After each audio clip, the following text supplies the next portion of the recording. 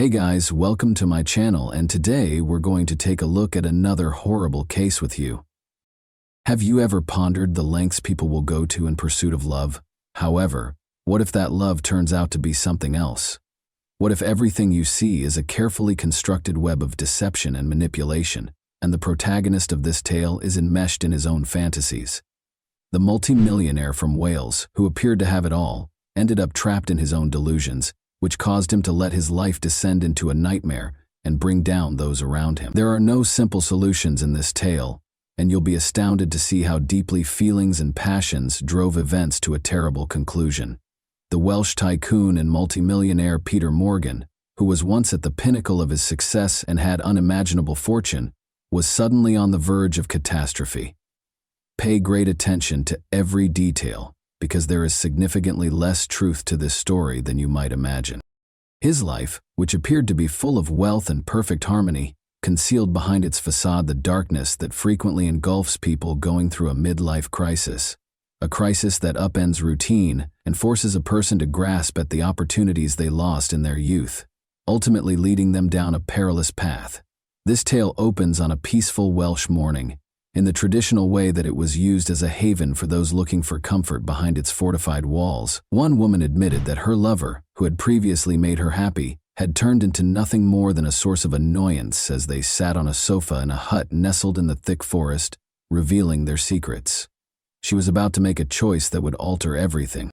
A man, meanwhile, was sitting at his house miles away, gripping his cell phone. His trembling fingers seemed to be an attempt to cling to what little tranquility he still had. He had heard words that would change his life forever only a moment before. Born in 1962 on a 300-acre farm close to Newport, Peter Morgan has a long history of achievement and wealth. This narrative took place in Wales in 2016. His family was financially secure when he was growing up. He realized early on that his future was predetermined. He would follow in his parents' footsteps and become a farmer. Even yet, Peter displayed characteristics of entitlement and disinterest in learning. He had a simple picture of his life, and never dreamed of venturing beyond the known bounds. He left school at the age of 16 to work in the family business, which turned out to be a reliable source of money even though he had no official schooling. For many years, Peter's life was predictable. He married a childhood friend, worked on the farm, and settled down with his 2 kids in the small town of USK. For a while, Peter was content with the security and comfort of family life, but on his 30th birthday, he made the decision to turn his life around. He left the farm to start his own business, which was very profitable, despite not being very exciting. His network of industrial chicken houses began with poultry barns. The business prospered, and Peter sold it for 7 figures by the time he was 40. This turned out to be a pivotal moment in his life. Although the midlife crisis arrived subtly, its consequences were severe and swift.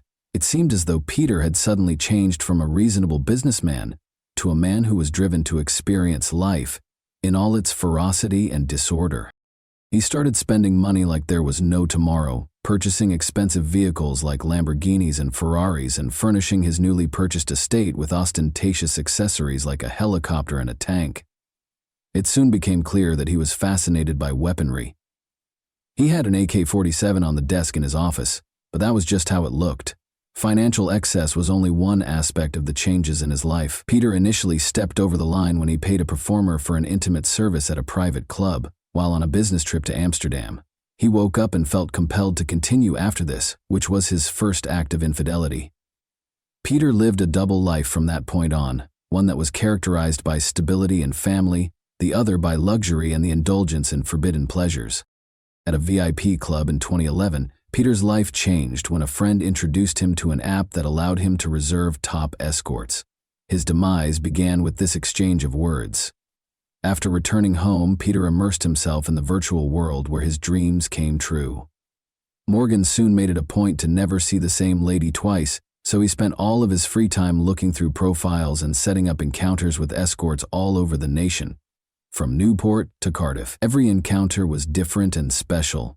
Cleverly disguising it as work travel, it was his own escape from his family life. Helen, his wife, had no suspicions. Peter had mastered the art of hiding his activities by claiming that his trips were necessary for work, and Helen, perhaps preoccupied with her own obligations, was unaware that her husband was leading a double life. In the year 2000, everything changed. At the age of 12, Peter met a young, vivacious woman named Georgina Simmons on his 50th birthday. Georgina was born into a household of 3 boys and grew up in Newport. She was confident, headstrong, and had a strong personality. At 16, she left school, found work at a call center, and enrolled in cosmetology classes at the same time. The connection between Georgina and Peter Deem, a guy 6 years her senior, school first appeared to be a dependable route to a secure future. But when she gave birth to her daughter Emily at the age of 17, her life started to change. She attempted to adapt to her new job as a mother, but she soon met Peter Morgan, who would fundamentally alter her life. As a young mother, Georgina Simmons attempted to fit in at Peter's mother's home, where they shared a small daughter. She had just enough money from her job at a contact center to scrape by, and she woke up every morning in the dingy, unwelcoming dwelling. She was aware that she wanted more. She firmly believed that she was entitled to greater things, including more money, freedom, and excitement. She was tired of spending her days in a stuffy office on the phone, and she yearned for something more, something that would give her life purpose and luxury. Georgina's boyfriend, Pete, was a quiet, homely man who didn't like for parties or a flamboyant lifestyle. She frequently grumbled about their meager income and how they had to make compromises on everything as a result. He was happy with routine and stability, unlike Georgina, but his longing for a peaceful, uncomplicated life made her feel stuck and unable to see a way out. Georgina made the decision to make a living by using her looks.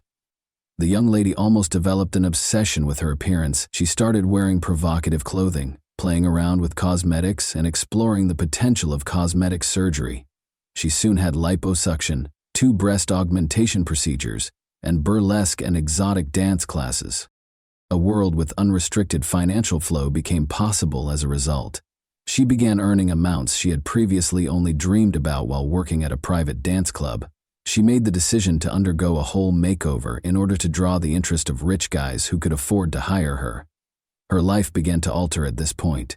Eventually, Georgina and Pete were able to leave his mother's house and move into their own apartment. She also thought she had at last acquired some independence for a while. However, it was insufficient. Her aspirations and desire for luxury increased daily. She started thinking about becoming a high-end escort after her job at the club failed to meet her needs, which she rationalized to herself as a means of providing her daughter with a better future. Under the alias Hannah James, she signed up for a well-known app that charged high prices for a variety of services. Georgina was correct when she predicted that her skills and appearance would draw in wealthy clients. Pete opposed the idea, even though he was aware of Georgina's ambitions.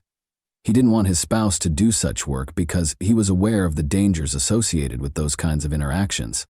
But he had to make a compromise since he loved Georgina and was afraid of losing her. In exchange for keeping their love secret from their families, the pair consented to an open relationship, enabling Georgina to carry on with her escort business. Only a few clients had access to her private life and services, which were kept under wraps. When Peter Morgan, a multimillionaire going through a midlife crisis, came across Georgina's photo on the app in May 2012, her profile became viral. He was enthralled right away and set up a meeting. As Peter and Georgina ate dinner together on their first date and engaged in light conversation, Peter felt a connection he had been lacking. Her confidence as well as her appearance drew him in. He paid her $200, 0 cents, for a kiss that night, but by morning the sum had increased dramatically. For Peter it was more than work, but for Georgina it was simply labor. Peter preferred variety and had never met the same woman twice before, but Georgina was different. Their encounters went from once a month to once a week, and he was prepared to repeatedly pay for her time. Peter became aware that he was in love with her. Money was no longer a concern and he enjoyed being with her. He was paying for her business as well as her services. Morgan lavished her with presents, clothing, shoes, pricey jewelry, and even a red Ferrari while they were out to eat and watch movies together. Over time, his emotions started to develop into an obsession. As much as possible, Peter wanted Georgina by his side. She was more than just an escort to him now. She was a companion, something his wife and kids would never leave. Peter paid Georgina $10,000, 0 cents, to stay with him for the weekend, not realizing that another woman was spending time with him in their family home. Helen, Peter's wife, was unaware that the events unfolding in her bedroom could cause their marriage to fall apart. It was all business to Georgina. It didn't interest her. Despite Peter's increasing fixation on her, all attention was on the lavish amount of money he spent. Without showing any regret, she kept seeing other clients. Even her boyfriend Pete stayed in her life in spite of her relationship with Morgan. This didn't stop Peter, though. He chose to give Georgina greater exclusive rights, since the one thing that disturbed him was the idea of other clients spending time with her as well. The concept of sharing her was intolerable. Georgina accepted that Morgan was willing to spend a huge amount of money on her being his only partner. She was aware that one client may bring in more money than dozens of others. From that point on, Georgina only saw Peter, who was earning about $133,000 a month. This sum paid for her personal expenses, food, and living expenses. Although it appeared that everything was under control for a while, their agreement was about to set off a series of events that would permanently alter their lives. For Georgina and her daughter, the old mansion, which seemed cut off from reality, turned into a sort of jail. Intoxicated by his wealth and power, Peter Morgan thought he had complete control over his new princess's life. Since the main house was too dilapidated, he moved Georgina into a small bungalow on the estate's grounds, claiming it was for her and her child's safety. As part of their agreement, Morgan made sure her boyfriend Pete Dedium was not allowed to enter the property at all, which effectively isolated Georgina. This isolated existence in an opulent environment continued for 3 years. Peter made every effort to fabricate a fantasy of a fairy tale for Georgina, including lavish holidays in South Africa, expensive presents, and trips to London and other cities. He made it a point to spend as much time with her as he could, and paid for her beauty procedures. Georgina had evolved into more than an escort in his mind. She was like family. Peter was utterly engrossed in his fantasy as they drove ATVs throughout the estate, watched movies, walked along well-kept trails, and enjoyed private moments. However, beneath all of this apparent luxury, fissures were starting to appear. Even though she lived in a castle, Georgina continued to carry out her tasks without showing any affection for Peter, treating him as merely a client. Her boyfriend, Pete Deem, was able to visit her less frequently the more time she spent with Morgan. He tried to alter the situation as he battled her absence and the widening gap between their worlds. Pete started concentrating on improving himself, working out and trying to look more attractive to Georgina. He upgraded his wardrobe with designer clothes, lost weight, and even whitened his teeth in the hopes of regaining her attention. But the truth was far harsher than he had expected. Helen, Peter's wife, meanwhile, began to suspect that anything was up. She had long disregarded her husband's dubious business travels, but when she found a receipt for flowers sent to a different woman, everything changed. She was aware that her husband had been cheating on her for a while, but rather than addressing him, she further distanced herself by going about her everyday business. She appeared to be happy with this arrangement, or maybe she just didn't want to become involved. Georgina started calling her lovers Rich Pete and Poor Pete at the same time, obviously preferring the former. Pete was humiliated by this moniker, which made him feel even less successful. Despite being surrounded by luxury, life in the castle remained detached from the outside world. While her daughter was growing up apart from her father, Georgina spent days and nights with Morgan. Her relationship with Pete disintegrated totally during this time, but Georgina remained unconcerned, seeing Morgan only as a source of money. Peter paid extra costs, totaling thousands of dollars for each session with Georgina. This made it possible for Georgina to continue living a luxury lifestyle. She began inviting other ladies into the castle to keep things interesting, and Peter enjoyed the extra thrill this brought. Though he insisted that she continue to be his primary companion, he frequently asked Georgina to meet new ladies since he enjoyed these scenarios. Peter once invited Georgina and one of her escort pals to his family home while his wife and children were on vacation. They spent the evening having a good time in the marital bedroom. Morgan, however, desired more. In order to fulfill his dream of a trio consisting of his wife Georgina and himself, he asked one of the women to wear Helen's clothing. He was aware that Helen would never consent to such a situation in practice, but it didn't stop him at the time. Peter was unaware that Georgina was recording everything as his fantasy came to life. She captured every moment of the night, from her friend changing into Peter's wife's clothes to everything that happened in the bedroom. Later on, the sequence of events would be significantly influenced by this footage. While the affair went on, Morgan's life started to fall apart. Pete Deem, Georgina's first boyfriend, had had enough.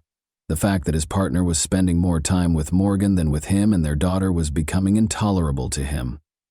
The first breach in Georgina's existence came when he made the decision to break up with her. Helen found out shortly after Peter's wife did.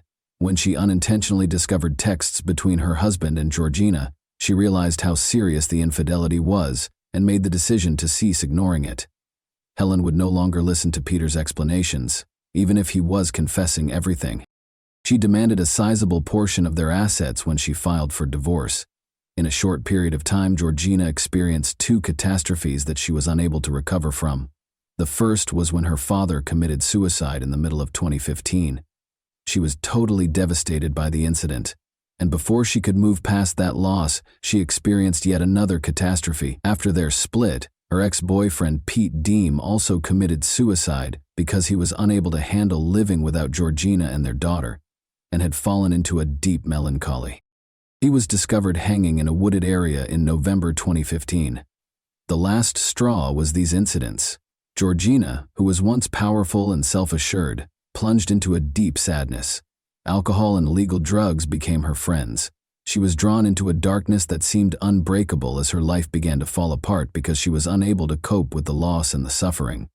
As time went on, Peter and Georgina's friendship soured. She ignored his efforts to maintain their relationship and started to coldly separate herself. In her heart, Georgina held him accountable for her ex-partner Pete's passing. She believed that he was the one who had destroyed her life, so she turned to another man, a longtime friend she had known for years, for solace. Their relationship began to develop as she felt liberated from pressure and control in his company. For Georgina, it was a chance to break free from Morgan's control and experience real care and support. But this new man's presence made me quite uneasy. Georgina was considered his property by Peter Morgan, who refused to let her spend time with anyone else. Over time, it became increasingly clear that Peter considered her as his property, since he was often reminding her of the money he had invested in her life, supporting her and her kid, and that, in his opinion, gave him the right to control her. She grew more rebellious the more he attempted to manipulate her. Every time they went to an event together, Georgina stopped putting up with his allegations and demands. She publicly humiliated him and made him feel unworthy without hesitation. Her fiery and unyielding nature was suddenly working against him.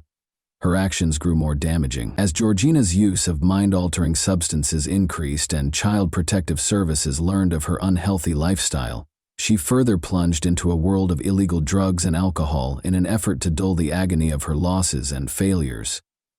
Concerned about Georgina's suitability as a mother to her daughter Emily, authorities opened an investigation. Simmons' initial response upon learning of the investigation was to place the blame on Peter. She was certain that in order to exert more control over her life, he had notified social services. Even though there was no proof that Morgan was involved, Georgina would not hear any justifications. She believed that he was to blame for all of her bad luck, so she chose to speak with him directly, which led to a heated argument. This controversy turned into the pinnacle of their escalating hostility. Peter, a man accustomed to dominance, was unable to release her. In order to keep tabs on Georgina's every action, he started spying on her. Making use of his access to the estate, he placed listening devices in the cottage, where Georgina resided. Since each device had a SIM card, he was able to make calls and listen in on what was going on in the room when he was at home. Every day, Peter would connect to the gadgets and listen in on her discussions. This concern with surveillance turned into a full-fledged obsession. To find out if Georgina was cheating on him or scheming against him, he would call the devices up to 10 times a day and listen to recordings for hours. Over 2 months went by, and the majority of the talks Peter overheard were routine, including small talk with friends and conversations with her daughter. But all that changed on January 10, 2016. George had a close friend over that day, and when Peter called to listen, the conversation changed. Georgina was venting about him, and he heard it. She said that although she felt stuck because of Peter's financial support, Her life with him had turned into a nightmare. She acknowledged feeling like a prisoner in the estate and resented him for bringing child services into her life. Thankfully, Georgia was not in danger of losing custody of her daughter because the child services investigation was over. She did not, however, intend to inform Morgan of this result. She understood that she could take advantage of his emotions to further exploit him and obtain more money. Georgina was aware that the possibility of losing her daughter was a potent instrument for manipulating Peter, and she was determined to take use of it in order to obtain as much as possible. However, she had a more ambitious plan. Peter heard Georgina candidly inform her friend that she planned to deceive him into signing the bungalow to her before permanently severing their relationship. The compromising video footage of the night they spent together with her friend, who had disguised up in Peter's wife's clothes, was another weapon she had at her disposal. By threatening to show the video to Morgan's ex-wife and daughters, she intended to blackmail him. Peter heard her plan and knew that everything depended on it. He realized that Georgina's goal was to ruin his life by taking advantage of his weaknesses. His whole universe seemed to be crumbling under him at that very moment. He was aware that his acquaintances and associates would abandon him if his daughters learned about the recording and would not want to interact with him. As he listened to these revelations in the quiet of his house, Peter Morgan experienced a range of emotions from shock to wrath, realizing that all he had worked so hard to build could fall apart in an instant. The fact that the lady he trusted was planning such a betrayal astounded him. Her remarks minimized all that he had done for her, exposing their relationship as a figment of her imagination, in which he was only a puppet. After barely surviving the night on January 11, Peter started to carefully consider every stage of his revenge plan in an effort to take back control of his life. His phone's search history revealed his plans the very next day. He was researching everything he may require to carry out his scheme. Peter Morgan bought rope, rubber gloves, plastic bags, and zip ties from a hardware store on January 12. He made a beeline for the house where Georgina resided as soon as he got back to the estate. He made no effort to be polite this time. He addressed her right away and claimed to be aware of her plans. He made it plain that he would not permit things to go in that manner and accused her of blackmail. In a last-ditch effort to retain her, Peter promised her everything, including marriage and a portion of his fortune. As he tossed a stack of cash at her feet, he even proposed to get a life insurance policy, designating her as the beneficiary and guaranteeing her $1 million in the event that he passed away. However, she ruthlessly turned him down rather than accepting his offer. Peter became blindly angry after hearing her hateful and disdainful remarks. His goal was to scare her, so he grabbed the rope and looped it around her neck in an attempt to intimidate her. His intentions changed, though, when Georgina threatened to cover all costs. An act of brutality was the result of all the rage, frustration, and disappointment that were inside of him. Peter closed his eyes, tightened the rope, and kept going until her respiration ceased. Peter felt nothing but emptiness when Georgina Simon's life passed away. He wrapped her body in plastic, secured her ankles and wrists with zip ties, and put on the rubber gloves. Then, believing that no one would discover her there, he took her to an old family home where his family had resided. He concealed her in an outbuilding. However, his recklessness and haste proved to be his downfall. Every action was recorded by the security cameras he had personally placed, and authorities were able to follow Georgina's whereabouts thanks to her cell phone, which he neglected to switch off. Georgina's friends and acquaintances were worried when she failed to arrive to pick up her kid from school. When her absence became evident in the evening, the police promptly began searching. Morgan, attempting to stick to his story, emerged as the prime suspect. He stated that she had asked him to go when he saw her around noon. Peter tried to claim that he seized Georgina's phone to shield her from dangerous substances, but the police soon discovered that he was lying under pressure from detectives. He was brought to the station for more interrogation, nevertheless, because his account was not credible. A few hours later, he sobbed and admitted to Georgina's killing, saying he had been driven to the brink. He tried to defend his behavior by claiming that he had given her everything in the hopes of preserving their relationship, but all he received in return was dishonesty and threats. Peter Morgan's trial garnered a lot of media attention. He later attempted to argue for a lighter sentence despite his confession, pointing to emotional and mental health problems. An attempt was made to reduce the accusation to manslaughter by distress, but in the end, the evidence, including his own confession and the surveillance footage, was so strong that Peter Morgan was given a life sentence, with the chance of release after at least 25 years. This is where I want to take a moment to address every one of you directly. There is more to this story than a detective story or a criminal report. It's a tragedy that exposes the frailty and preoccupation of people.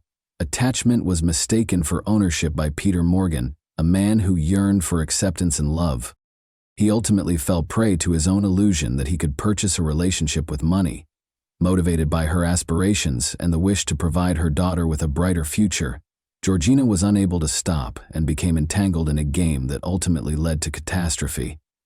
Little Emily, who lost both her parents, is maybe the most sorrowful character in this story. She fell prey to adult games where she had no reason to worry about the future. Remember that if you own up to your faults early on and refrain from basing your pleasure on deception and power, you can always find a way out of even the most dramatic and challenging circumstances. And that wraps up today's chilling story. If you enjoyed this video, don't forget to like and subscribe so you never miss a new upload. Also, let me know in the comments, what part of this story shocked you the most? Thank you for watching, and I'll see you in the next video.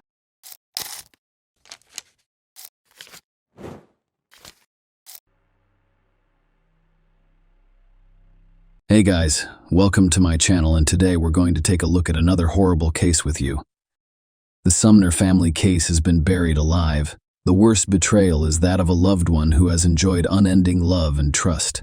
Despite the pain, bitterness, resentment, and disappointment, many people manage to cope and continue with their lives.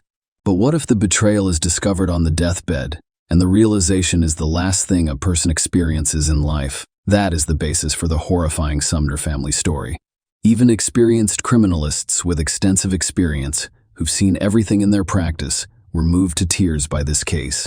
Despite the initial death sentence imposed on them, the subhumans who committed this heinous crime are still alive and actively attempting to appeal the court's decision.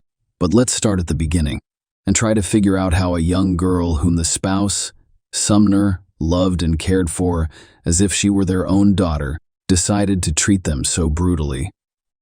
Carol Alfred was born and raised in Charleston, South Carolina, and James, her high school sweetheart, is simply Reggie Sumner. They shared the same age, had known each other since childhood, attended the same school, and were in the same grade. Their friendship and childhood affection gradually turned into sympathy. The school children didn't notice how close they were getting. In 1959, when the teenagers were 15 years old, they began a romantic relationship, and friends noted how beautiful and harmonious they were as a couple. And later in life, James and Carol kept joint photos of themselves when they were young, happy and ahead, as if they were waiting for a long and happy life for the two of them. It was the first time in their lives that their emotions were intense and mutual. The young people were practically inseparable both at and outside of school, and they seriously considered marrying as soon as they turned 18. Their parents supported their children's decision, and we have nothing against their marriage. But life had a very different outcome: a long separation in 1962. The lovers graduated high school but did not have time to marry. A few months later, James was called up for military duty in the Army. He and Carol decided to postpone the celebration until he returned home, and they also agreed to send each other regular letters. Time passed, the separation dragged on, and in the mid-60s, the young man was sent to a hotspot in Vietnam, after which contact with him was severed. Carol didn't know if her lover was still alive because he stopped writing to her. Carol decided to pursue her studies while also working at the Charleston Air Force Base.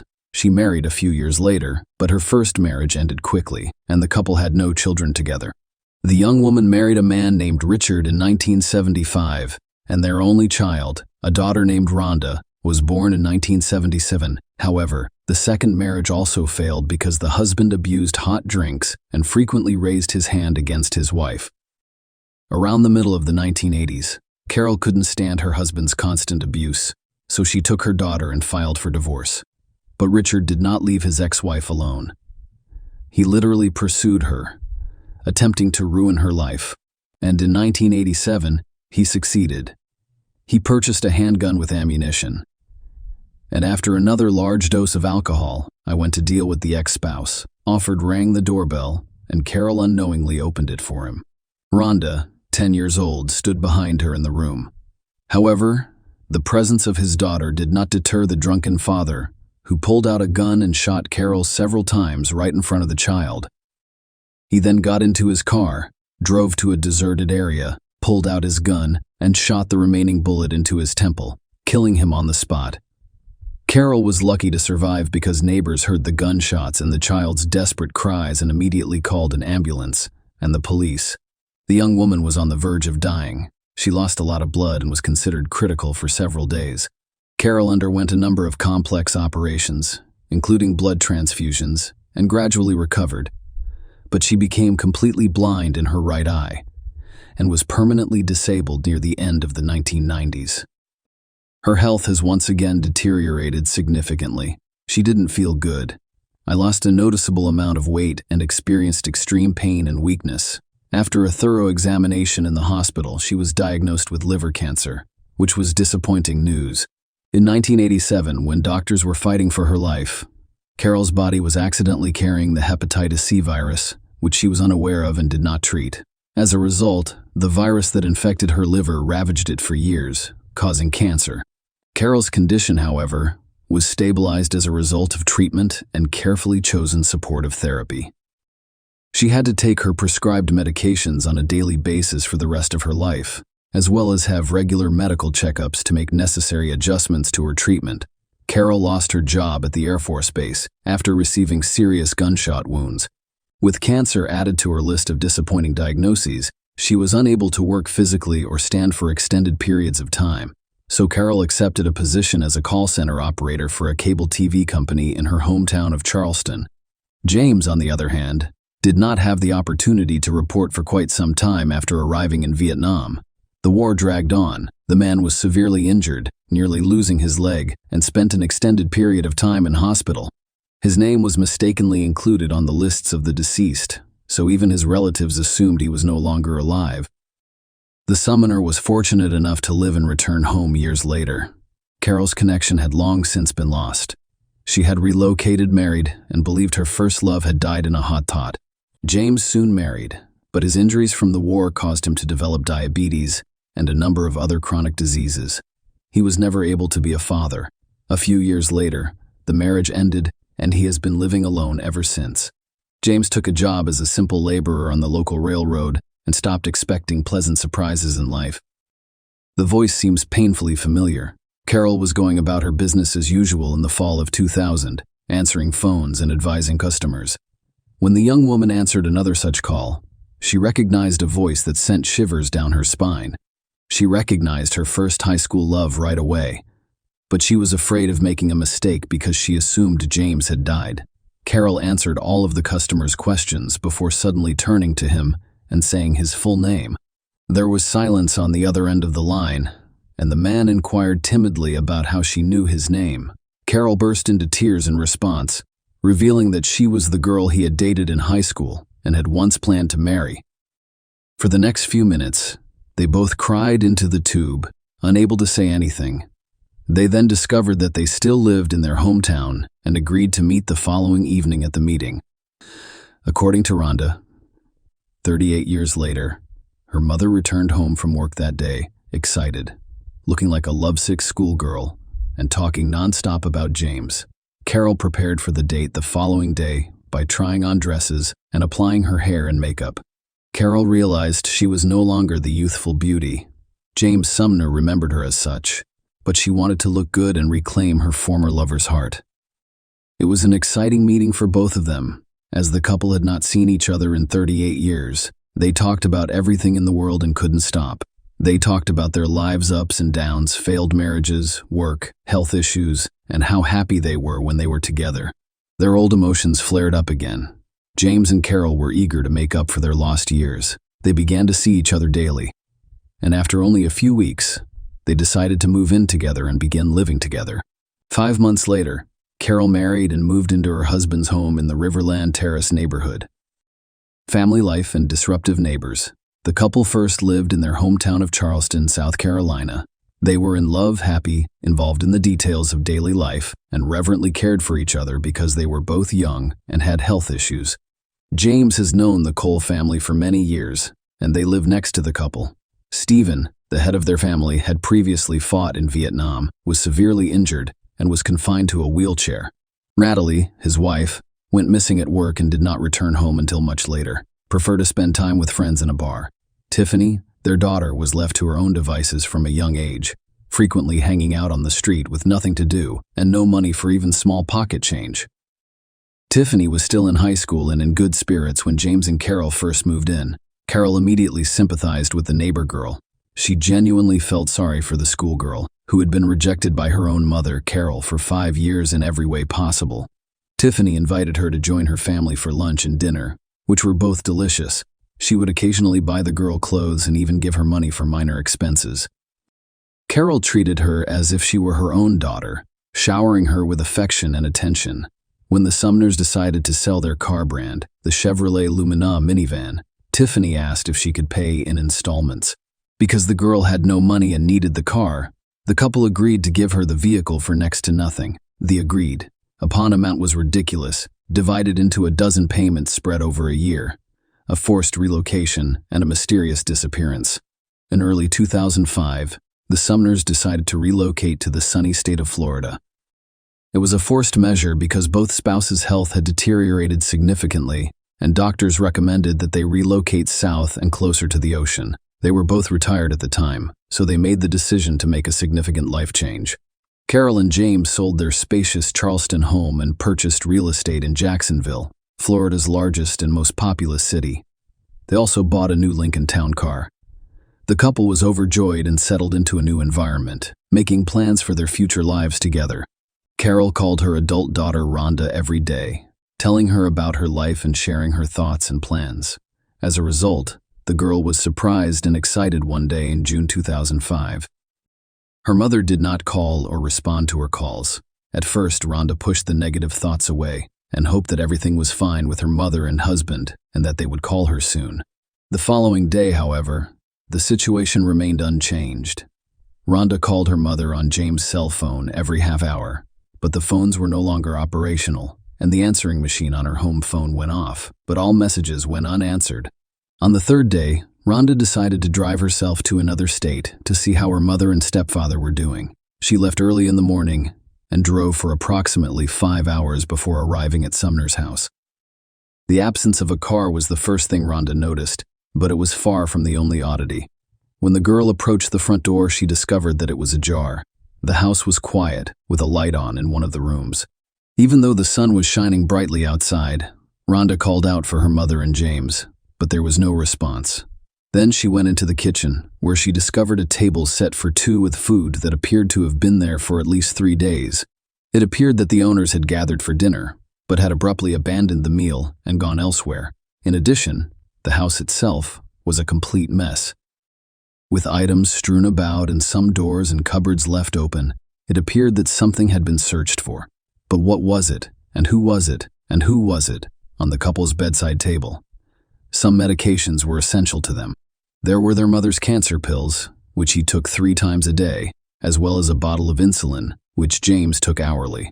In addition, the couple's cell phones were completely dead. Rhonda realized that without their medications and cell phones, her mother and stepfather would be unable to leave the house, let alone for an extended period of time. So she immediately called the police to report the incident. Strange imposters.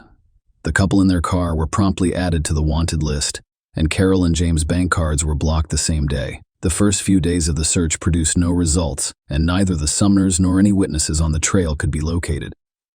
However, on June 12, several events occurred simultaneously, allowing the police to track down the criminals. First, a man called one of the banks, identified himself as Mr. James Sumner, and complained that his card had been blocked and he was unable to withdraw cash. When the bank employee checked the card information, he immediately suspected something was wrong. He offered Mr. Sumner to personally contact the nearest bank branch to resolve the issue. However, almost a few minutes later, the man hung up from the same number. However, in another bank, a woman named Mrs. Carol Sumner called and reported a similar problem with the card being blocked.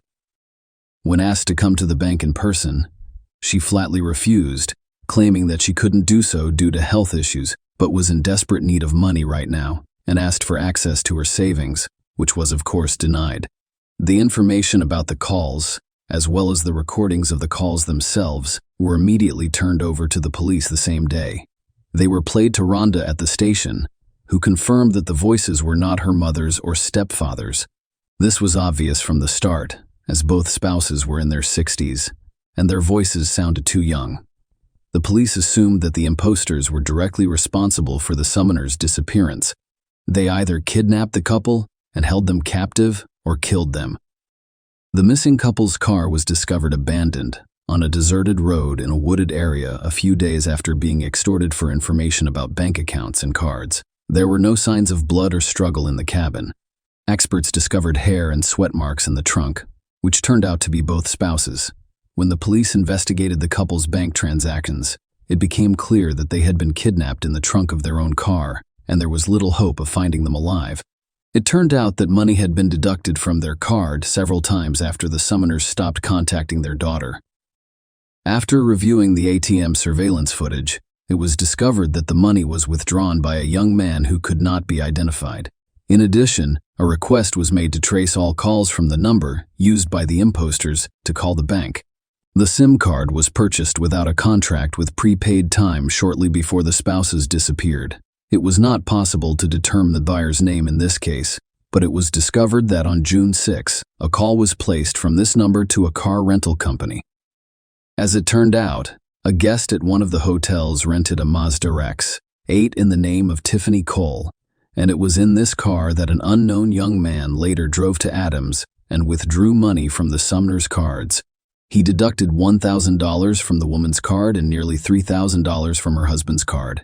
Investigators discovered that they had previously mentioned a Mazda RX-8 parked at a hotel in Charleston, thanks to beacons installed in all rental cars to track their location. A capture team was immediately dispatched, and they literally broke into the room where the attackers were resting, celebrating their impunity. Young thugs. The room was literally littered with packages and receipts from different stores. Clothing, gadgets, video games, cosmetics, perfumes, and a large quantity of expensive alcohol were among the items purchased. A girl and two guys were inside, clearly unprepared for police arrival. Tiffany Cole, 23, her boyfriend Michael J. Jackson, 24, and 19-year-old Alan Wade were all present. Handcuffs were snapped around the young men's wrists, leaving them looking surprised, confused, and even scared. All three were taken to the police station and separated into different rooms for questioning. However, at first, they pretended not to understand the accusations or simply remained silent. A search of the room revealed Sumner's bank cards, the couple's laptop, some of Carol's jewelry, James's expensive coin collection, the keys to their Lincoln Town car, and pawn shop receipts in the name of Tiffany Cole. Following several hours of interrogation, Mrs. Sumner and Tiffany were able to pawn some of the stolen jewelry and spend the money with friends. Tiffany was the first to speak after the irrefutable evidence discovered in the hotel room was presented. The girl sobbed and claimed that she and her friends robbed the elderly couple but did nothing else, before fleeing and spending other people's money. She also admitted that they had another man with them, 19-year-old Bruce Kent Nixon, whom they paid $300 for assistance and never saw again. As it turned out, Bruce agreed to go to the crime because they promised him a specific amount. After that, he spent all of his money on illegal substances. The guy was easy to find because he lived in Charleston and had no intention of fleeing or hiding. He was arrested right at his parents' house for a careless remark and a devious plan. Bruce realized the consequences of his crime and agreed to cooperate with the police in order to avoid the death penalty. What the young criminal said caused horror and frostbite on the skin. It all started in May 2005. Tiffany went to the Sumners to make the next payment on the car she bought 6 months ago. The girl always approached them personally because they are welcoming. Carol and James invited her to stay for a night or a few days, fed her delicious food, and even gave her gifts. As she came with friends, there was always enough room in the house and at the table. Tiffany arrived this time with her new boyfriend, and the two of them were graciously invited to dinner. And because it was late, the couple spent the night at Sumner's house. During the meal, the Southerners discussed how they settled in their new surroundings. and Carol inadvertently mentioned that they had nearly $100,000 left over after selling the Charleston house, allowing them to live for themselves in their old age without depriving themselves or worrying about anything. Carol's words effectively sentenced herself and her husband to death. Tiffany and Michael looked at each other, and during the night, while at the couple's house, they began to plan how they would obtain this impressive sum of money. They said their goodbyes and returned to South Carolina, where, in a few weeks, they discovered accomplices who distributed roles and responsibilities and began to realize the plan behind criminal confessions. Tiffany rented an inconspicuous car on June 6, while Bruce and Alan stole 4 shovels from somewhere. They drove together to the Jacksonville suburbs, where they chose a deserted spot in the woods and began digging a deep hole that would become the Sumners' grave. Tiffany went to a hardware store on the morning of July 8 and purchased rope and duct tape, which he distributed to her accomplices. That evening, Bruce and Alan knocked on the prospective victim's door, pretended to be in need of assistance, and requested permission to make one phone call from their home. Carol thought these young men were strange, but she let them in anyway, figuring they needed help. When they got inside, they immediately attacked the defenseless woman and her husband, who ran to her screams and threatened them with a toy gun. The couple's hands and feet were tightly bound with duct tape, blindfolded, and interrogated about money and valuables in the home.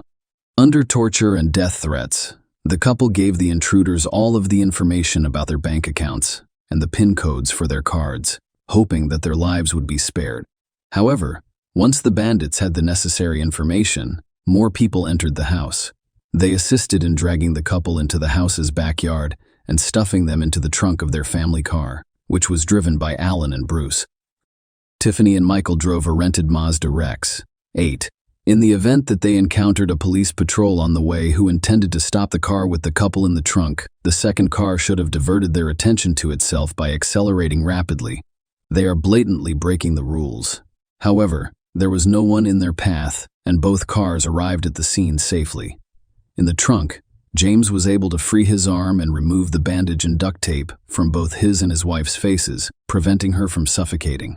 But they didn't have time for anything else. What was their surprise, bewilderment, and shock when the trunk lid opened and the couple recognized Tiffany and her boyfriend, who had recently visited them. The Sumners were led several dozen meters through the woods to a grave prepared for them, which they then pushed into. The couple pleaded for their lives, but the young criminals decided to kill them in the most brutal way possible and bury them alive.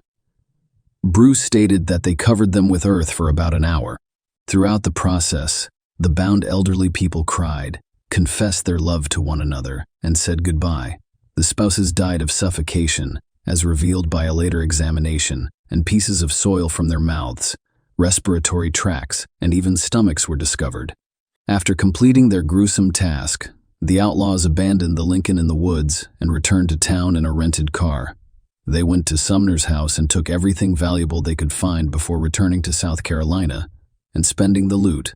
However, 2 days later, the stolen cards were blocked. After another 4, all of the criminals were arrested, tried, and convicted. Bruce Nixon was the only one who admitted his guilt from the start and agreed to cooperate with the investigation in the hopes of receiving leniency. He was the one who showed them the spouses' graves and told them in detail what happened that terrible night. Tiffany claimed that her boyfriend Michael was the perpetrator of the crime, who had gone insane after learning about the Sumners' vast fortune. After the house was sold, her lawyer insisted that the girl was a wingman and had no direct involvement in the murder. Jackson and Alan Wade preferred to remain silent, but the evidence spoke volumes for them. Tiffany Cole's innocence was not believed by the jury because she participated in the development of the criminal plan, rented a car, and devised a diversionary maneuver in case they were suddenly pursued by police. They assisted in digging the spouses' graves, and after renting stolen items from the pawn shop, they were eager to spend the money.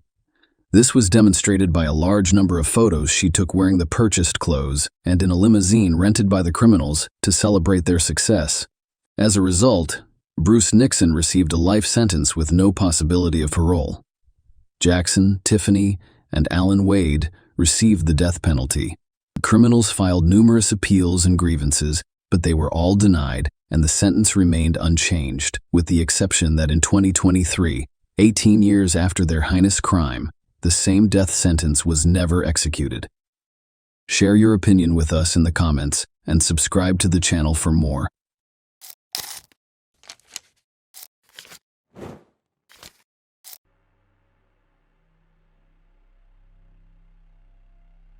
Hey guys, welcome to my channel, and today we're going to take a look at another horrible case with you. Life in an orphanage is not ideal. You do not have your own corner, you do not have your own time, and if you can't fight back, you'll be beaten up by those who've been around for a while. Amanda and Anna Marie McClure are a little luckier than the rest. When there are two of you, the chances of fighting back rise.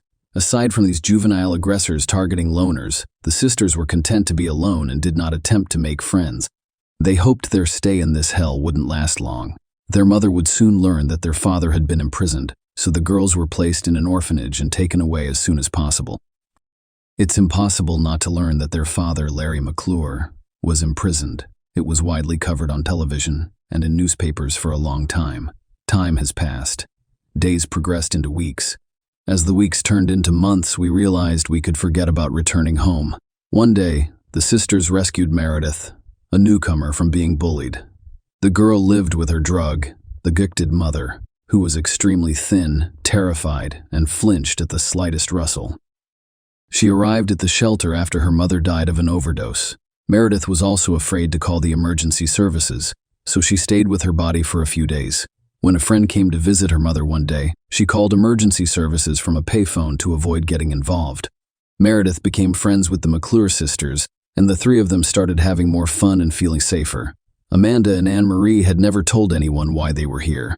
Meredith had asked about it once, but Anne-Marie dismissed it and blurted out something about a police officer's father, who had attempted to apprehend a dangerous criminal but was killed on the job. Amanda listened to the story with wide eyes, but her sister gave her a look that told her not to get involved. Meredith, enthralled by their father's posthumous deed, told the other students at the orphanage about the sisters' fate, and the sisters became instant celebrities. They were respected. They were envied because the majority of those present had parents who died from illegal drugs or went to prison. Eventually, all of the children wanted to be friends with the sisters, and their isolated existence came to an end. Unfortunately, this beautiful life, albeit in an orphanage, came to an abrupt end. It is unclear where the information that Anne-Marie and Amanda's father is not a deceased police officer originated. On the contrary, a living criminal was imprisoned for sexually violent acts against a young girl, and the sisters' fate was transformed into hell. However, after a while they were fortunate. Fortunately, two different families decided to adopt the girls nearly simultaneously, giving them the opportunity to begin a new life. However, the connection between them had already broken and been lost. There is no information about the sisters' life or foster homes. Amanda and Anna Marie could have remained in this story as the rapist's only children, but their adult lives led to the most high-profile case in Virginia. Amanda is married to John McGuire, who is 38 years old. They met when she was 29 years old. Amanda's adoptive parents began to worry that she would be a loner for the rest of her life. Her psyche suffered as a result of her lack of biological family, as well as her mother's betrayal. The foster parents breathed a sigh of relief when Amanda revealed to them that she had a young man with whom she planned to marry. It was John's second wedding, and he already had 2 sons from his first marriage. And Marie had never been able to establish a family. One could feel happy for Amanda. She could have a strong, loving family. John was a very positive person. What could be said against it? Even with his ex-wife, they maintained a warm and friendly relationship. After a while, the sisters' father, Larry McClure, was released on parole and settled in the same Virginia in a mobile home. He made no small efforts to locate his daughters. He first went to Amanda's foster parents, Glenn and Alex. Larry went straight to their house, said hello, introduced himself, expressed his desire to see his daughter, and requested her contact information, address and phone number. Outwardly, he appeared very bad, even frightening. There are deep wrinkles all over his face. Huge bags were under his eyes. Furthermore, he appeared to be inebriated. No, he didn't smell of alcohol or stagger from side to side on shaky legs. However, his overall behavior was inadequate. Glenn declined Larry's request, but promised that they would inform Amanda that her biological father was looking for her. Larry was shocked when he heard the phrase biological father, but he thanked him and left. Glenn had actually kept his word. He informed Amanda that her father was free and looking for her. Amanda was haunted by a demon who denied everything and advised her to damn her father, and an angel who advised her to give her father, despite his criminal record, another chance, though it was unclear who she should listen to. Amanda first called her father. He expressed his pleasure at hearing from her and inquired about her well-being. She told him she was doing well in her marriage and was happy. Larry was pleased for his daughter and invited her to a joint dinner with her husband. Amanda had no idea if she'd live to see her father, but he seemed to know exactly what to push. Come on. Forget old grudges. All these years, I've had one thought. To see you and Anne-Marie. Anna, unlike you, I believe you missed me. You have already seen her, Amanda wondered. Of course I did. We went on a nature trip with her and had a great time, just like a real family, father and daughter. It was as if those years of separation never occurred. She also asked many questions about you. If Amanda didn't know how to deal with her father, she wanted to see her sister, who had been separated from her in the orphanage nearly 2 decades ago. And she agreed. The case file contains no description of their first meeting, but 2 facts are known. Larry lied about Anne-Marie. At the time, she lived in North Carolina, which is 186 miles from Virginia. Larry had never seen or spoken with her. Matt, like his father and daughter. Larry's meetings resulted in Amanda and John becoming addicted to illegal substances he brewed in his camper. Larry literally used his daughter and son-in-law before meeting the father. The couple's financial situation was stable, but Larry took money from them for the production of illegal substances. When Amanda and John lost their jobs as a result of their addictions, Larry persuaded John to register because drug addicts received $180 in state assistance, which was insufficient to purchase substances and ingredients. This is when Anna-Marie appears in the story. Larry treats her the same way. He gets her addicted to drugs and extorts money from her. Amanda and John have reached an impasse. They have no jobs due to massive debts. They have lost their home, and the only way to stay afloat is to move into Larry's camper. At this point, John's parents still didn't know. He called his parents. His mother was seriously ill at the time, and John told them he and Amanda were going on a trip together. That was the last time John's parents heard him alive. In fact, no trip was scheduled. Amanda and John moved in with Larry and formed a small group of people who used illegal drugs and drank alcohol. The whole tragedy happened on Valentine's Day. John, who rarely recovered from the effects of illegal drugs, remained madly in love with Amanda and planned a surprise for her on a festive evening in the family circle. He bought meat and alcohol and prepared a fancy dinner for Larry and Anne-Marie, as well as his wife. Under the prolonged influence of drugs, a terrible madness struck the family. Amanda and Larry grew much closer than father and daughter. Unfortunately, John didn't see it coming. Yes, you all had correct thoughts. The father and daughter considered themselves a couple. As a result, John has become redundant. Throughout the meal, John spoke very warmly to Amanda. Larry was extremely nervous about it, and the tension increased.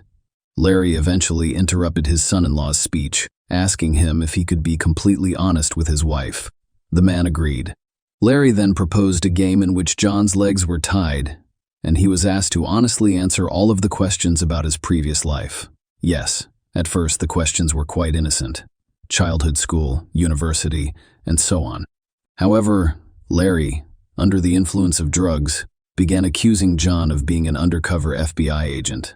When John denied it, they began beating him up. It came to an end when John, begging for mercy and hiding behind his children, attempted to untie his legs and was smashed over the head with a bottle of wine. Yes, it was the same wine he had purchased for the family dinner. Larry, Amanda, and Anne-Marie tortured John for 2 days while simultaneously using illegal substances. When they had had enough, Amanda pulled a black bag over her husband's head, squeezed it around his neck, causing him to stop breathing. John was buried in the backyard, and the crazy family celebrated Larry and Amanda's, father and daughter, engagement with a new batch of psychotropic substances and alcohol. On the 3rd day, their minds went haywire. They began to see John's ghost police sirens, and the ground where they buried him appeared to be on Earth, as if John had managed to escape and report everything to the police. It sounds insane, but the crazy father and daughters decided to back up. They dug up John's body and examined his pulse and pupil responses to the flashlight light. Even though the body was already in the decomposition stage, they didn't think that was enough. To keep John from resurfacing and fleeing, they used a wood axe to cut his body into pieces and drove an aspen stake through each one. The remains were buried in various locations and covered with lime to hasten the decomposition process. Larry and Amanda got married 3 weeks later. Larry changed his name so no one would realize they were related. The new family decided to begin a new life. To accomplish this, they relocated to Kentucky and agreed to quit using illegal substances once and for all. To avoid suspicion, they hid in their rented house. They even hung a U.S. flag over the door, as their neighbors did. By this point, John's ex-wife and parents were concerned about his lack of communication. In 2019, John's mother filed a police report regarding his disappearance. Larry failed to notify the police of his move from one state to another, and that violated the terms of his probation, so he was returned to jail. Larry's psyche eventually failed while he was in prison. It's difficult to expect anything positive when you've been using illegal substances for a long time, mixing them with alcohol, and then suddenly find yourself in a situation where you can't get them. Withdrawal syndrome works. Increased nervousness and blurred lines between reality and fantasy. It is pretty obvious if you marry your own daughter. Larry was fairly certain that the parole violation was just an excuse to dig up the backyard and discover John's remains. He needed to contact Amanda or Anna Marie immediately and tell them to have his daughters dig up the body parts and rebury them somewhere far away from home. All prisoner calls are always monitored. As a result, the information had to be conveyed discreetly. Larry even planned a speech and thought about everything in detail. However, he was denied calls. Finally, he couldn't take it any longer and called the police officer on duty, telling him he had something to confess. Larry reasoned that if he confessed to the murder before being charged, he could avoid at least the death penalty. And if he blamed his daughters, that would be even better. The cop didn't believe Larry at first. What murder? What body parts were buried in the backyard? What was this crazy idea? Why would a junkie dig his own grave? However, by law, the man's word must be verified. Initially, the check preferred to be organized only formally. Yes, there was a statement. Yes, the location was checked. No, nothing was discovered. However, it was discovered that John was truly missing, and a police detachment was dispatched in case Larry's residence was a source of concern.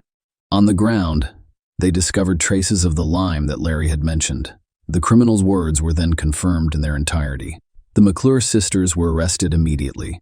Amanda and Anna Marie were shocked and couldn't believe that their father, someone else, and their husband had confessed to such a brutal murder. They were even more shocked to learn that Larry attempted to transform himself into an innocent sheep, and his testimony indicated that his daughters were responsible for John's death, with him acting as an unwitting accomplice. Then each member of the family began to save their own skin and persuade the police that it was only him in this terrible story, an accident. It was especially difficult for John's family in this situation. In fact, there was no body, just remains. These remains had to be recovered from the criminals, transported to his parents, and buried in a closed coffin. It has been stated numerous times that John was a very nice man. Despite these difficulties, his parents were able to bury him. Some of his friends assisted with finances, transportation, and funeral arrangements. On February 15, John was buried at a Lutheran church on October 25, 2019. The day after Valentine's Day, someone in the McClure family posted a Facebook post on John's behalf, stating that he was leaving on a trip where he would be unable to communicate for an extended period of time, and asking his friends not to be concerned about his long absence. This indicated that the insane family knew they were going to kill the poor guy soon, so they misled everyone so the family wouldn't raise the alarm. Larry and Amanda were sentenced to 6 months in prison for the marriage of their daughter and father, despite the fact that they committed such a heinous crime during the trial. As a result, marriage is criminalized in the state. Larry was given the opportunity to speak as the trial began. For the majority of my life, I have felt remorseful for my own children. Yes, when they were very young, I committed a serious crime that sent them to an orphanage. Their birth mother abandoned them, and I was the only one who felt sad for my children. I am extremely grateful to those who adopted my children. I will not hide. I even went to church and prayed for their adoptive parents after I got out. I desperately wanted to make up for the years I had missed. That is probably why I behaved the way I did. I mean, I could have walked away from the crime if I had persuaded a man not to commit it. But, truthfully, I didn't. Mr. Judge and Jury, you will most likely not understand me, and I understand their point of view, but they were not in my shoes. John was a fine young man. I feel bad for him. If I could, I would make things right. However, no one can raise the dead. And I could not say no to Amanda, my favorite and youngest daughter. But she wasn't concerned about John. All she wanted was to be able to withdraw government funds from John's account. Have you ever been willing to kill someone for $180? No. Then, if you don't understand me as a father, you should understand her personality. She is a monster, not a person. Me, Amanda, and Marie. We are excessively addicted to illegal drugs. So we deserve to be punished. I'd like to address the jury. Whatever sentence you choose is for me. I'm honest about my health and estimate that I won't live more than 10 years. I am deeply sorry for this situation. I also apologize to all of John's loved ones. Again, he was a fantastic guy. The trial lasted a long time because the defendants kept changing their minds about whether or not to kill John. Amanda, who couldn't stand such a long trial, even made a deal with the investigators, promising to be charged with involuntary manslaughter. Larry's next trial speech was very different. When it all began, the four of us purchased the ingredients for illegal substances and returned to my trailer, where I began making them. Amanda approached me and said she wanted to get back at John. The truth is that John, under the influence of drugs, raped Anna Marie, and she became pregnant. And, as for me, I had to earn my daughter's trust after so many years apart. I couldn't refuse. I blame myself for that. Every day, I think about hanging myself, but why should it be my fault if the crime is theirs? After Larry's speech, John's family took the floor. His mother sobbed so hard that she was unable to speak. Even if I can't forgive the McClure family, I'll never forget what happened. I also know that I wish I could live to see one of them die before I do. Then John's children spoke up, literally cursing the killers and vowing never to forgive them. The judge issued the final verdict, sentencing Larry McClure to life in prison without the possibility of parole. When Amanda's punishment was announced, her adoptive parents expressed regret that they had told their daughter that she was wanted by her father. They had always raised her with the freedom to make her own decisions, but they had no idea that this freedom would have such an impact on her future. Amanda, for her part, stated during the verdict announcement that it was all the fault of her father, who was unable to overcome his jealousy. Amanda's poor parents asked the judge to consider that if it hadn't been for her father's negative influence, their adopted daughter would never have committed such a heinous crime. However, prosecutors saw the murder as a conspiracy to keep Amanda and Larry together. The first hearing was dedicated to Amanda, who was sentenced to 40 years in prison, but the judge noted that she would most likely only serve 20 years. When the sentence was read to Anne Marie, she tried her hardest to prove that she was opposed to John's murder, but her father and sister forced her to finish. Marie was a witness at Larry and Amanda's wedding because she was afraid for her future life, and she was sentenced to 40 years in prison. Share your opinion with us in the comments and subscribe to the channel for more.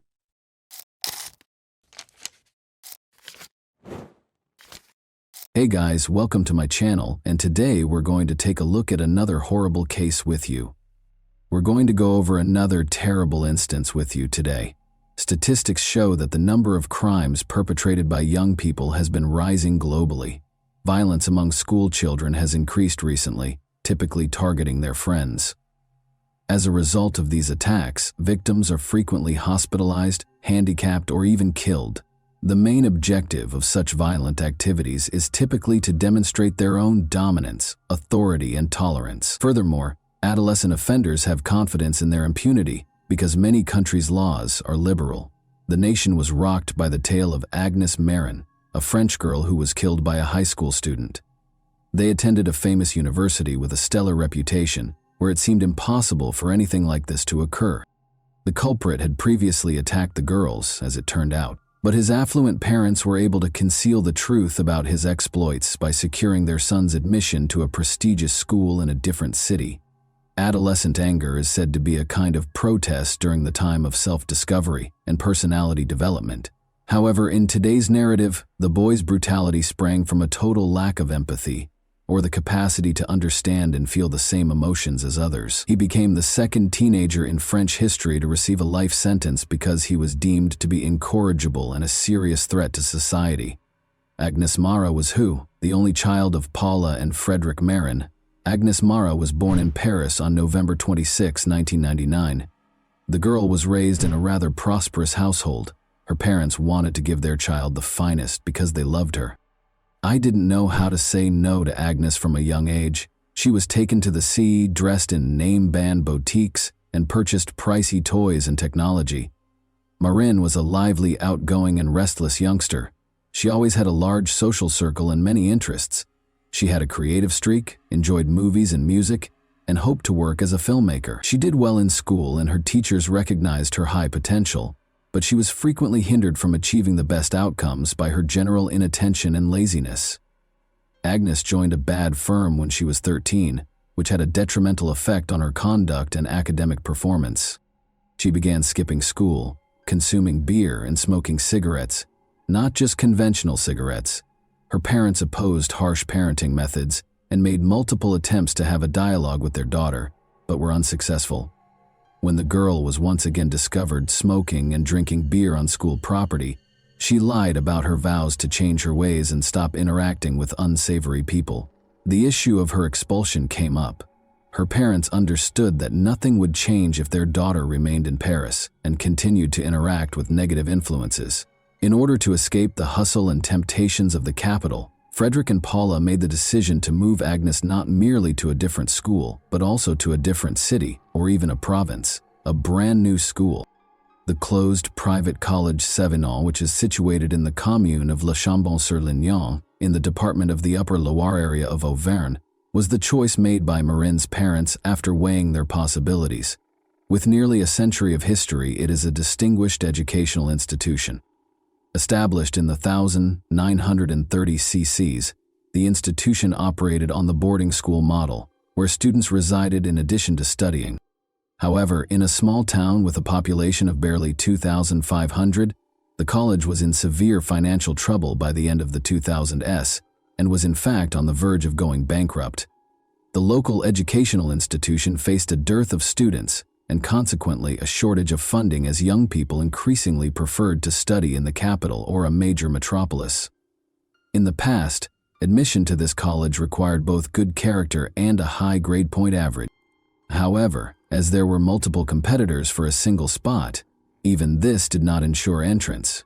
However, a significant student shortage in 2011 caused a significant shift in the scenario. The school, specifically not, declared total bankruptcy, drastically lowering the entrance requirements, particularly if they were the offspring of affluent parents who were prepared to serve as sponsors. Agnes had a strong academic record and grade point average, which helped her gain admission to Sévenol College despite her behavioral issues. The authorities chose to ignore her traits. The parents of Agnes were pleased. They thought their daughter would benefit from the change. She would grow more mature and be able to go through this challenging time of transition more readily. Marin was an outgoing, happy, and amiable girl. She managed to blend in with the new group. She made friends right away and felt at ease from the first few days. She also made good academic progress, particularly in new subjects that were unavailable at her former Parisian school. Every 2 or 3 weeks, her parents paid their daughter a visit at the boarding school. They were quite happy with her accomplishments and positive behavioral changes. During her studies, Agnes only made one visit home. Notably, the new school was situated on a sizable plot of land that was encircled by woodland. Since the crime rate in these areas was regarded as one of the lowest in the nation, there were no rigorous security measures or obvious border barriers. Students sometimes went there in groups after school because it only took a quarter of an hour to walk from the college to the town center of Le Chambon-sur-Lignon. However, everyone had to return by 5 o'clock in the evening. Discipline was applied for both rule violations and student disappearances. After class on November 16, 2011, Agnes and a few of her classmates made the decision to go for a walk in the town. She made a buddy there who attended a different school, but they kept in touch and contacted each other frequently. The two females trailed behind the general company when they made the decision to go shopping. Marin was not present when the youths returned to campus a few hours later. This situation did not initially raise any concern, and everyone was confident that she would return shortly. However, as time went on and darkness descended, the teachers became quite concerned about the student's absence.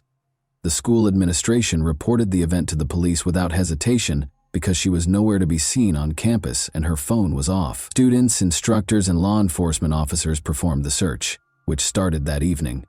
They separated into groups and searched different areas, but they were unable to locate the missing girl. Everyone hoped she would return alive and unhurt, but no one had seen her and no one knew where she may be. Almost instantly, Marin's parents were informed and inquired as to whether their daughter had come home. After hearing the shocking news, Frederick and Paula hurried as quickly as they could to Le Chambon-sur-Lignon. They reassured them that Agnes could not have fled because she had nowhere to go and no incentive to do so. They said their daughter was really happy at her new school. Here, she had made lots of pals. She had no problems with anyone, and she didn't feel uncomfortable. The hunt was actively aided by the involvement of Agnes's mother and father. In an attempt to locate their daughter, they displayed images of her throughout the city, spoke with her friends, and looked for any leads or clues. What is the friend of Agnes concealing? The first thing the police did was search for those who may have known about Agnes's future plans, and were the last to see her. According to the girls in her class, Marin went shopping with a buddy she made in the city. Although no one was able to provide her identity, Estelle, the same buddy from a different school, was soon located by law enforcement. Agnes had indeed been in contact with the girl for the last time. She was therefore seen as an extremely valuable witness. She did not, however, offer any helpful details. She said in the initial interview that Agnes had assisted her in selecting a birthday gift for her father. After saying their goodbyes, they each enjoyed a milkshake. Agnes had to go back to school, and Estelle went home. The girl's behavior seemed a little strange, but her narrative sounded reasonable. She appeared to be holding something back and was clearly nervous. When they made the decision to speak with her once more, the account she had previously recounted abruptly started to include some details that she wanted to keep private. Estelle admitted that Agnes had supposedly scheduled a meeting with a young man that day, but she had not disclosed his name to her. The boys were going to do something wicked, apparently using illegal substances, even though it wasn't intended to be a date. When Estelle tried to call Agnes a few hours later, she didn't pick up, and by the evening her phone was off. During the initial interview, the girl acknowledged lying, because she promised Marin that she wouldn't tell anyone about the encounter with the enigmatic man. But when word spread that Agnes had vanished, Estelle made the decision to come clean, since she thought this young man might be connected to the abrupt disappearance. Some have speculated that Agnes might have just fled from college. It's possible that the girl has fallen in love and is currently hanging out with her hidden beau. The day she vanished, her phone was the last one on campus, but it was switched off thereafter, making it impossible to find. However, all of the information about Agnes's calls and communications was readily available to police officers. At that point, the authorities initially identified 17-year-old Matthew Molanas, a high school student at the same institution as the missing Marin, as the primary suspect. What may have connected the missing woman to a 17-year-old young man? It turned out that she had been corresponding with Matthew Molanas for the past few days. What could they possibly have in common? Regardless, the youngster needed to be questioned since he might have important information that could help solve the crime. They were indeed scheduled to meet on campus and go on a walk together on the day of Agnes's disappearance, but there was nothing specific or concerning in their correspondence. Matthew said he would show her something, but he didn't say what. On November 17, Marin was initially asked to speak with the police. He was quite composed, but his hands and face had odd, seemingly new scrapes on them. The young man acknowledged, however, that he was experimenting with illegal substances, and yesterday he went overboard, losing consciousness and lying for several hours in a thorny bush. Teachers and fellow students attested to the fact that this student did have issues. In January 2011, Mathieu was accepted to Sivanal College, where his parents allegedly moved him to shield him from trouble and bad company. Even so, the young guy used alcohol and other illegal substances, which made his expulsion a possibility. Nevertheless, he felt sorry for him and was given time to change. Molanas appeared to be a normal, troubled adolescent rebel. His demeanor and appearance seemed to challenge people around him. He liked hot beverages, smoked, and dressed in gothic fashion on campus. He boasted to his peers about his pranks, saying he would not face consequences. Matthew vanished for several hours on the day Agnes vanished. In the evening, he emerged from the woods wearing filthy clothes and with scratches on his hands and face. He responded to any inquiries by saying that he had consumed too much alcohol and had passed out on his own. Although everything about him seemed and sounded suspicious, the investigators chose to check into him more further because there was yet no concrete proof against him. The wealthy parents' pampered son, the eldest of 3 children born to Sophia and Dominique Moulanis. Mathieu Moulanis was born in December 1993 in the Garda municipality of Nagui-Solorg. He was raised in a reasonably well-to-do household with his 2 younger sisters and was accustomed to having all of his wishes met right away. He was noticed acting strangely from a young age. The boy attempted to avoid being around other kids since he was a very hostile, irascible, and difficult to communicate with. The condition deteriorated during adolescence. Matthew experienced angry outbursts. He started drinking alcohol on a regular basis, tried with other illegal substances, and frequently caused fights. However, the young man's stunning features helped him gain popularity with the opposite sex, despite his aggressive and antisocial behavior. He had a girlfriend at the time of the events in his hometown, whom he visited on the weekends and whose parents were aware of. Matthew had several police records, including one for stealing prescription medications from a pharmacy with a companion. However, the matter was kept quiet, most likely because the teenager's parents paid for it. During interrogations, his father also volunteered to sponsor the school while it was in trouble, which allowed him to get into a prestigious private school despite having a low GPA and legal issues. Despite his stubborn and haughty demeanor, Moulanis maintained his composure to the point where the authorities questioned whether he was involved in Agnes's disappearance. He never left his favorite toy, a yo-yo, in his hands, which he was twirling all the time. He first denied knowing Agnes during the initial interrogation, but after seeing a printout of their correspondence, he started to modify his evidence and attempt to make up a lie on the spot. But he soon found himself unsure of what he was saying.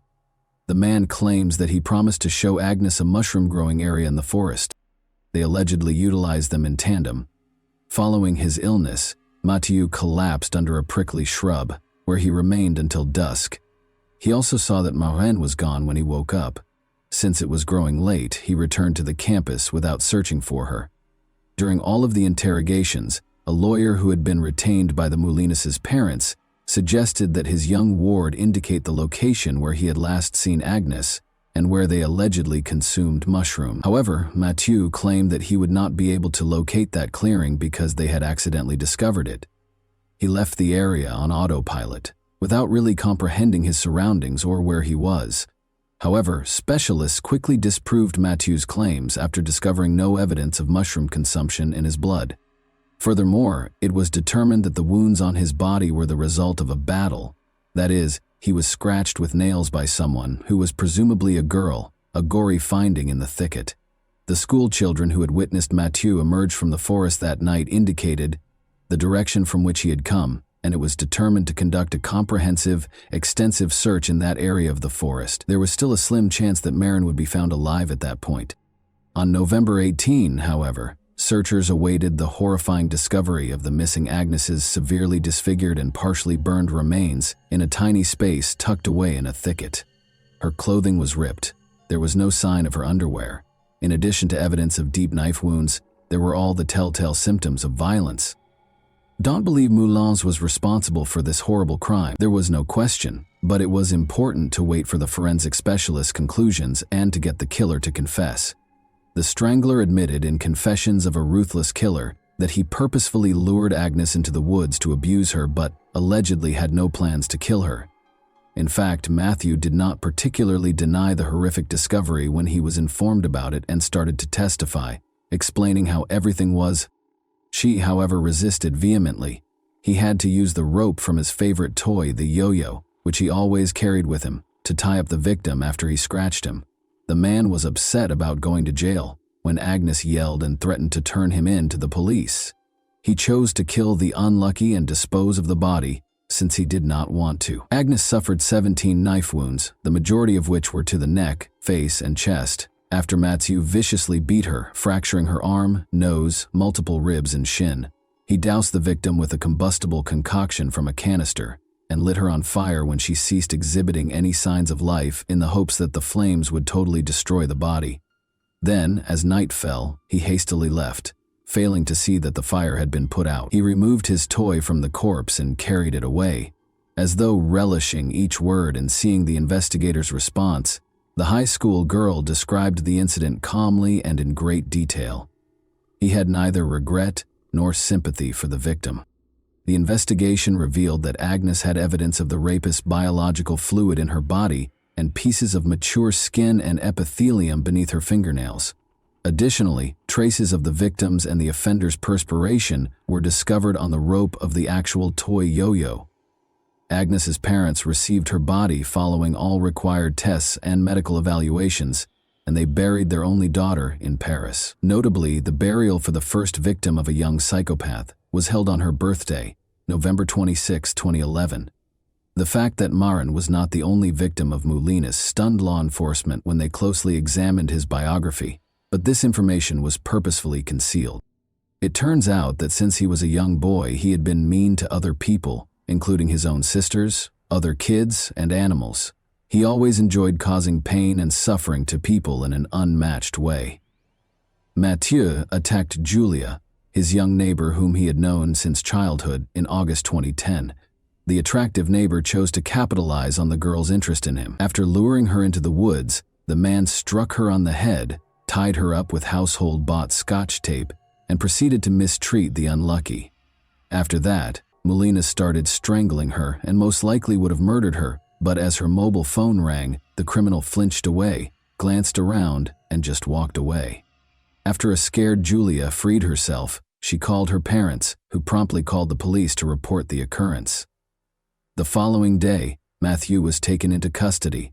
He sobbed during questioning in an effort to please the police and tried to place all the blame on the victim, saying that she was the one who provoked him by making fun of him and suggesting closeness. However, authorities recognized that he had planned the crime ahead of time and even brought duct tape to render the victim immobile.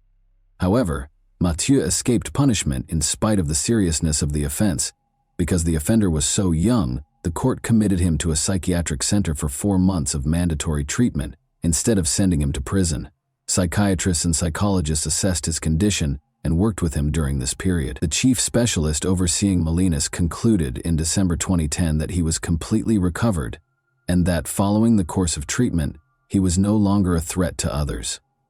After reviewing this report, the court granted the offender freedom with the condition that he only attend a number of anger management classes and receive parental support. Notably, the Molina couple worked very hard to secure their son's release as well. In addition to promising the judge that Mathieu would leave the area and not cause any more disturbance, they also agreed to see to it that the heir received therapy. The best attorneys were employed by them, and they made every effort to keep their client out of jail.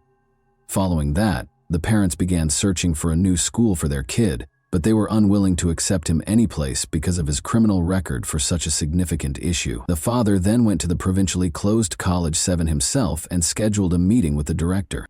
He promised to support him right away when it came to the college's admittance of mature students after learning about its financial difficulties.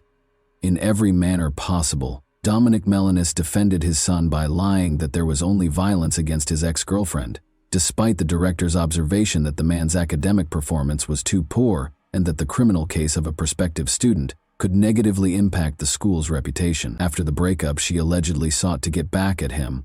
Surprisingly, the leadership of the educational institution accepted Dominic's account of events and did not go into the specifics of the trial, which is why he was freed a few months later after everything had been resolved. It seems that they chose to ignore the crime and keep this information from other kids and their parents because of the sponsorship amount he had declared. Just 1 month before his 18th birthday, Mathieu had accepted the verdict in the trial, but because he was a kid when the violent and terrible crime was committed, the law gave such offenders a lower sentence, and the trial itself had to take place in private. Agnes's parents demanded that the sessions be made public, at least in part, and that journalists who would be covering the case in the media be included. The Marin couple, however, were turned away, and the trial took place in private. The case didn't start until June 18, 2013. The many errors in the Mathieu case were sharply condemned by the public prosecutor, especially the fact that the psychiatrist who concluded that the man posed no threat to others was a young lady without the necessary training. She made a deadly error and had no prior experience dealing with crooks. After the defendant had a second mental evaluation, specialists came to the conclusion that, in addition to being unrepentant, he may very easily conduct the same crime again if given the chance. This was corroborated by Mathieu himself, who claimed to have delighted in seeing the victims suffer. Marin's schizoid and paranoid disorder symptoms, along with his uncontrollably violent outbursts, made him a serious threat to others. He could, however, face legal repercussions for his activities because he was well aware of them. Furthermore, because of the severity of the young man's offense, the prosecutor demanded that he be tried as an adult, and his request was ultimately approved. Mathieu was convicted of torture and murder with specific cruelty on June 28, 1313. He was given a life sentence and ordered to undergo forced psychotherapy. He was the second young criminal in French history to be given such a severe penalty. Despite Molinet's attorney's choice to appeal the conviction, a jury of appeals affirmed the life sentence on October 10, 2014, ruling out a 2016 review of the ruling. In a book they created and published, Mathieu's parents detailed their painful experience and acknowledged that their son is still unrepentant. And that wraps up today's chilling story. If you enjoyed this video, don't forget to like and subscribe so you never miss a new upload. Also, let me know in the comments what part of this story shocked you the most. Thank you for watching, and I'll see you in the next video.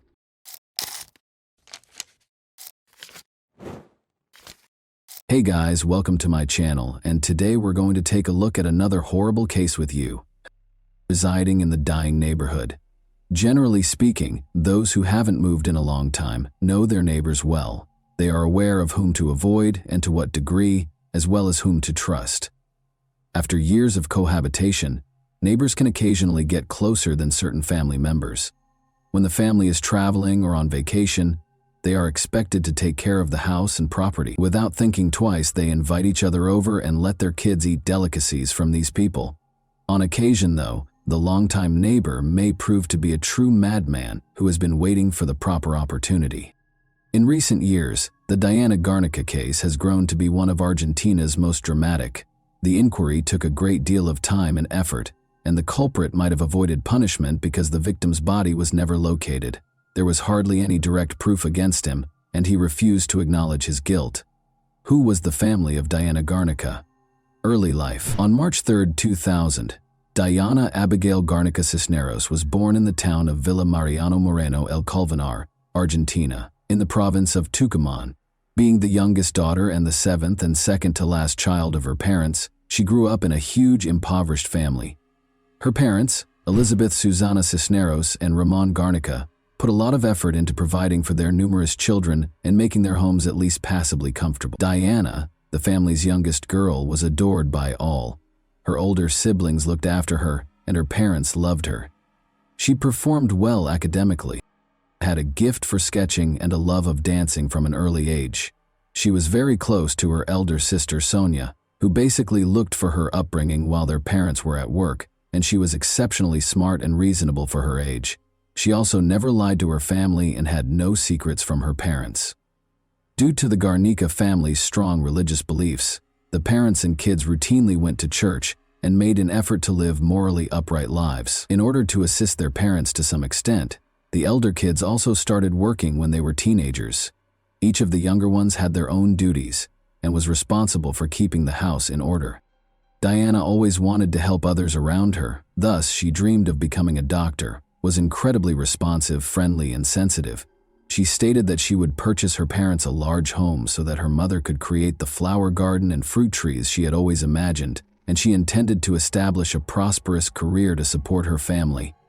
Unfortunately, relocating to a different city would never allow these dreams to come true. Following Ramon's job loss due to deteriorating financial difficulties, the parents divorced in 2013. The family was compelled to relocate to Juan Bautista Alberti, which is in the same province as Tucumán. They found the transfer to be quite challenging, and at first their issues only got worse. After more than 20 years of marriage, the couple's relationship rapidly soured. After they started fighting all the time, they finally came to the conclusion that they could no longer be together. All of the children were shocked by the divorce, but the youngest ones were most affected. When Diana found out what had happened, she was devastated. A 13-year-old girl's world fell apart in a second, and she was unable to comprehend what would happen next. The father continued to provide for his ex-wife and kids in spite of their split, but he soon had another family. Elizabeth also suffered a great deal as a result of the divorce, but she was fortunate to find a good profession that paid well for the area, and her kids helped to support her. The family gradually adjusted to their new situation, became comfortable in their new house, formed friendships, and built strong bonds with the locals. A Dario named Javier Suarez resided across from the Garnica family. He was a 36-year-old man who was incredibly nice, amiable, and lovely. He was raising 4 children with his spouse, Yasmina Alejandra Villarreal. In addition, he had 1 unmarried child and 2 children from prior marriages. Notably, the Garnicas only lived in Juan Bautista Alberti for 6 months after Dario and his family relocated there. Since they were new to the neighborhood, maybe that's why they became fast friends so quickly. Suarez had previously resided in the northern Argentine province of Santiago del Estero. Dario worked at a brick factory in the area alongside his wife, 2 brothers, and a few other family members, moved within a mile of their residence. Diana and her siblings were almost the same age as his kids. They became friends, as they soon discovered they had things in common while attending the same school. Additionally, the grown-ups got along well, letting their kids come and stay together, celebrating family occasions and growing close to one another. During their first job and adolescent relationship, Sonia and Diana even took care of the smallest neighbor's kids while their parents were at work. Ramon helped his ex-wife and older children as much as he could after the divorce, but he almost stopped sending money after he had a new family. Despite offering a steady salary, the mother's job was woefully inadequate to support a large family. Even a tiny business that produced and sold their own baked goods was launched by the family, but it failed very fast. The situation got so bad that Diana had to quit school in her senior year in order to work and support her mother. In order to take care of an elderly, sick person, the 16-year-old girl accepted a job as a caretaker. Garnica believed that this experience would help her in her future career as a doctor. Even though she was young, she took her work very seriously and responsibly. She cooked diet-specific meals, complied with the suggestions created by the treating physician, closely followed all instructions, and kept an eye on the medication schedule. Diana enjoyed her work. She felt valuable and needed, worked hard to accomplish things correctly, and was admired for it. Even though she worked from dawn till night almost every day, she continued to dutifully go to church on Sundays with her mother and sisters. Additionally, she started dating a boy with whom they had previously attended school. The young couple would occasionally go through the park in the evenings, just chatting and spending time together. Diana, however, followed her mother's rigorous guidelines and routines. She always got home around 10 o'clock at night. She never went somewhere without telling her family where she was going, who she was going with, and when she would be back. And she never stayed out late. She occasionally accompanied her neighbors and their kids to the city market to buy supplies, although her mother was always aware of these outings.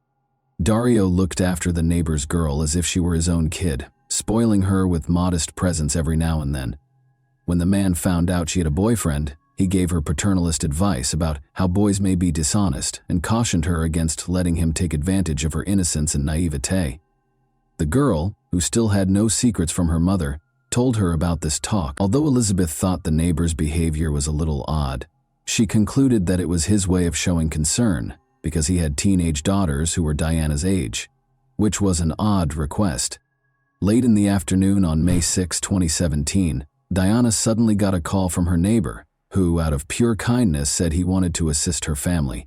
Although Garnica was in dire need of money at the time, she was anticipating a bonus soon, which she intended to use to start fixing their home's roof, which had begun to leak during a recent downpour, and to get a dental prosthesis for her mother. But then Dario abruptly said he wanted to get Elizabeth a gift air conditioner, and he invited Diana to go with him so they could help pick one out. Because he wanted it to be a surprise and knowing would make it impossible, he requested that Diana not inform her mother about it. He arranged for a meeting spot and once more got her to swear not to tell anyone. She got this strange call right now. Diana had just gotten home from her job. She stated she needed to drop off groceries she had purchased on the way home and change her clothes once she got there, despite the neighbor's insistence that she accompany him immediately. Since her mother never lied to her or hid secrets from her, it was only natural for her to tell her everything. It also seemed strange to the woman. They were friendly with the neighbors, but this was the first time they had ever done this. Since their family did not require an air conditioner, Elizabeth wanted to call Dario herself to express her gratitude and decline the offer. Her daughter, however, persuaded her not to, stating that she would make the promised trip to the store but would turn down the pricey purchase. The girl told her mother that she would be back home before it was too late and that everything would be all right. In order to maintain the surprise, the neighbor texted Diana's phone to let her know he was already waiting for her and to ask her to keep their meeting a secret. After responding that she was leaving, Diana realized her phone was nearly dead. In order to charge it, she chose to leave it at home. The last time anyone saw her was when she met Dario at the prearranged location. An enigmatic disappearance. Elizabeth became concerned when her daughter didn't come home by nightfall, particularly because she was unable to contact her because the phone was left at home. The woman waited a bit longer, but she became anxious as night fell. She tried to comfort her mother that nothing terrible could have happened and that her sister would soon return home. After first calling her oldest daughter Sonia and telling her everything, the mother heard the neighbor's motorcycle pull up to the house across the street. As it grew pitch black, she sighed with satisfaction, thinking Dario and her daughter were back.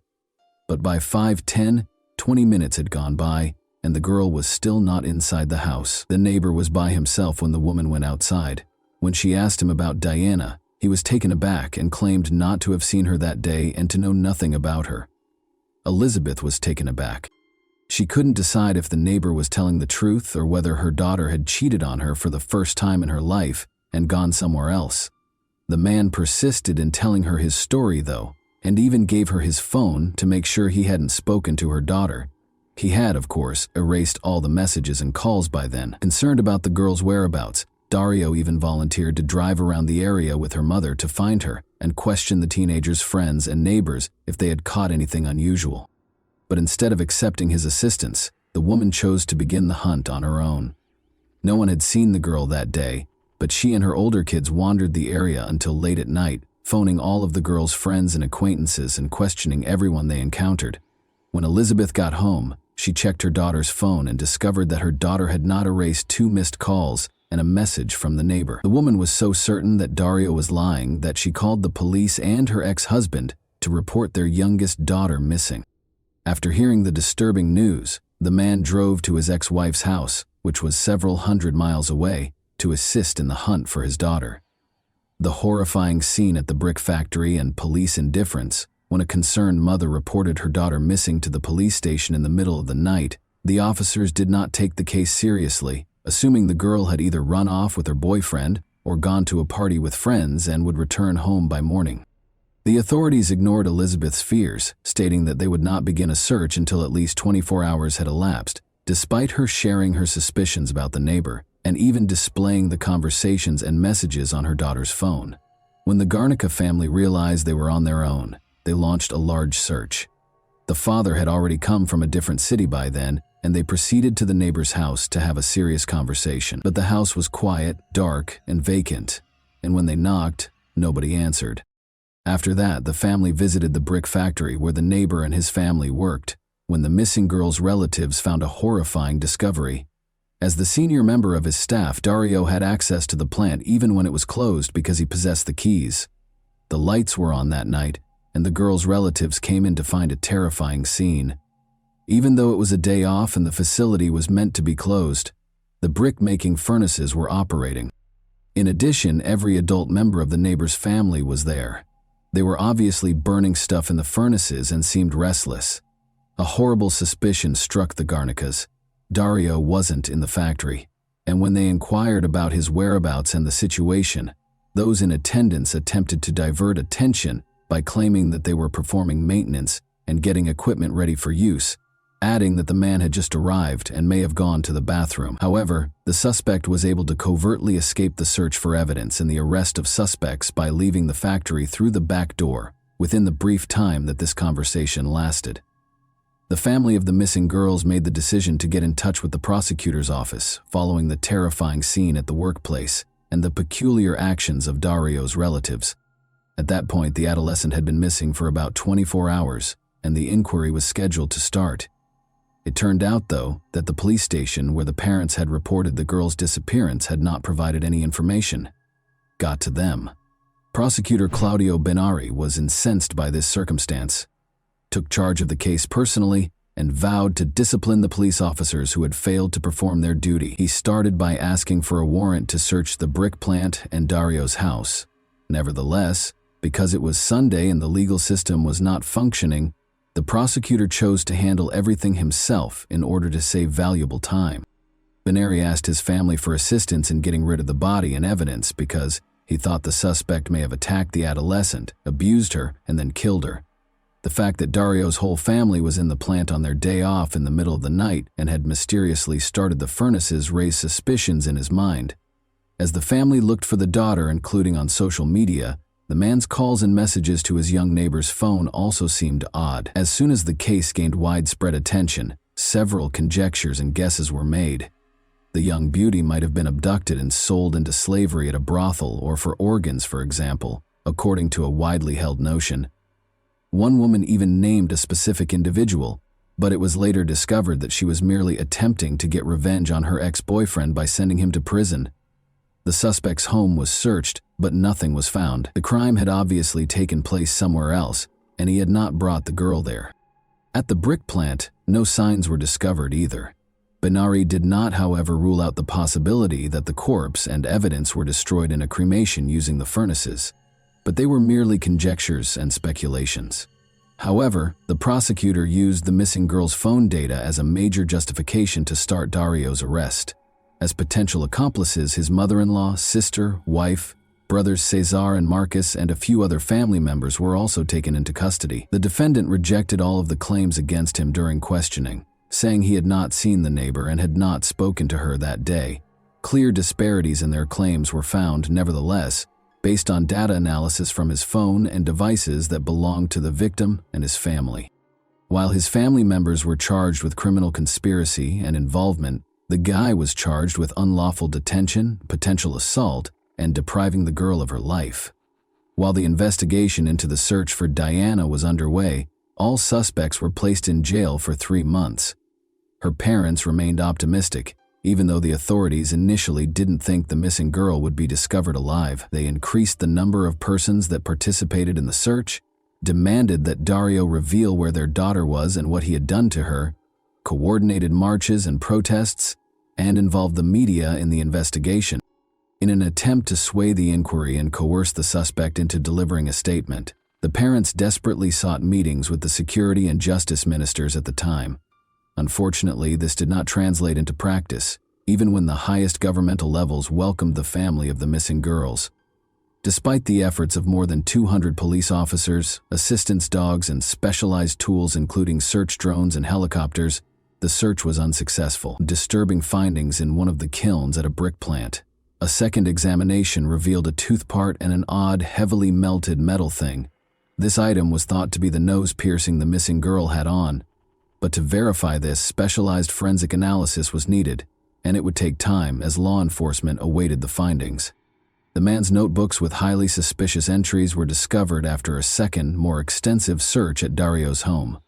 It became clear from these seemingly private diaries that the man was genuinely fixated on his young neighbor. When the family moved in next door to his house, everything began. She was just 13 years old at the time. The notes made it apparent that the girl drove the suspect crazy, even though he did not write anything explicit about what he planned to do with her. For years, he thought about her every day and occasionally wrote letters to the neighbor in which he strangely proclaimed his love.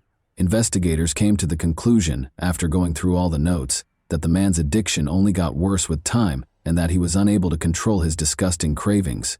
He implied that she would one day belong to him and that he would provide her permanent peace and tranquility in one of his final messages to the girl. This entry appeared to be a direct threat, suggesting that Dario may have used her before dealing with her. The forensic analysis findings were still waiting, but it appeared that the case could be taken to court based only on the diary entries because the physical evidence had vanished.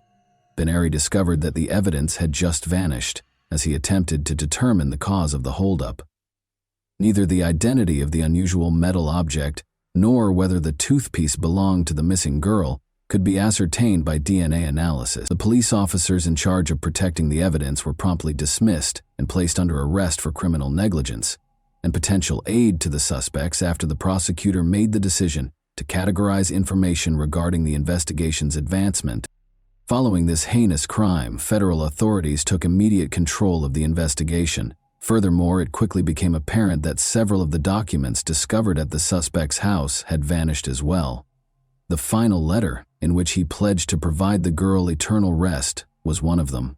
The case might just collapse in the absence of these pieces of evidence, and the offender and his associates might not be held accountable. 3 months later, however, no steps were taken to help identify the location of the missing physical evidence.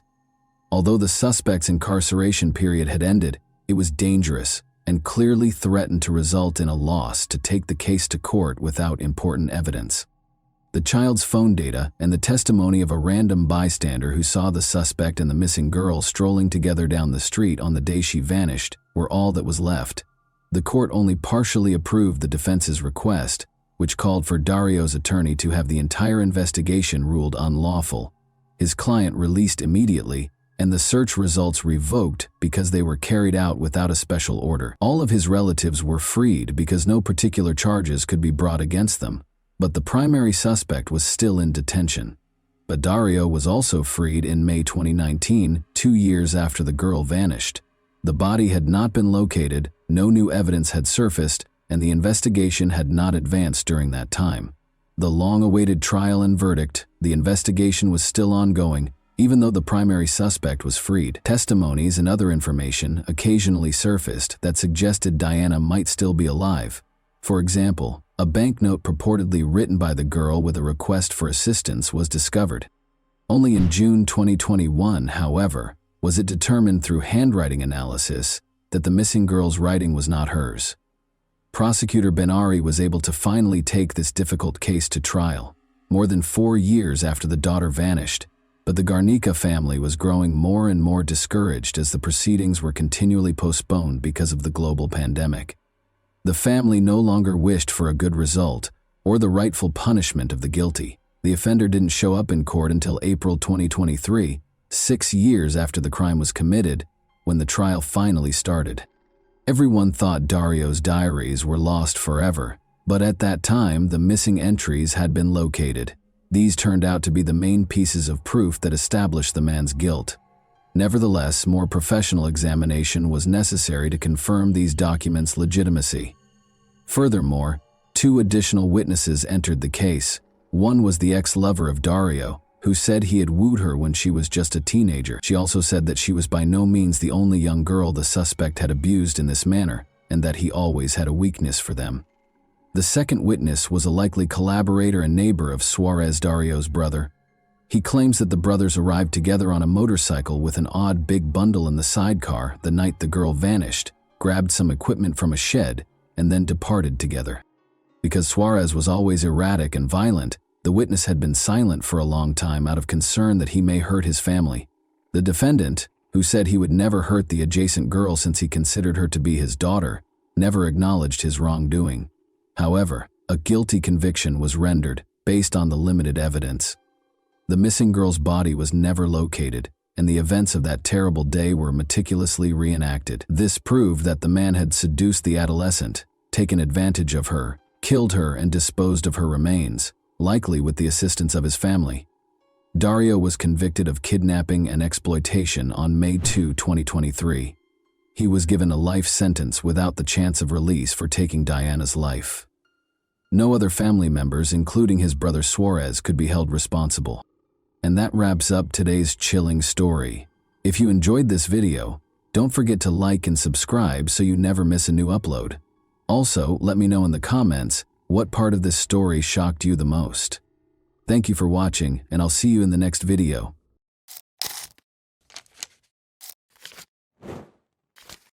Hey guys, welcome to my channel, and today we're going to take a look at another horrible case with you. One of the strongest, most uncontrollable, and most unpredictable emotions with the potential for real destruction is teenage love. A teen's first conscious experience of emotional and passionate feelings is brought on by hormonal changes and changes in how they interact with others. Everyone, however, perceives and feels this sensitive sensation differently. Young individuals frequently take risks in an attempt to impress their significant other and gain their attention, favor, and adoration, because this is an age of rebellion, self-discovery, and the desire for self-affirmation. The bucolic and serene Georgian village of Lawrenceville was the scene of a string of incredibly violent crimes in the spring of 2017. 2 persons lost their lives as a result of these acts, while 4 more were put in grave danger. For financial gain, an elderly couple was tormented and beaten to death. Law enforcement's quick action helped put an end to the violent rampage, preventing the young criminals from finishing what they had begun. 2 pupils were seriously hurt but amazingly survived. Because the lovers intended to die together, the press likened the story of these young offenders, Cassandra Bjorg, 17, and Johnny Ryder, 19, to the story of Romeo and Juliet. But they liked to think of themselves as Bonnie and Clyde. The most horrifying thing, despite their ignorance of the fabled criminal duo's past, was that they specifically targeted members of their own families in an attempt to get rid of everyone they cared about. In late January 2017, Cassandra Bjorg and Johnny Ryder met in the company of mutual acquaintances and fell in love at first sight. At the time, Johnny had just turned 19 and had already been married and divorced. He was not prepared for family life, and the marriage was a forced arrangement because his underage fiancée had gotten pregnant, while Cassandra was 17 and still enrolled in school. But the pregnancy ended too soon, and within 6 months, their partnership was over. Johnny was enthralled by Cassandra and fell deeply in love with her at first sight. Despite her small stature and good looks, Cassandra was a fierce, unbridled energy ball. She took Taekwondo, Wushu, and Korean martial arts like Tang Soo Do very seriously. Bjorg had even competed several times, but she eventually stopped training, saying that emotional upheaval had caused her to lose her focus. In actuality, the schoolgirl's bad habits that were incompatible with athletics and her preference for partying with friends were the primary causes. The girl was attractive and had a trim build. She was good at drawing attention to herself and manipulating people, particularly the boys who were in love with her. Many now question if she really loved Johnny or if she only exploited him to further her evil. The boy, on the other hand, was obviously smitten with her and would stop at nothing to win her over. He felt he had discovered his soulmate and true love. While his new girlfriend resided with her grandparents, who loved their only granddaughter, Ryder lived with his mother and 2 sisters in his parents' home. The young couple fell in love almost immediately after meeting, and they rushed to show their significant others to their family members to show how serious they were about their plans.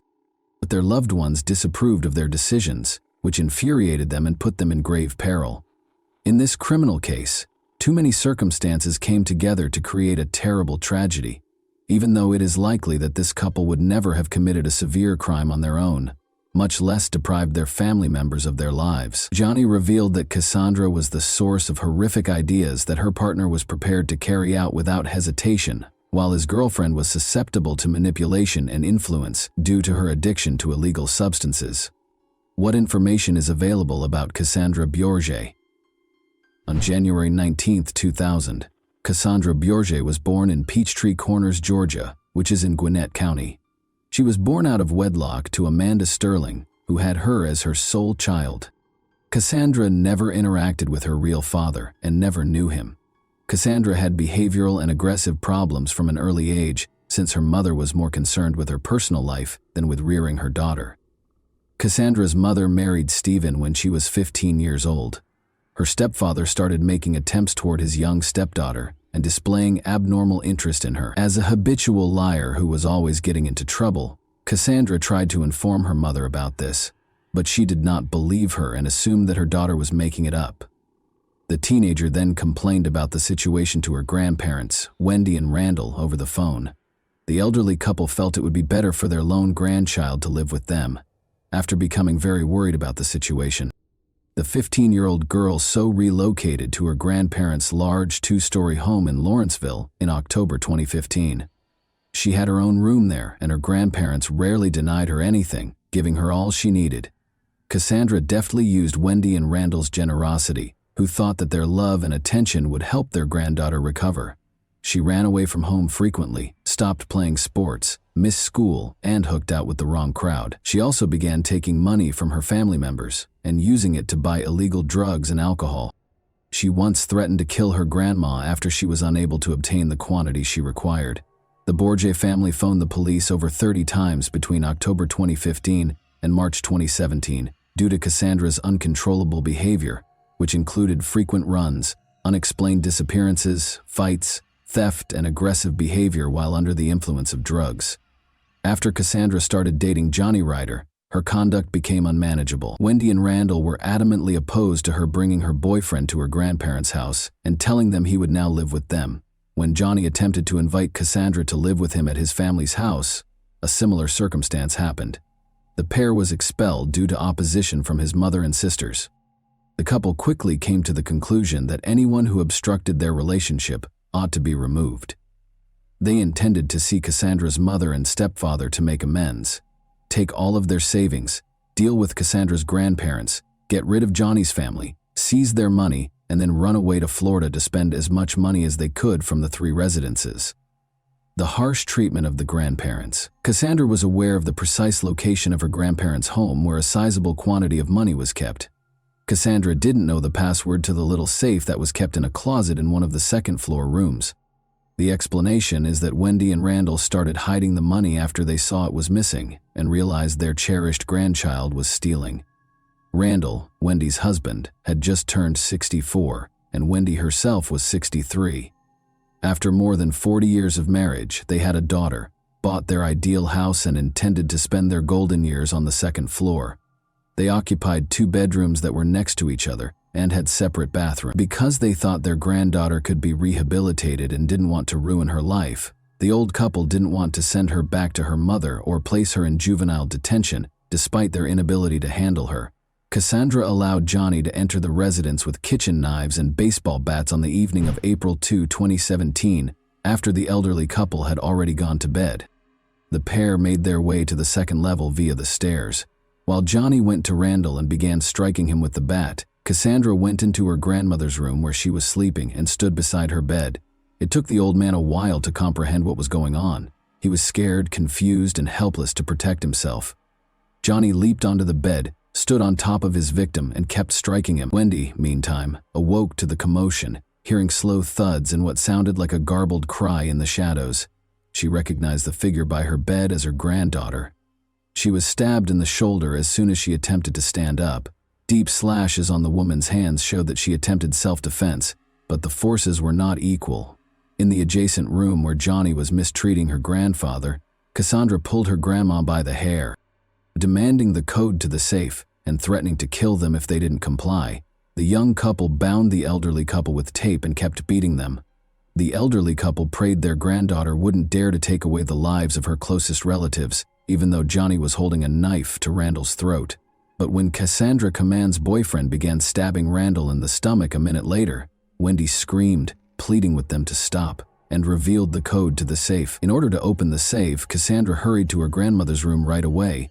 Then, with a victorious yell and a few fat envelopes of cash, she ran back to show her accomplice that they had succeeded. But the old couple's agony didn't stop there. In an attempt to obtain the bank card credentials so they could steal more money, Cassandra and her boyfriend persisted in beating them. It's possible that Wendy and Randall began saying farewell and declaring their love for one another after realizing they wouldn't be left alive. Later, when she was being questioned, Cassandra recalled this, and it made her laugh a lot. Once they had all the information they needed, the young monsters pulled Wendy into the toilet after killing Randall with a knife to the neck in front of his wife. They were still dealing with her. Her own granddaughter killed her by striking her head with a baseball bat. Cassandra once bemoaned to Johnny that Wendy would not pass away and would still be alive.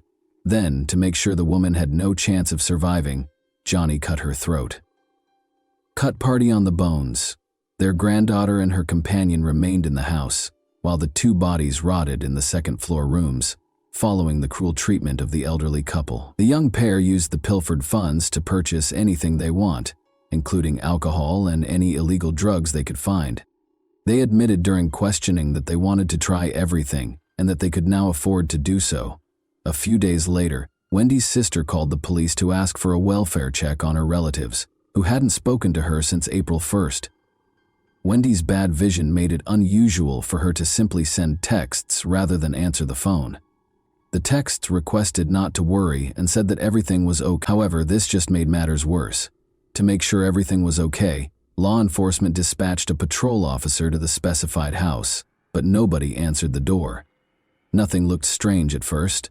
Neighbors noticed the couple's vehicle heading downtown, but there were no indications of a break-in or that the mail had been picked up. The officer came to the conclusion in the morning that the elderly couple had left the residence without a warrant to search it while out on errands. After stating that he had completed his work and found nothing odd, he departed.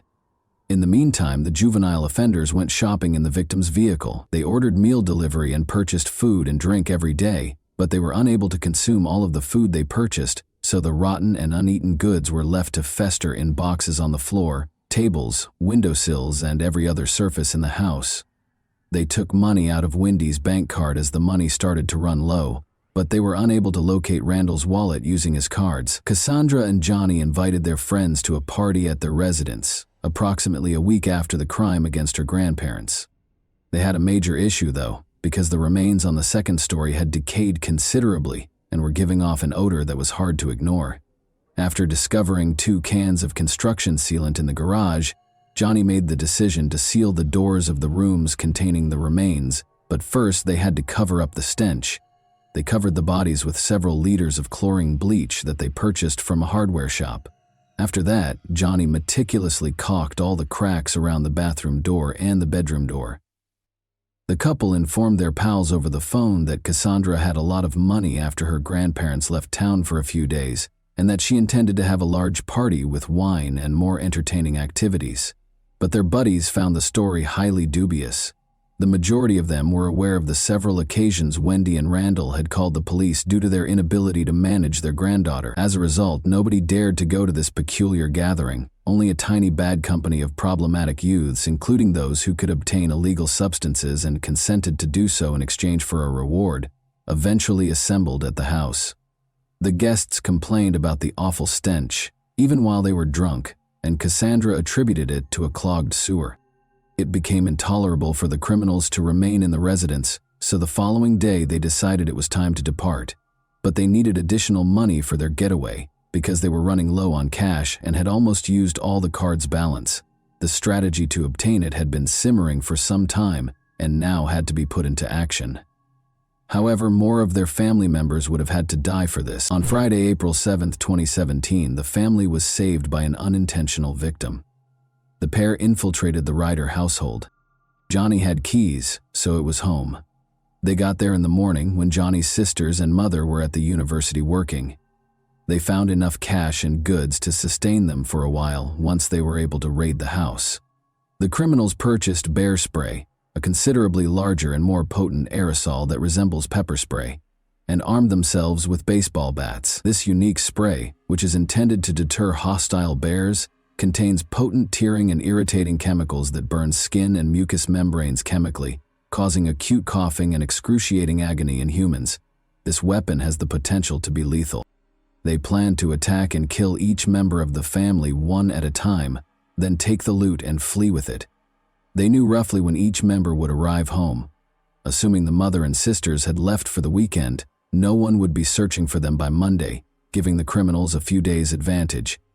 After her university lessons, Melissa, Johnny's younger sister, was the first to return home. However, she was accompanied by her boyfriend, whom she had asked over so they could have some alone time together. The thieves chose to follow their strategy and add another victim to their blacklist, despite the complexity of the situation. Melissa and her boyfriend realized there had been intruders, probably burglars, when they came in and saw the mess. Melissa rushed to the phone right away to call the police, but she was unable to do so.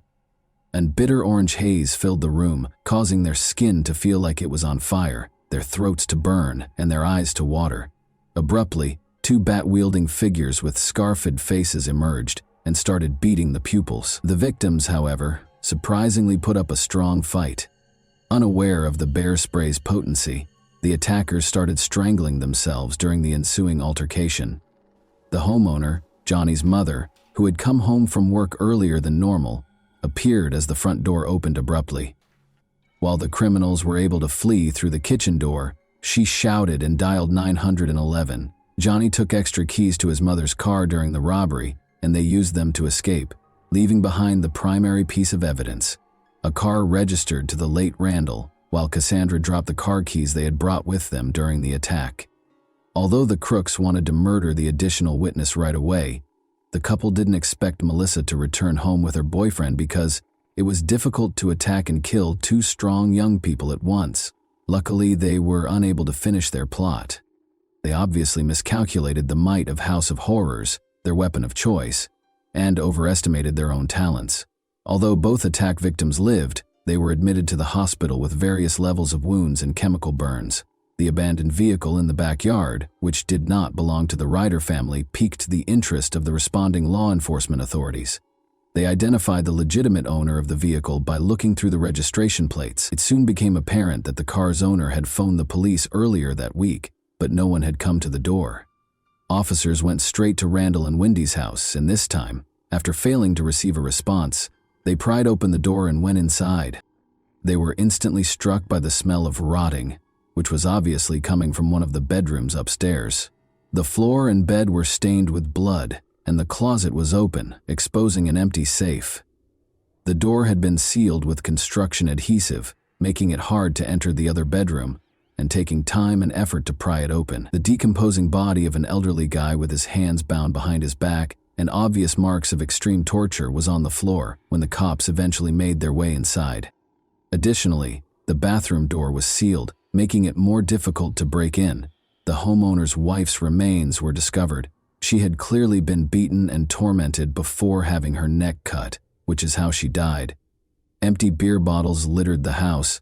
The sink was piled high with filthy dishes, and there were garbage boxes and containers of ruined takeout food all over the place. She became the main suspect in this case because police had been to the residence dozens of times over the previous year and a half and knew that the murdered couple had a granddaughter who often ran away, acted aggressively, and got into trouble. However, dangerous guests, where can I locate the youngster who is accused of such a horrible crime? Upon learning of what had transpired at the Borgi residence, the injured Ryder's relatives instantly implicated Cassandra, claiming that Johnny might be her accomplice because he was enamored with her and might follow her example. The automobile in which the young robbers and offenders fled was also listed as wanted. In order to wash away the bear spray residue and ease the excruciating burning, the couple went to a store after leaving the site and purchased 5 liters of milk. Johnny reflected for a moment and thought of Jason, his best buddy from high school, with whom he had been inseparable in their senior year, but had nearly lost touch. The criminals made the decision to temporarily seek refuge and assistance at Jason's house after graduating. When his old classmate showed up at his flat with a girl, Jason was taken aback. Although the two appeared menacing, Johnny asserted that they were in danger and had no other options. Johnny claims that he and his mother got into a heated disagreement about his girlfriend, whom she didn't like. According to rumors, his mother sprayed them both with pepper spray and threw him out. The unexpected visitors requested to clean up and take a shower. In addition to providing clean clothes, meals, and the opportunity to spend the night, Jason and his mother were incredibly generous and let the couple use their restroom. Since they had nowhere else to go, the two accepted the offer. The apartment's owner made coffee and breakfast for everyone in the morning. She engaged the guests in friendly conversation and inquired if she could be of any further assistance. Outside, the sound of police sirens suddenly became more audible. A minute later, cops used a megaphone to call out to Johnny and Cassandra by name and urge them to surrender as police cars pulled up just beneath the windows. This change in circumstances surprised Jason and his mother. After thanking their host for their kindness and directing them to vacate the flat, Johnny grabbed a big kitchen knife. The crooks shut themselves inside, and the hosts, instantly frightened, hurried to the escape. They decided it would be better to die together, and they had no plans to give up. The crooks realized that a SWAT team would arrive at any moment, and that they couldn't hide in someone else's apartment for very long after failing Romeo and Juliet. With a knife in hand, they proceeded to the restroom and, in the hopes that the wounds would bleed out rapidly, made multiple deep cuts on their wrists. Already losing consciousness, Johnny pulled out his phone and left his mother a voicemail pleading for her forgiveness. He apologized for what he had done. He claimed that he shouldn't have harmed his family because he loved them so much. He went on to say that this was his last message and that he was passing away in the arms of his cherished girlfriend. But no one received any such texts from Cassandra. The young couple was lying on the tiled floor in one another's arms, surrounded by a massive pool of blood, when the cops broke into the apartment and pried open the bathroom door. Despite being unconscious, they both displayed signs of life. After receiving emergency medical care, they were taken to the hospital. Shocking admissions made by the juvenile offenders. The young couple inquired about one another as soon as they were conscious again. The first person to confess was Johnny, who said he felt bad about what he had done. His girlfriend, meanwhile, made an effort to appear helpless and blamed her partner for everything. She stated that she was extremely furious with herself, had been depressed for years, and no longer wanted to live. But as she described what had happened, she unintentionally revealed that she had long wished for her grandparents to die. Cassandra acted like a child during the interrogation, making expressions, complaining about the unappetizing hospital food, and even flirting with the police. It was only after a restaurant gave her quick food, which she had asked, that she began to speak. Even the most experienced officers were taken aback by what the teenager disclosed. Cassandra gently responded that her grandparents had lived long enough when asked why she took their life. She went on to say that they forced her to attend school, ruined her fun, and concealed money that she needed. Cassandra was simply angry because she couldn't locate her grandfather's bank card and didn't express regret for robbing the few people who loved her of their life. Grandpa was always damn smart, she said, laughing when he informed her that he had hidden his wallet beneath his pillow because he was afraid she would steal it. The teenage criminals also acknowledged that they planned to kill the Ryder family as payback for their rejection of Cassandra and their attempts to keep Johnny from seeing her because they believed she was a negative influence. Because they believe that deceased people don't require money, they also intend to loot the family. They then want to pay a visit to Cassandra's mother and stepfather in order to exact revenge on them for their mistreatment of her. This couple planned to spend their money and enjoy life by the sea in Florida. The couple reconnected in the courtroom a few months after the abortive attempt on their lives. They constantly argued, criticized one another, and even used slurs, giving the impression that there was no longer any love or passion between them. Both ultimately entered guilty pleas to the robbery, the assault on the students, and the offenses against the elderly couple. Both Johnny Ryder and Cassandra Bjorgi were given 2 life sentences, with the possibility of parole after the court found them guilty on all counts. Cassandra said she had nothing to repent for, but after 60 years, Johnny showed sincere regret and apologized to everyone he had harmed. And that wraps up today's chilling story. If you enjoyed this video, don't forget to like and subscribe so you never miss a new upload. Also, let me know in the comments, what part of this story shocked you the most? Thank you for watching, and I'll see you in the next video.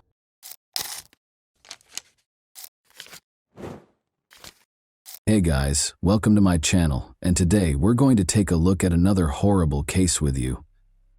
Victor Auxiliers, a seasoned skydiver, made another jump on a typical sunny day in Wiltshire County.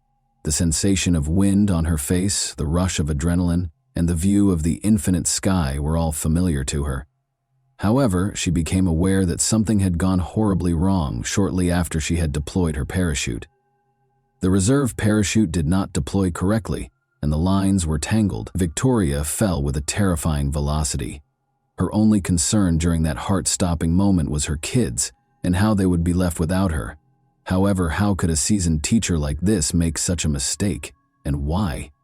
These questions led to the discovery of a terrifying mystery that would permanently alter Victoria's life. Victoria Cilliers, who is she? Victoria Cilliers was born in 1977 to a retired military officer in Edinburgh, Scotland's capital. She was lively, vivacious, and full of life from a young age. She devotedly pursued a number of sports during her school years, and when she made her first skydive at the age of 16, she instantly fell in love with the sky. Victoria entered the University of Glasgow's medical program after graduating from high school. She obtained her degree in physical therapy while still participating in sports. She joined the British Army as a physical therapist because she wanted to be like her father. Victoria developed into a highly accomplished skydiver in addition to her medical career. She completed more than 1,500 jumps and obtained her instructor's certification. As a mentor with the Army National Parachuting Association and a free fall coach, she was a true professional. Through perseverance and hard work, Victoria rose to the position of captain by the time she turned 30, marking a significant career accomplishment. She made a good living while juggling her duties as a skydiving instructor and a physical therapist at a military hospital. Her private life, however, was less fortunate. She wed a medical colleague in 2008, but the union disintegrated after just 1 year. A tall, gregarious officer named Emile Cilliers entered the hospital where Victoria worked in the middle of 2009. He ended up attending one of Victoria's therapy sessions while he was recuperating from a skiing accident. He quickly became the love of her life and her second husband, a love that nearly cost her everything. Emile Cilliers, an unfaithful partner and perilous charmer. Let's now examine the primary antagonist of the narrative.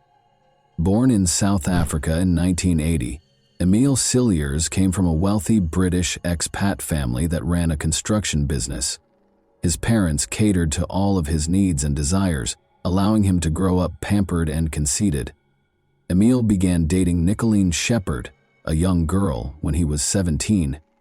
He was already employed at his father's business and had completed high school by then. Emile knew how to make a good impression, dressed well, and always had money to spend. Shortly before her 16th birthday, Nicolene became pregnant and gave birth to their first child, a daughter.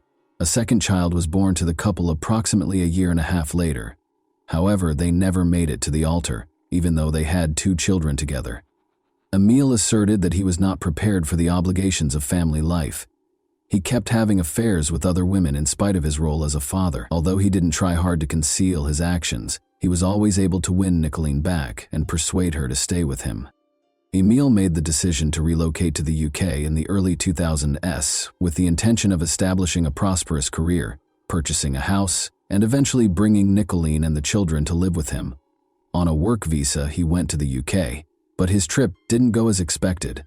Emile took on menial side jobs to make ends meet because he was having trouble finding steady employment. He often lived with different women and made fewer calls home to save money. Emile consistently refused Nicolene's requests to bring them to the UK or return to South Africa. Citing financial difficulties, he said he was unable to provide for them. However, he frequently bought pricey things for himself and lavished gifts on his many romantic partners. Nicolene and the kids were temporarily financially supported by Emile's parents. Nicolene's prospective mother-in-law then disclosed a startling secret during one of their conversations. Emile had just gotten married. Carly Taylor, a British woman, became his new wife. Nicolene called Emile that same day and demanded an explanation. He reassured her calmly that the marriage was solely for legal purposes, to obtain permanent residency in the United Kingdom. Nicolene tried to remain composed and trusted his story, but she soon discovered he had no intention of inviting them over. She packed one suitcase, gathered her children, and took a plane to the UK, determined to force Emile to take responsibility. She desired Emile to be involved in raising their kids. By this point, Carly was expecting their second child, and Emile and Carly already had a son together. Carly was unaware of the existence of Nicolene and her 2 children. The unexpected appearance of Nicolene surprised Emile and his expectant wife. In an attempt to make his shocked wife understand him, Emile had to switch to South African Afrikaans. He told Nicolene quite bluntly that he had no intention of continuing to be involved in their children's lives, and that their relationship was over. The always endearing Emile was forced to tell his wife who she was, but the heartbroken Nicolene fled in tears. However, Nicolene was portrayed as a villain rather than a victim in the highly embellished story he told Carly. For about 6.5 years, Emile and Carly were married, but their marriage was not happy. It was the same pattern as in his last relationship. Emile regularly cheated on Carly with several women he met wherever he went, even though they had 2 kids together. Interestingly, Nicolene, Carly, and later Victoria would all talk about Emile's incessant demands for intimacy, even weeks after giving birth, with little consideration for the discomfort or health hazards his partners might face. Emile signed a contract to join the Army Physical Training Corps shortly after he married Carly, joining the British Armed Forces.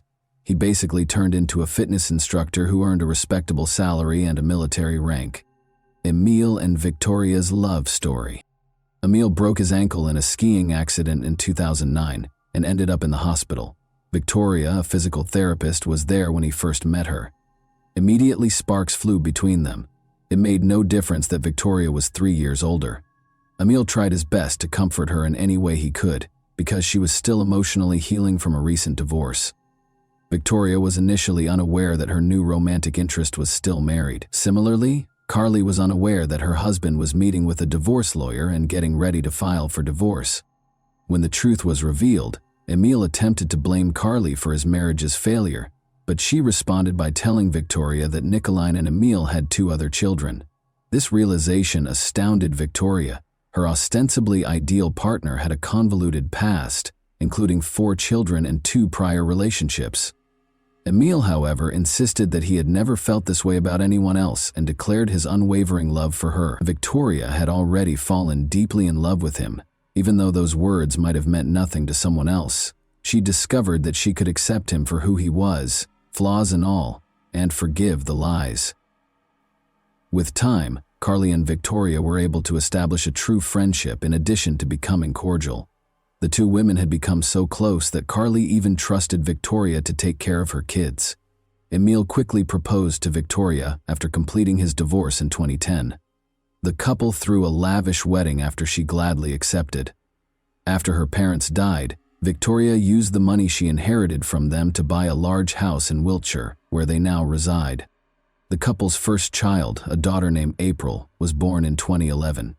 In 2015, their son Ben was born, expanding their family. Spending a lot of time with their children, the new parents seemed committed. Their family appeared to be content and strong from the outside.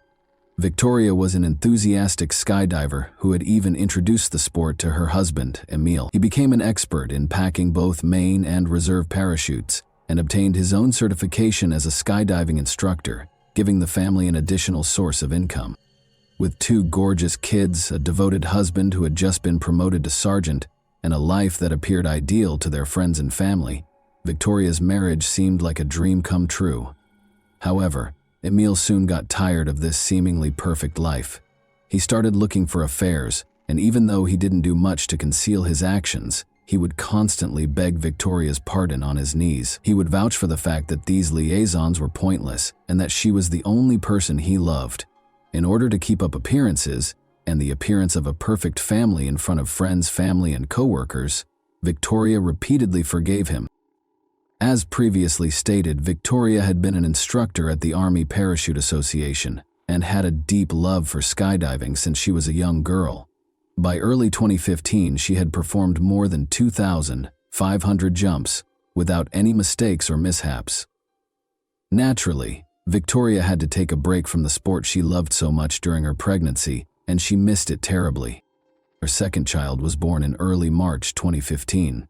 Emil then shocked her on April 1st by telling her that he had reserved a tandem skydive for the 2 of them.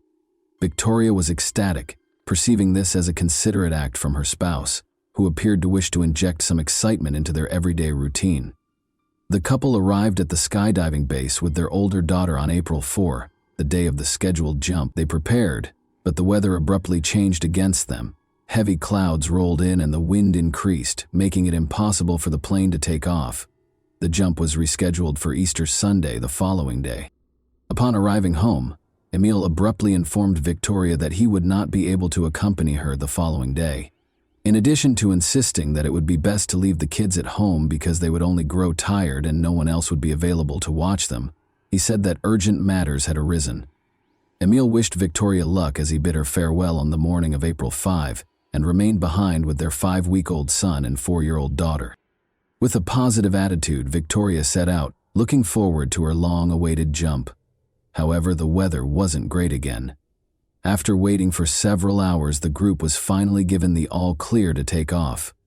The plane carrying 12 skydivers took off at around 3 p.m. One by one, the skydivers started their jumps at the proper altitude. Last to jump, Victoria Cillier relished every moment of her ascent through the sky. But as soon as she pulled the cord to release her parachute, she knew something was seriously amiss. No matter how hard she tried, she was unable to untangle the tangled lines of her main parachute. Quickly, she sliced it off and proceeded to use her backup chute. The unimaginable occurred at that point. Approximately 1/3 of the reserve parachute opened. It looked like this might be the end, as Victoria started to spin wildly through the air at a terrifying speed. Victoria later acknowledged that, although she was afraid, she didn't consider dying. Her husband and their 2 young children were waiting for her at home, and she was thinking about them. She tried to position her body to minimize the injuries from the inevitable impact, and did everything she could to slow her fall. In her ears, the wind roared. She lost all sense of time and space as everything whirled around her. The world grew dark. Victoria was lying in a recently plowed field when she came to. She couldn't understand what had happened or why there was so much noise all around her. She was confused. Her co-workers were shocked to discover her alive after racing to the scene. They were taken aback, however, when Victoria opened her eyes and requested assistance in standing up. As it happened, she had been extremely lucky. Her fall had been cushioned by the soft, loose soil, avoiding potentially fatal injuries. Victoria had suffered a broken leg, collarbone, and multiple ribs, but she miraculously survived.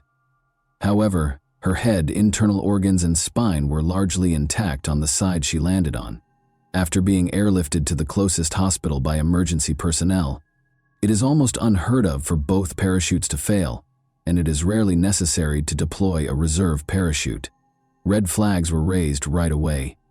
After learning of the incident, the skydiving base's lead instructor made the decision to examine Victoria's parachutes in person. Although the main chute's lines were tangled, it was unclear if this was the result of a packer's error or if someone had purposefully sabotaged it. Things became even more suspicious when the reserve parachute was examined. There were 2 essential pieces of equipment missing. It appeared as though these parts had never been there and had never been torn away because there was no indication of damage. Victoria came perilously close to death as a result of the reserve chute's improper deployment. A mistake of this size was practically impossible because the parachute had been inspected at least 10 times by numerous experienced professionals.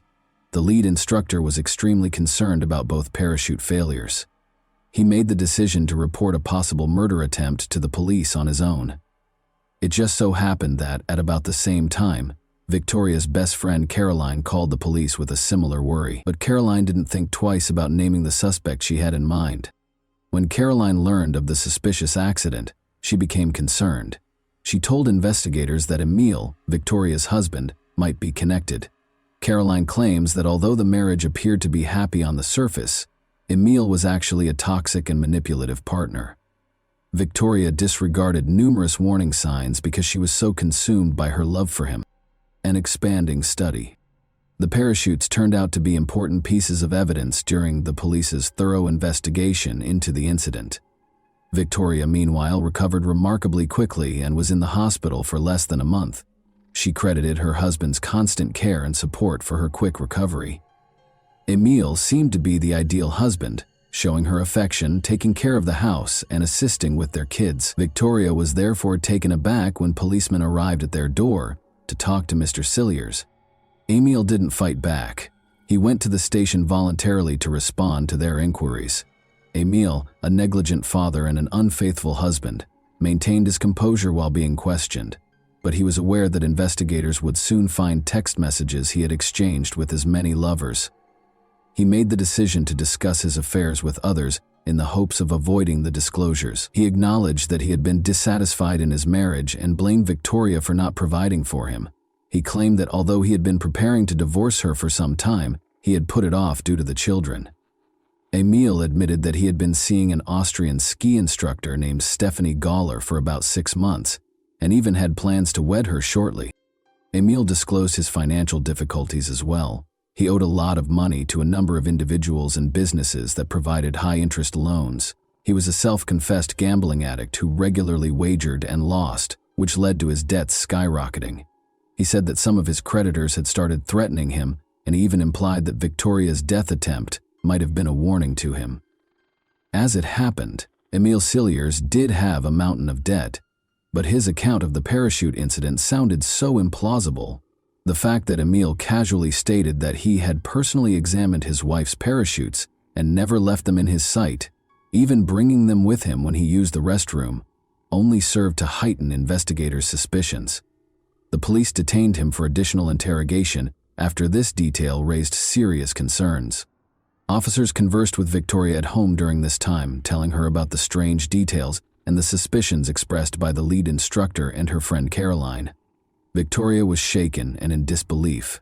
She acknowledged her husband's extramarital affairs and financial difficulties, admitting that their marriage was far from ideal.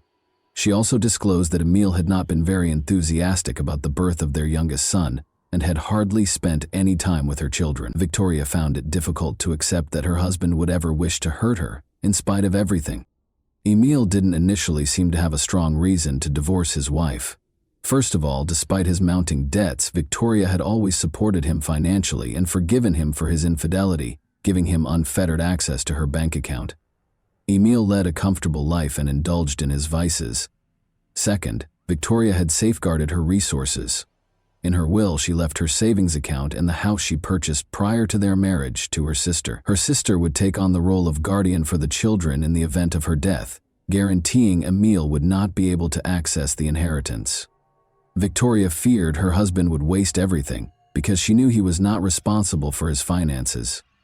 Emil was also aware of this and realized that her estate would not be advantageous to him.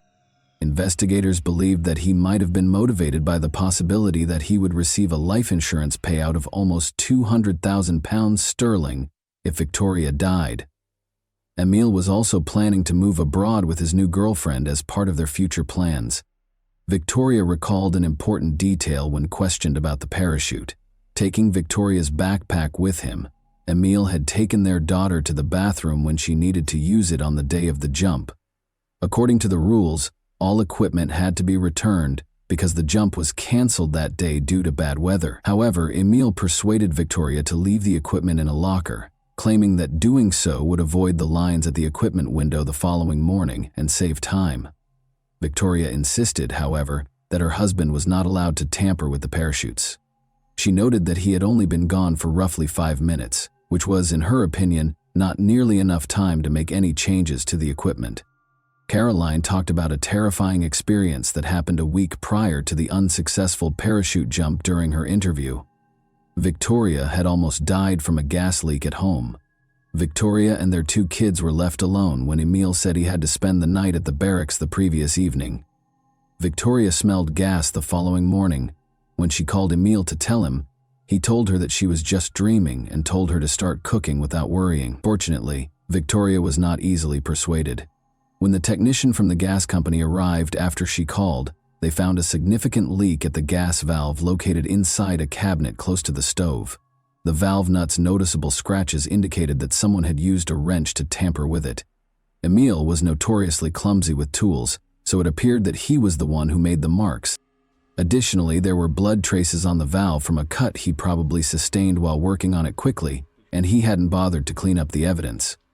According to investigators, he had loosened the nut just enough to start a slow leak, not enough to be noticeable unless there was an explosion.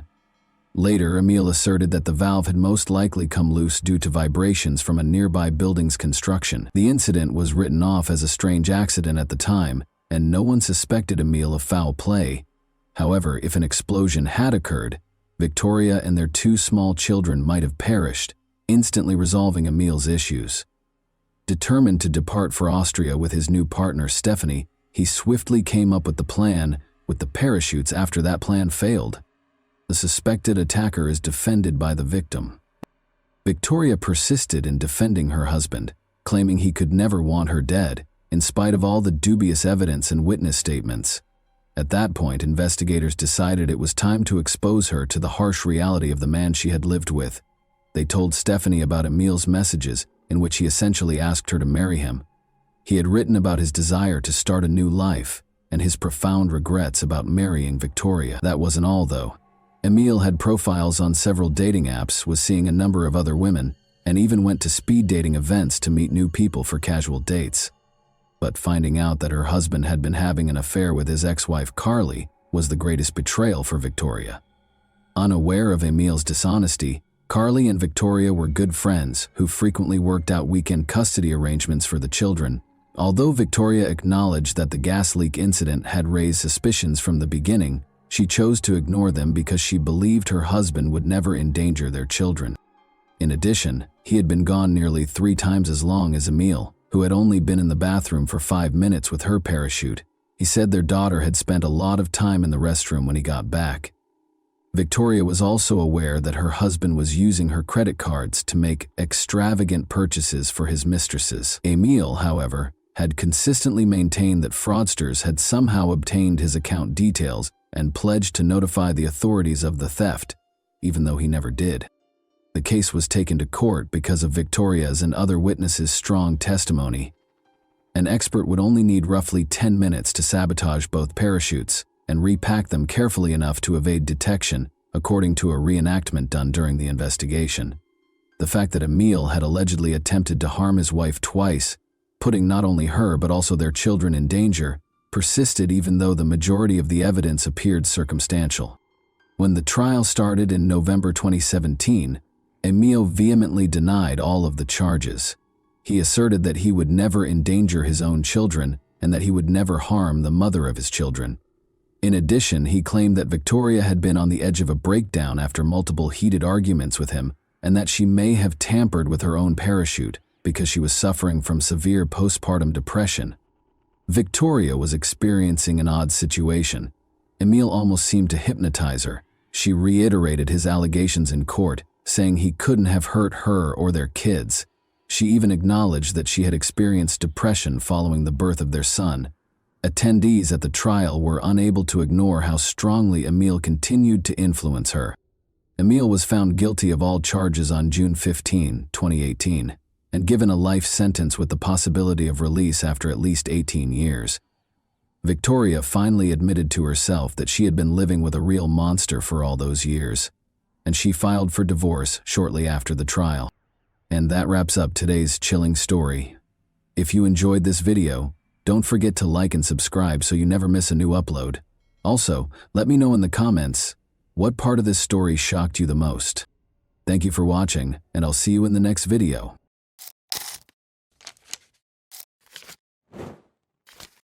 Hey guys, welcome to my channel, and today we're going to take a look at another horrible case with you. Ashley Parlier, a 21-year-old from Battle Creek, Michigan, argued with her parents on June 12, 2005, and then fled the house. Everyone, including relatives and friends, was suspected for years after she vanished without a trace and was never seen again. For more than 10 years, the case produced no results. The police were looking for answers about the Parlier family for 18 years until they finally found them. Where has Ashley Parlier disappeared to? Was there a possibility of foul play? Today we're examining Ashley Parlier's case, which lasted until 2023 and involved 18 years of age. Without further ado, let's begin the narrative. In addition to welcoming neighborhoods and amiable communities, Battle Creek, a tiny city in southwest Michigan, offers its residents amazing growth prospects and a thriving business. Located between 2 states and a major highway, Battle Creek is known as the cradle of the cereal industry and attracts a lot of tourists because of its picturesque downtown. Battle Creek is a bustling neighborhood with a distinct suburban vibe. One of the greatest areas in Michigan to raise a family is Battle Creek, which is well known for its recreational possibilities and natural beauty. In 2005, a 21-year-old from the same vibrant and welcoming town sadly vanished without a trace. Russell and Sherry Parlier welcomed a baby girl, whom they named Ashley, as their second child on October 16, 1983. Ashley has been quiet and reserved since she was a young child. She was also quite naive. She didn't make many friends as she grew older. Nicole Campen, Ashley's older sister, recalls how trusting her sister was. She claimed that one of the most memorable things about her was how trusting she was and how she simply saw the best in everyone. It was excellent that she wanted people to be what she believed the world should be. Ashley had gorgeous brown hair and eyes, and her crooked-toothed smile was quite lovely. Ashley also worked at the level of an adolescent between the ages of 12 and 14 due to a little mental impairment. She was able to live life to the fullest in spite of her troubles. She obtained employment at the closest Taco Bell store, located on the 800 block of Northeast Capitol Avenue, after graduating from Battle Creek Central High School. She had been accumulating money from her earnings at Taco Bell in order to get her own vehicle. Unfortunately, disaster was just around the corner for Ashley, a young woman who wished for a happy world. She was sweet and loving, yet the world did not treat her well. Ashley Parlier, 21, was about 5 feet 9 inches tall and had a slender frame. She was only 100 pounds. Her parents were therefore quite concerned on June 12, 2005, when they discovered that she seemed to have a bulge. Ashley was too pure, after all, both mentally and naturally. If she chose to carry the baby, they wanted her to see a doctor and receive prenatal care since they were worried about her health. Ashley left the house in a rage after a heated argument with her parents about the whole thing. Without a car, driver's license, cell phone, or credit card, she left her home in the Bedford Township community of Urbandale. She did, however, have some cash on hand, roughly $700.00. Ashley never came home, despite the family's desire to give her the time she needed to calm down. The Parlier family felt something was wrong and were anxious as the minutes stretched into hours, and then into days.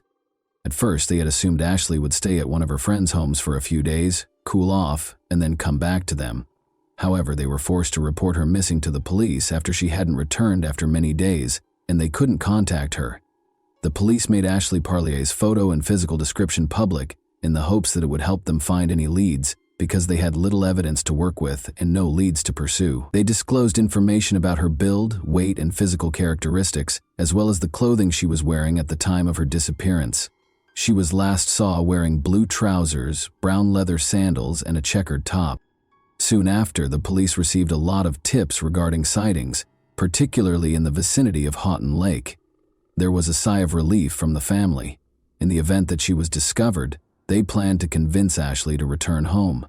However, the Parlier family soon received grim news from the police. None of the sightings could be verified and were all bogus. Ashley was therefore not yet prepared to return home, wherever she was. As the investigation progressed to the second level, Ashley's parents, Cherie and Russell, who had delayed making a complaint, were the object of the officers' first suspicion. While Ashley's mother, Cherie, refused to take the polygraph, her father consented to do so and was exonerated. It's crucial to note that Cherie had already begun exhibiting symptoms of Huntington's disease, which was correctly identified a few years later.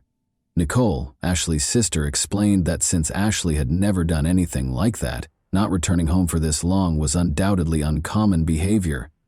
However, the family had assumed that she was likely venting at a friend's house because they had a rather heated disagreement before she left. They had thought they would be able to resolve the issue if she returned home by the weekend.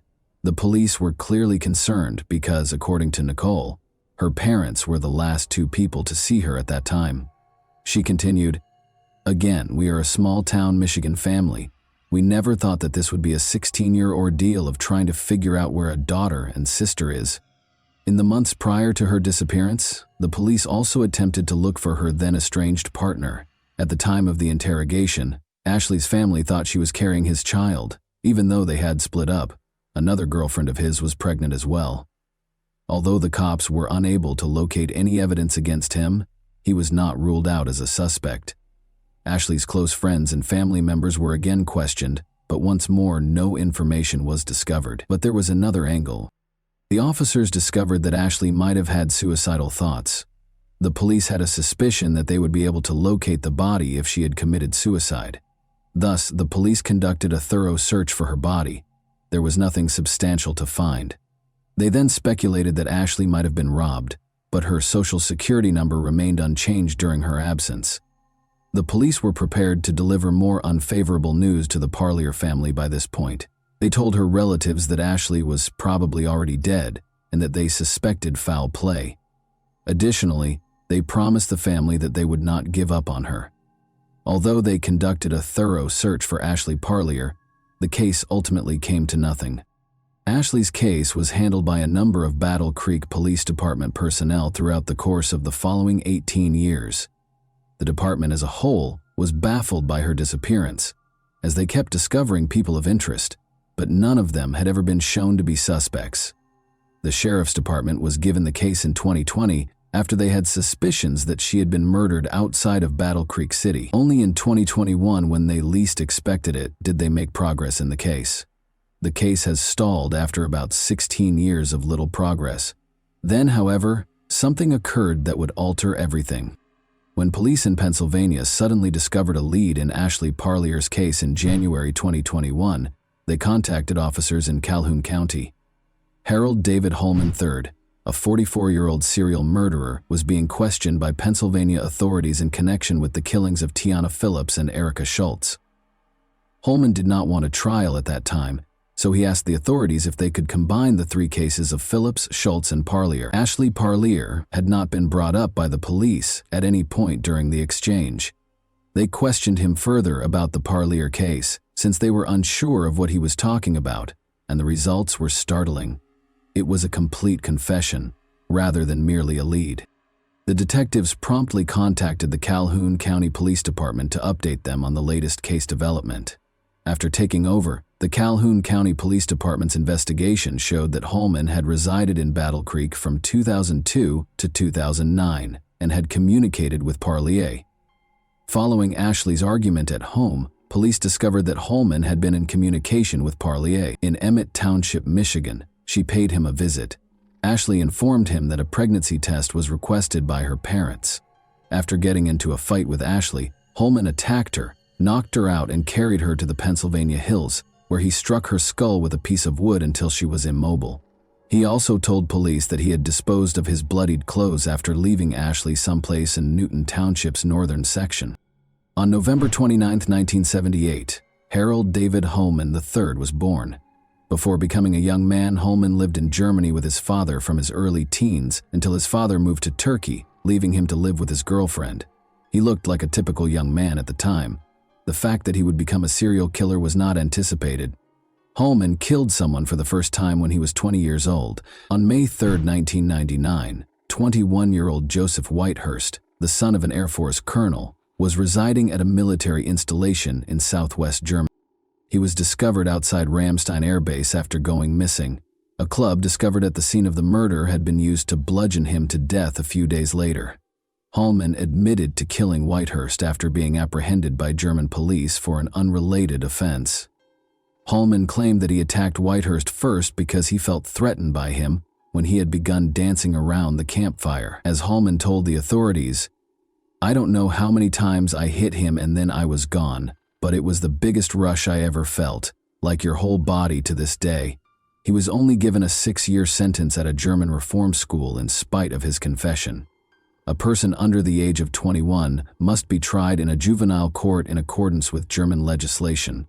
Furthermore, Holman received a less sentence because he was also diagnosed with schizophrenia at the time.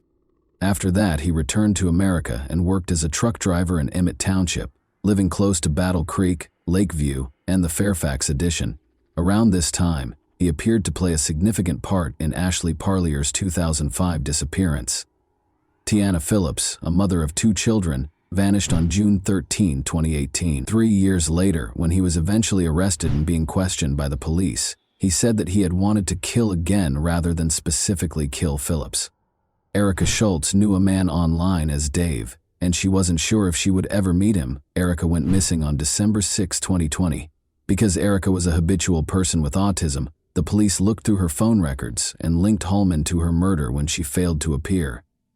"Killing Erica Schultz was like just another day in the park for me," he said nonchalantly in his confession. He was discovered with a self-inflicted wound beside railroad tracks in Duncan, Pennsylvania, at the time of his arrest. He felt that in order to atone for his misdeeds, he had to die. Holman confessed to killing Schultz and Phillips when he was in the hospital getting treatment.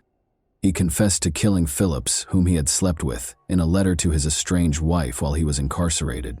To emphasize that he would never do such a thing with her, he stated that he wished to confess to the crime.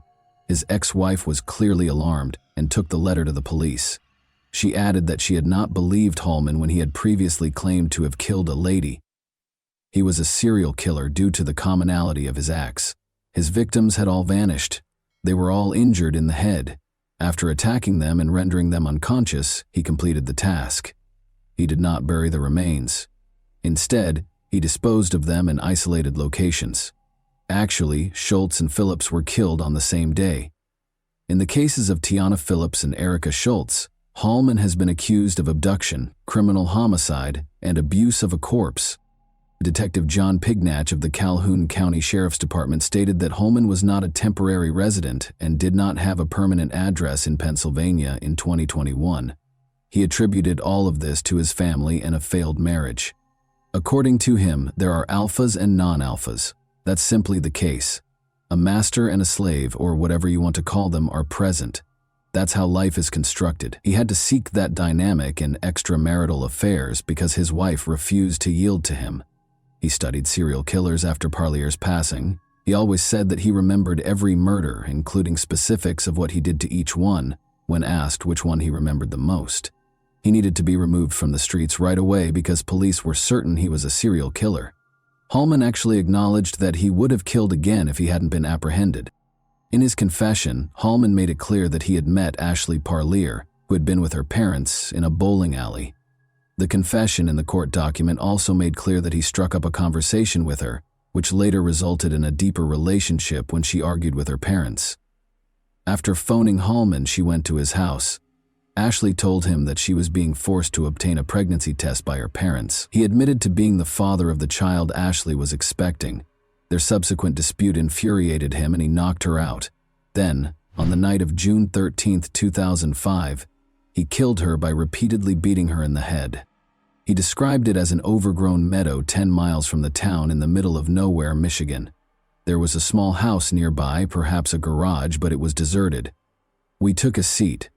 I was absorbed in my own universe as I sat there. Ashley was just out in the back. When he located a suitable location while sitting with Ashley's comatose body beside him, he made the conscious decision to kill her there. Then it occurred, he added. I was sitting there and no cars drove by. The longer I sat there, the more I thought, this is a good place as any. I removed her, brought her to the location, and completed the task. He struck her and saw her perish. He went home and showered when he was certain Ashley was gone. He later disposed of his clothes at Meijer, an American supercenter, where he was employed at the time. The fact that he pursued the case for years and years is even more startling. At one point, he even went to see if Ashley was still alive, but all he discovered were bones. He came forward and apologized to the Parlier family after being questioned further. Holman denied that it was premeditated. I don't want that to happen with Ashley, he stated.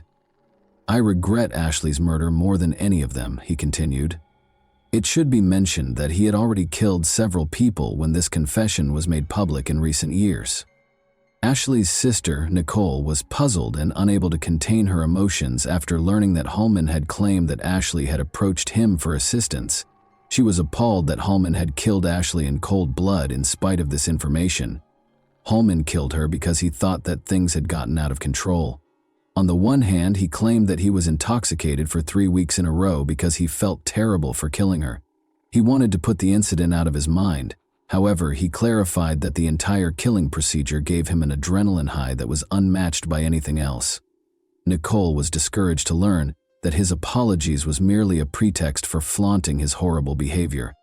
She claimed that their ignorance was quite difficult. My mother's depression and loss caused her Huntington's disease to worsen rapidly. My dad was the same way. As a mom myself, I understand their struggles. What kind of individual could do it is difficult to comprehend. I could never comprehend having such a strong desire to harm someone. Holman acknowledged that he was unable to console the family verbally, but he would be prepared to beat them up with a log if they so desired. The apology did not sit well with Nicole. Along with losing her sister, she also lost her parents, who passed away in sorrow and bewilderment. It was true, she thought, that Holman killed more than simply Ashley. There were more persons Harl Holman had murdered than only his immediate victims. The loved ones of many of his victims had died, and they were unaware of what had become of them. Nicole created a social media page called Bring Ashley Home, which she used to connect with the other Pennsylvania victims' elder sisters. They think they have formed buddies and are united by their shared misery. She stated that when Nicole presents her victim impact statement on behalf of the entire Parlier family on April 10th during Holman's trial, the 3 older sisters of the other Pennsylvania victims will accompany her. She said, "We're going to remember our sisters, and we're going to remember Ashley and Tiana and Erica and not him. We're going to remember how they were good people who loved and were caring, and he's just going to rot." Ashley had been out of the house for 18 years after a fight with her parents. After what occurred to her, she never went back home. Her return home was a top priority for the police. Throughout the years, they looked everywhere for solutions. The police therefore asked Harold Holman to show them where he had left Ashley's body once he came out with the confession. According to the officers and the prosecution, Ashley Parley's case was extremely labor-intensive and emotionally charged. Nearly 20 years had passed since the original detectives attempted to solve the mystery. The Parlier case was given to several detectives in the next years. They even flew across the nation to find possible witnesses and gather the evidence they needed to convict the criminal after failing to discover the answers in the city. In March, Sheriff Steve Hinckley told the media that the officers had visited Pennsylvania, Maryland, and California to look into Parlier's case. The investigating team included Detective John Pignato of the Calhoun County Sheriff's Department, Detective Dave Huminga, and Detective Sergeant Chris Suarez of the Michigan State Police. Holman guided the police to a wooded region in Newton Township south of Battle Creek, at a 6.5-mile road. On March 30, 2022, almost 24 officers conducted a search for Ashley's remains, but after several hours of work, they were unable to locate her body. When Ashley vanished, the region remained farmland, but within a few years it was all divided up and sold to other property owners, locals told the media. The policemen's attempts were all in vain. Holman acknowledged that he was unable to appropriately situate Ashley where he had left him after all these years and the local developments. Ashley's remains are still being sought by the authorities. It should come as no surprise that the man who had previously murdered 3 women and possibly more was terrified of being executed. He received 2 life sentences in prison. No kind of parole was given to him. Holman entered a guilty plea to Ashley Parlier's second-degree murder in February 2023. He consented to assist Calhoun County authorities in locating Ashley's remains in the vicinity of the purported location of his disposal. It is a component of the plea agreement with the Office of the District Attorney for Luzerne County. He is set to be sentenced in April 2023 and faces a maximum life sentence in prison in return for not being given the death penalty. In order to solve Ashley Parlier's case and locate her remains, the Calhoun County Sheriff is still searching for any information. Call 269-781-0880 to reach the Calhoun County Sheriff's Office if you have any information. When a loved one disappears, every minute is challenging. Imagine being heartbroken, grieving, and depressed for 18 years with only a glimmer of hope that they could return at some point. Consider the uncertainty about whether to continue waiting or to simply end the depressing experience. In the spring of 2020, Ashley's parents, Russell and Cherie, passed away without ever understanding what had happened to their daughter. Imagine the anguish and suffering they endured when they came to terms with the fact that they would never find out what had happened to Ashley, particularly since she had left the house in a state of rage. Imagine how their lives must have been when they were the target of active suspicion over the disappearance of their own daughter from the police, the media, and true crime fans. However, even though it took 18 years, Ashley's story was finally resolved. At least her family is aware of what happened to her, even though she hasn't returned home yet, because the police are still looking for her remains.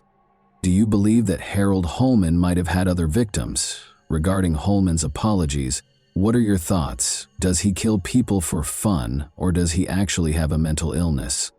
And that wraps up today's chilling story. If you enjoyed this video, don't forget to like and subscribe so you never miss a new upload. Also, let me know in the comments, what part of this story shocked you the most? Thank you for watching, and I'll see you in the next video.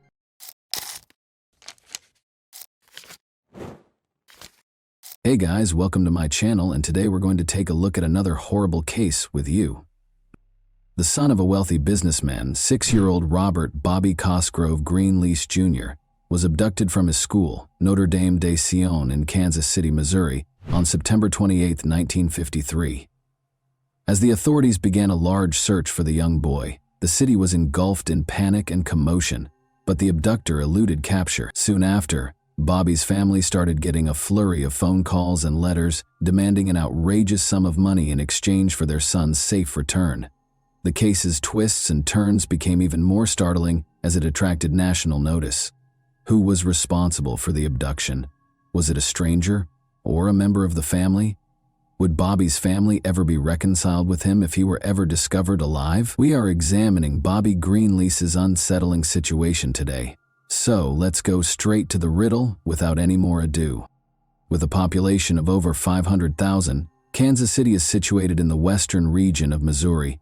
It is Missouri's biggest city. With a variety of eateries, retail establishments, and entertainment venues, the Kansas City Power and Light District is one of the city's most recognizable attractions. The Kauffman Center for the Performing Arts and the Nelson Atkins Museum of Art provide visitors more opportunities to see the city's thriving art scene. It's difficult to forget the horrifying crime that previously took place in this city in the 1950s, though, despite all of the beauty and excitement. Multi-millionaire Robert Greenlease Sr. lived in Kansas City's affluent Mission Hills area and had it all. He was a vehicle dealer with locations all throughout the nation. Early in the 20th century, he brought General Motors automobiles to the Great Plains, which is how he made his money. The birth of his son, Robert Bobby Cosgrove Greenlease Jr., on February 3, 1947, at the age of 65, permanently altered his life. Robert's second wife was Virginia Pollock, Bobby's mother. The Greenlease family was loyal to their beloved Bobby and had a luxurious lifestyle. Virginia, his older sister, was born in 1941, therefore he wasn't an only child. In addition, he had a 1917-born half-brother named Paul. Robert's first marriage produced a son named Paul. Bobby was enrolled at the esteemed Notre Dame de Sion, a private Catholic school situated at 3823 Locust Avenue in Kansas City, when he was 6 years old in 1953. He developed alongside his contemporaries there. Bobby's future was bright and everything was going well, but destiny had other ideas for the young child and his family. On the morning of September 28, 1953, Bobby's school, Notre Dame de Sion, was much like any other day. Nobody could have predicted, though, how tragically this day would shortly turn out. When Sister Moran, the nun on duty that day, opened the school door at about 11 in the morning, she was met by a chubby woman who claimed to be Bobby's aunt. The woman revealed that Virginia, the boy's mother, had been taken to St. Mary's Hospital after suffering a heart attack while shopping at the Country Club Plaza. She continued by saying that she was told to take the boy to his mother right away by the Greenlease family. Sister Moran went to get Bobby from his classroom without thinking twice. The 6-year-old, who was naive and trusted people, had no reason to suspect the woman's identity or motivations. The nun watched as he took the woman's hand and they both climbed into a taxi and drove away. She figured everything was all right. Nobody realized that the woman wasn't Bobby's aunt. And what happened that day would forever alter the Greenlease family's course in life. Virginia will never forget the phone call she got less than an hour after the unidentified woman took Bobby. Another nun from Bobby's school, Sister Martha Anna, was on the other end of the telephone. She had called the family's residence to ask about Virginia's alleged heart attack. However, the nun was shocked to learn that nothing similar had occurred. Virginia had not suffered a heart attack and was not in the hospital. Both Virginia and the nun quickly realized that something evil was going on, and they quickly came to the conclusion that Bobby had been abducted. Virginia immediately called her husband Robert after speaking with Sister Martha over the phone and told him what had transpired. Like his wife, Robert was astounded and perplexed. As soon as possible, he reported the offense to the Kansas City Police Department. To help with the problem, the FBI was also called in. As word spread that Bobby had been abducted, panic swept the city. Despite launching a large manhunt, the authorities were unable to find the woman who had abducted the boy, which hindered their efforts. Hope started to wane as the hours passed. However, Bobby's parents received the first of many ransom notes on the same day that Bobby was seized. Signed by a person going by M, the letter requested $600,000, 0 cents, to ensure Bobby's safe return. It was an astounding sum of money, more than $6 million, 0 cents in today's dollars. The demands, however, did not end there. Additionally, M demanded that the ransom money be paid in $10, 0 cents, and $20, 0 cents small denomination notes. After learning of the ransom note, the authorities set to work finding the enigmatic M and securing Bobby's release. An additional ransom note arrived on September 29, 1953. This time, a pin Bobby had been wearing the day he was abducted was sent with the letter. Desperate to ensure his son's release, Robert made the decision to go collect the ransom money and sought assistance from connections and trusted friends. Among them was Commerce Trust Company Executive Vice President Arthur Eisenhower. In addition, he was the brother of the U.S. President at the time. Eisenhower made sure that all bank clerks handling the ransom money noted the bill's serial numbers, which were then published in newspapers across the nation. As Bobby's family continued to collect the astronomical ransom requested by the kidnapper, the excruciating wait for his safe return seemed to drag on forever. A man called the Greenlease home several times during this period to let Virginia know her son was still alive.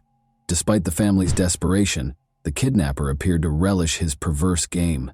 6 ransom letters and 15 phone calls were sent to the family in a week. Additionally, they consented to follow all of the kidnapper's directions, but they would quickly come to the realization that they had made a grave error. Robert amassed an incredible $600,000, 0 cents in ransom money for his son's safe return by the evening of October 4, 1953. The funds were then transferred to a bridge close to Highway 40, just east of Kansas City, in a duffel bag. At the time, it was the biggest ransom ever paid in American history. The kidnappers contacted the Greenleases early the following morning to verify that they had recovered the money and that Bobby would be returned in a day. However, no information on the boy's whereabouts was released as the day wore on. Anxiously, the family awaited any updates, but none arrived. The Greenleases were left to question whether the kidnappers had deceived them or whether their son was still alive. It felt like their darkest worries were going to come true, and the tension was excruciating. The most challenging and devastating period of their lives would be the following 24 hours. An ex-convict and taxi driver named Joe Carr was set to become a key player in the inquiry as Bobby's quest went on. In the state of St. Louis, a guy by the name of Carl Austin Hall had employed him as his personal driver. Carr was aware that Hall was a newcomer to the area and was spending money carelessly. Hall was living like a king after renting an apartment and purchasing new clothing. Carr chose to get in touch with his employer at the taxi firm Joe Costello because he was skeptical of Hall's actions. In addition to having links within the St. Louis Metropolitan Police Department, Costello was a man with ties to the mob. On October 6, 1953, after the sun had fallen, Costello tipped Patrolman Elmer Dolan and Lieutenant Louis Shoulders about the man showing off a lot of cash in St. Louis. They hurried to Hall's residence where he was and took him into custody. The officers discovered 2 heavy metal suitcases stuffed full of cash inside the room.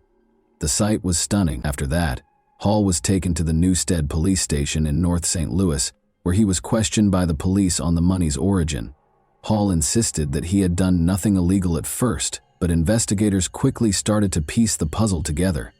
Because Hall had so much cash on him, they assumed he was implicated in the kidnapping of Greenlease. Hall eventually broke under pressure and admitted his involvement in the crime. However, the most startling discovery was still to come.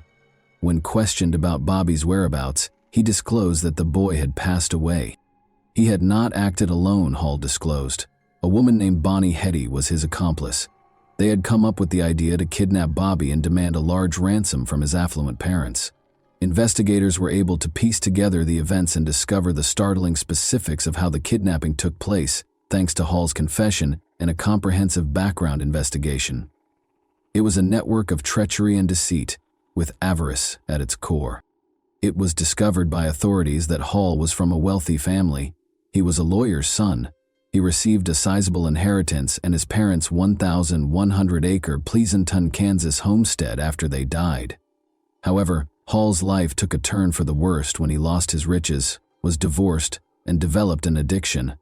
When he was condemned to the Missouri State Penitentiary for robbing a cab driver of just $38.00, his life reached its lowest point. Hall recalled the rich Greenlease family when he dreamed of one huge score that would set him up for life while he was incarcerated. You see, Hall had learned about the family's fortune years earlier when he had gone to a military reform academy with Bobby's older adoptive half-brother, Paul. Hall quickly came up with a scheme to pay the ransom. The only thing left to do was figure out how to kidnap the youngster. Bonnie entered the picture at that point. Bonnie was a contradictory person. She continued to engage in prostitution and extravagant parties, even though she was the recipient of a substantial bequest from her father. She also appeared to be attracted to crooks. Her first spouse was a bank robber who was shot and killed by the police. She ended up inheriting a house from the divorce settlement, though, because her second marriage didn't work out any better. Bonnie first met Hall in the bar of the Hotel Robideau in St. Joseph, Missouri. Their fortuitous encounter signaled the start of a sinister and perverse collaboration, which could have been the result of fate or simply the cosmos coming into harmony. Hall gradually told Bonnie about his perverse plan over the course of the months, and to his relief, she was all too willing to join in. Thus, like two ravenous wolves pursuing their prey, Hall and Bonnie started following the Greenlease family in the summer of 1953. In an attempt to identify a vulnerability to take advantage of, they observed the family going about their everyday activities. They initially intended to kidnap the Greenlease's daughter, Sue, but they quickly came to the conclusion that Bobby, their 6-year-old son, would be a simpler target. The stage was prepared for the kidnapping that rocked the country to its foundation, because they understood they had to move quickly if they wanted to score the big score. Pretending to be Bobby's aunt, Bonnie had taken him up from school without causing any trouble. After that, Hall was waiting at a pharmacy when Bonnie and Bobby were dropped off. Hall took charge and led them to an empty field in Overland Park, Kansas, across state borders. Bobby was left alone with Hall, who had no intention of keeping him alive, after Bonnie exited the car and went a short distance. Hall initially attempted to kill Bobby with a piece of rope, but the rope was too short. Hall struck Bobby in the face, knocking out one of his teeth out of frustration and rage. Hall took out his .38 caliber revolver and shot Bobby at close range when he slumped to the floor of the automobile. After being kidnapped, Bobby did not live for more than half an hour. Both Hall and Bonnie realized they needed to remove the evidence after committing the horrible act. They wrapped Bobby's lifeless body in a trash bag and traveled to Bonnie's house in St. Joseph, Missouri. Then, in order to hide the smell of the corpse, they gently buried the bag in a grave that had been prepared in the backyard. They covered the bag with a lot of lime. In an attempt to pass the grave off as a flower garden, Hall then covered it with chrysanthemums. Now, Hall and Bonnie quickly fled to St. Louis across the state as soon as they had the ransom money. Hall had bought 2 metal suitcases there to hide the cash. In addition, he and Bonnie discovered an apartment on Arsenal Street overlooking Tower Grove Park, where they reveled in their newfound wealth by drinking excessively. As the evening went on, Bonnie's intoxication finally overcame her, and she fell asleep. Hall had another plan, and this was the ideal time to implement it. He snuck out of the flat with the rest of the loot in the middle of the night, after placing $2,000, 0 cents, in Bonnie's purse. Hall then picked up a sex worker called Sandra O'Day on the taxi ride to the Coral Court Motel in Marlboro, Missouri. Before he was arrested, he intended to utilize Sandra's assistance to distract the police. Hall arranged for her to travel to Los Angeles so that he could mail the Greenlease family a letter he had written. By doing this, he would have diverted the police's attention. According to stories, Sandra was the one who reported the ransom money that Hall was carrying around to the police when she allegedly saw it. However, it's unclear if this is true or not. It is also thought that Hall purchased a shovel and 2 trash cans. In order to conceal the ransom money, he then rented a car and drove it to a location in St. Louis County along the Merrimack River. However, Hall kept the money with him since he was unable to locate a suitable place to bury the cans. Shortly after this, he was taken into custody. Police took immediate action after all of these revelations were made public. In the apartment where Hall had left her, Bonnie was found and taken into custody. They both faced the full weight of the law for their crimes after being charged with capital murder and kidnapping. Bobby's remains were found where they had been buried on October 7, 1953. Family members and neighbors came together to grieve the untimely death of this defenseless boy at a sad burial conducted at St. Agnes Catholic Church 2 days later, on October 9. As a victim of one of the most horrible murders in American history, Bobby was buried with sorrow and tears in his eyes. Since the crime had crossed state boundaries and was therefore a federal prosecution, punishment was swift for the 2 kidnappers. Hall and Bonnie entered a guilty plea to the accusations against them when they appeared in court on October 30, 1953. After only 1 hour and 8 minutes of deliberation, the jury recommended the death penalty. Hall and Bonnie accepted their fates on November 19, 1953, less than a month later, and neither attempted to challenge the decision. Just 81 days after the kidnapping, on December 18, 1953, They were both put to death in a Missouri gas chamber. Hall was 34 years old, and Bonnie was 41 when they passed away. There were several complexities in the aftermath of Bobby's kidnapping and death. The Greenlees family may have found closure with Hall and Bonnie's execution, but it also exposed a shocking truth. Now, just half of the ransom money was found when Hall was taken into custody. Unaccounted for was $312,000, 0 cents in total. The cops that arrested Hall, Patrolman Dolan, and Lieutenant Shoulders were suspected of stealing the missing funds. At first, though, they denied this, saying they had delivered all the cash to the police station. They ultimately faced federal charges and were found guilty of perjury. Shoulders received a sentence of 3 years in jail on April 15, 1954. Dolan, however, was sentenced to 2 years in prison. However, this was not the end of the story. Shoulders unexpectedly passed away in 1962. Shoulders and mob boss Joe Costello had actually stolen half of the ransom money, Dolan told the FBI after this. It wasn't until Shoulders and Costello were dead that Dolan finally told the truth. He had been too afraid to speak up earlier for fear of reprisals. In July 1965, President Lyndon B. Johnson pardoned Dolan for his assistance. This was the conclusion of Bobby's tragic story. We are reminded when we consider the terrible events of 1953 that Bobby eventually received justice, albeit at a high price. We have to keep asking ourselves, how can we stop catastrophes like this from occurring again? What can we learn from Bobby's story, therefore? And how can we apply this understanding to create a society that is safer and more equitable for everyone? And that wraps up today's chilling story. If you enjoyed this video, don't forget to like and subscribe so you never miss a new upload. Also, let me know in the comments what part of this story shocked you the most. Thank you for watching, and I'll see you in the next video.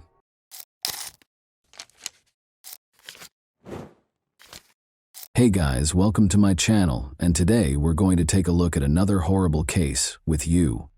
3 8-year-old boys, Steve Branch, Christopher Byers, and Michael Moore, vanished while riding their bikes in West Memphis, Arkansas, on May 5, 1993. The following day, their bodies were discovered. However, the investigation took a convoluted and fruitless turn after receiving a false tip about local teenagers. How did misdirection in the case permanently change the course of justice? And what actually happened to these boys? Would justice be served to the victims, or would the case go unresolved? John Mark Byers called the West Memphis police at 8 p.m. on May 5, 1993 to report his son Christopher missing. The officer was informed by him and his spouse Melissa that Chris had not been seen since approximately 5:30 p.m. while he was in the yard working. 2 more parents called in with similar concerns within the next 90 minutes. Steve Branch left for school that day, and Pamela Hobbs said she hadn't seen him since. Around 6 o'clock in the evening, according to Dana Moore, her son Michael had gone out with friends, but had skipped dinner at home. A search was conducted in Robin Hood Hills, where local children frequently played, after 3 missing boys were reported missing. No sign of the boys was discovered that night, despite a thorough search. Chief Inspector Gary Gitchell took over the search the following morning, May 6, 1993. Officer Steve Jones noticed a black tennis shoe floating in a ditch close to the Blue Beacon car wash in the early afternoon. Within 15 minutes, Sergeant Mike Allen found the bodies of 3 young boys who had been murdered in Robin Hood Hills: Steve Branch, Michael Moore, and Chris Byers. In a drainage ditch, the 3 boys were discovered naked, their hands and feet bound with their own shoelaces. Nearby, their clothing was discovered entangled in mud and tree sticks. Christopher Byers suffered from severe genital injuries, including mutilation. Moore and Branch died from multiple injuries and drowning, while Byers' official cause of death was multiple injuries. Because there was insufficient evidence, the police's initial suspicion of rape was later refuted by expert testimony. A pair of pants recovered from the scene contained trace amounts of sperm DNA. Byers' injuries, according to the prosecution, were caused by a purposeful knife attack and castration. However, defense experts contended that rather than a human attack, the injuries on the body were probably caused by animals after they died.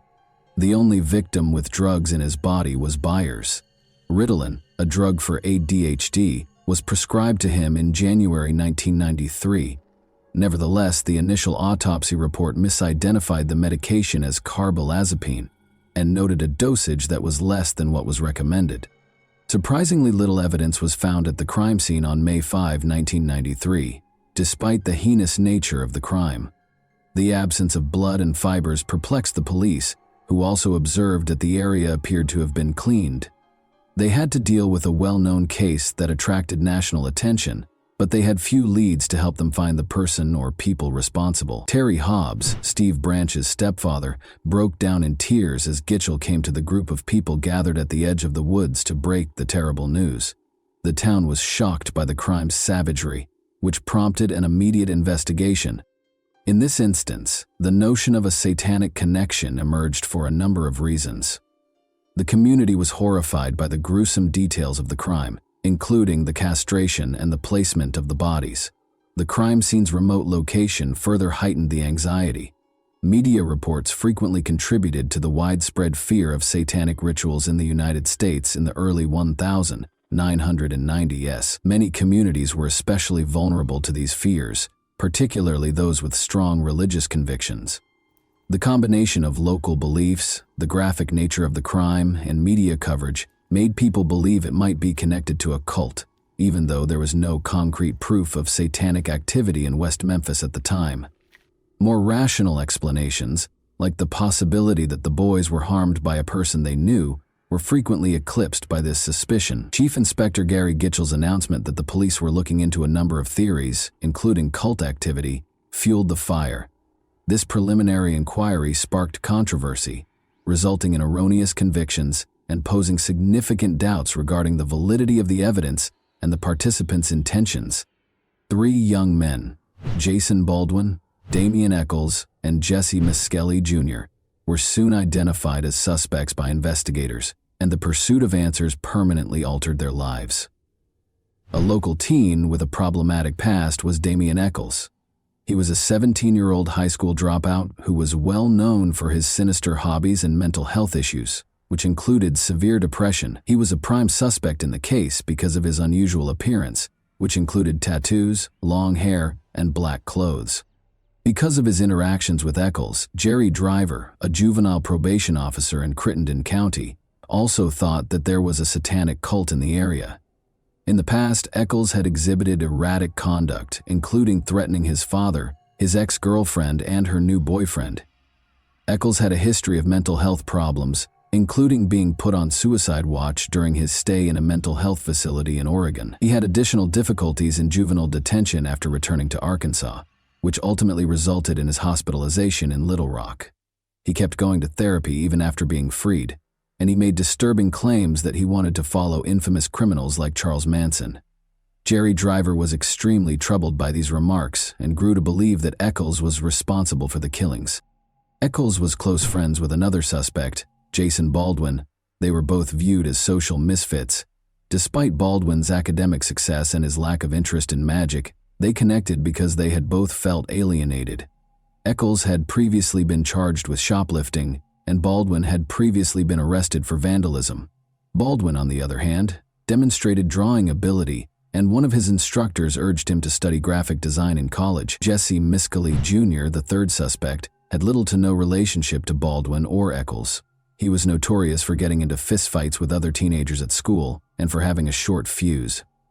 Like Eccles, Miskelly had left high school, but Baldwin was still doing well in school. Damian Eccles was questioned by police several times between May 7 and May 10, both at his residence and at the police station. During these sessions, Eccles repeatedly asserted that he knew nothing about the boys and called the killer sick. Eccles maintained that on the evening of May 5 he was at home chatting on the phone with friends, but when he implied that the murderer was probably a local, it sparked questions about his personal involvement. Even though Eccles cooperated with the police, the results of his polygraph suggested that he might have been lying or deceiving, which fueled more conjecture. Investigators also focused on Jason Baldwin, who denied any misconduct, but they kept examining both teenagers. When local waitress Vicky Hutchison stated that she thought the killings were connected to a cult, the case took a different turn. She was keen to help the police and advised them that she could make friends with Eccles in order to conduct additional investigation. Miscali got to know Eccles when he worked as a babysitter for Vicky Hutchison.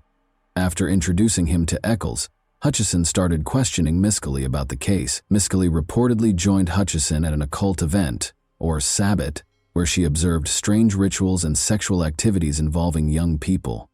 As a result, Miscali was taken to the police station to be questioned. When Aaron, Hutchison's son, stated that he had gone to the woods with the killed boys and said he had witnessed 5 men acting strangely, the matter became more complicated. This added complexity to a story that was already unreliable due to inconsistencies. Her answers to the police's polygraph test showed that she was telling the truth. Chief Inspector Gary Gitchell and his team made the decision to question Jesse Miscali Jr., a suspect in the killings of the 3 young West Memphis boys, on June 3, 1993. About 9 in the morning, they came up to him.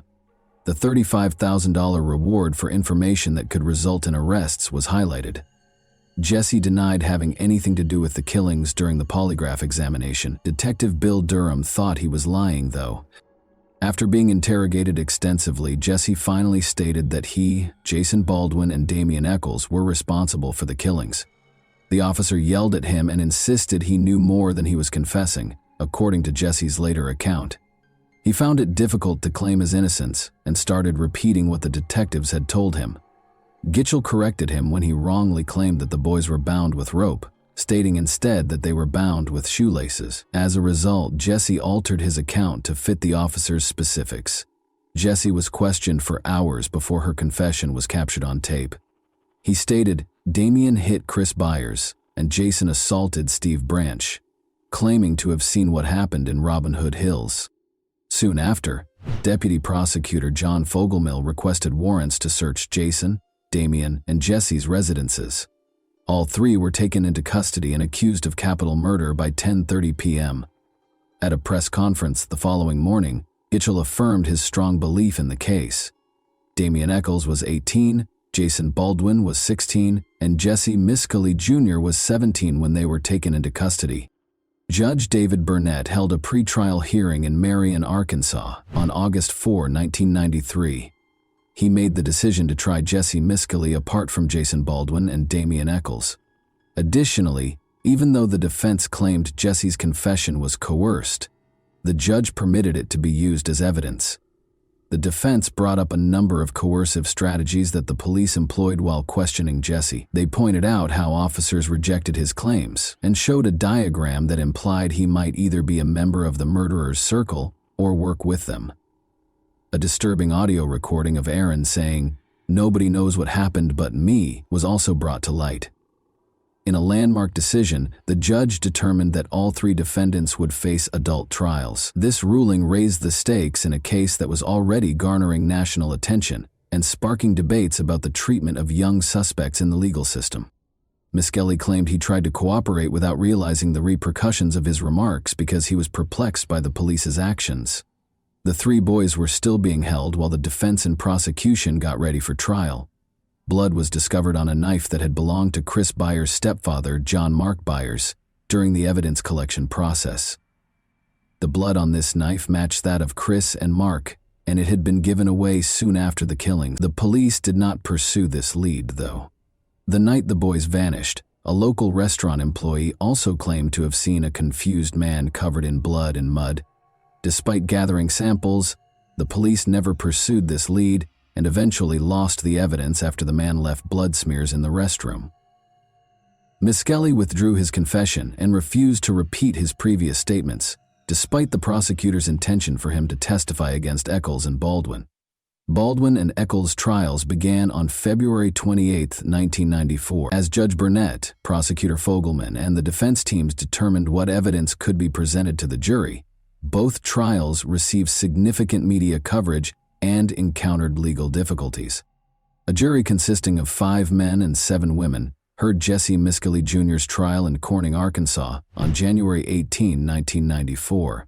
Although Prosecutor John Fogelman acknowledged that Jesse's confession contained inconsistencies, he asserted that these were caused by Jesse's attempt to minimize his involvement in the killings.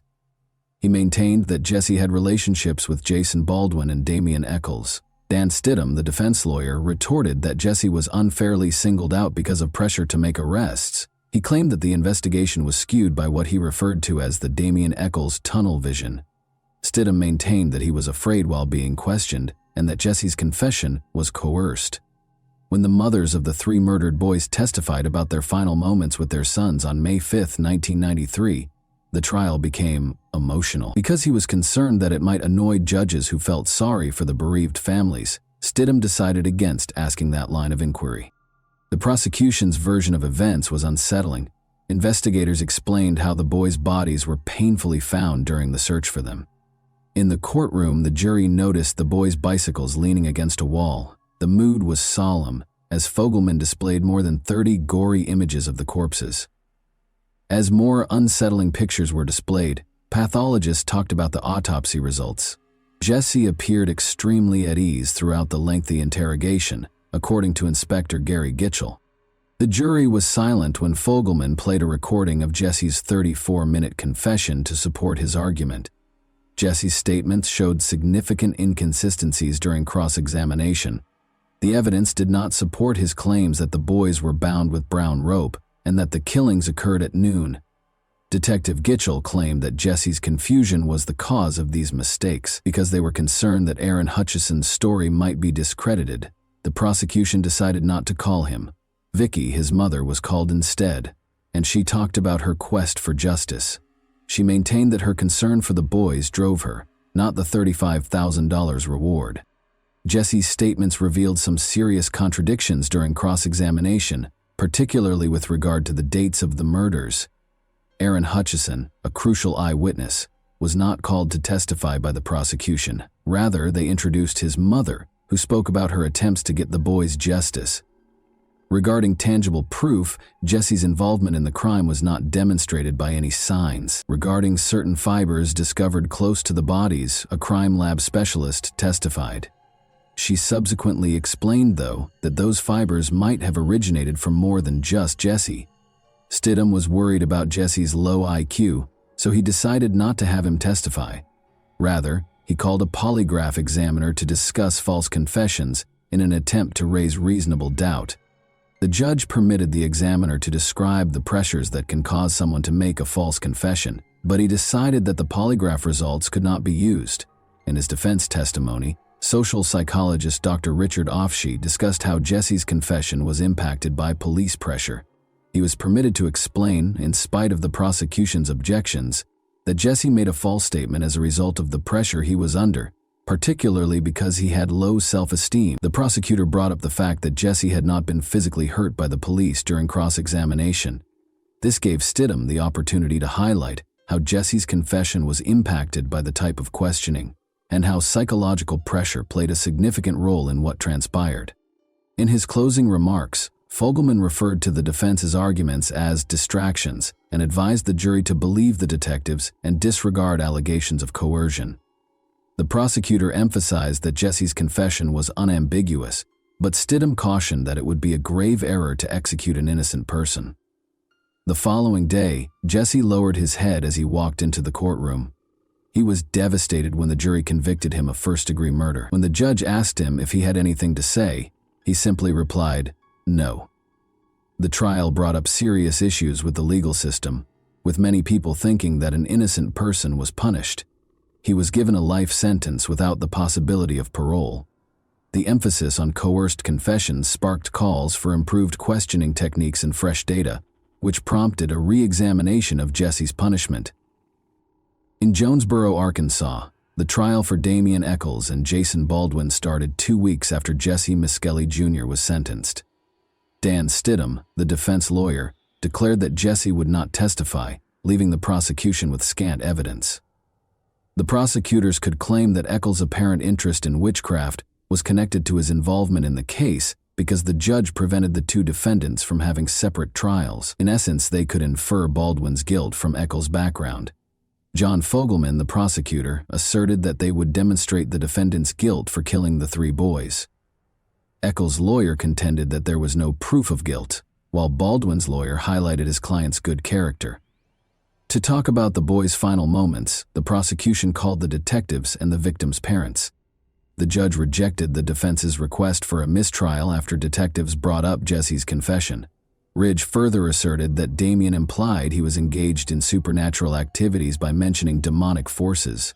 To bolster their argument, they displayed objects from Damien's house, including a dog skull and occult books.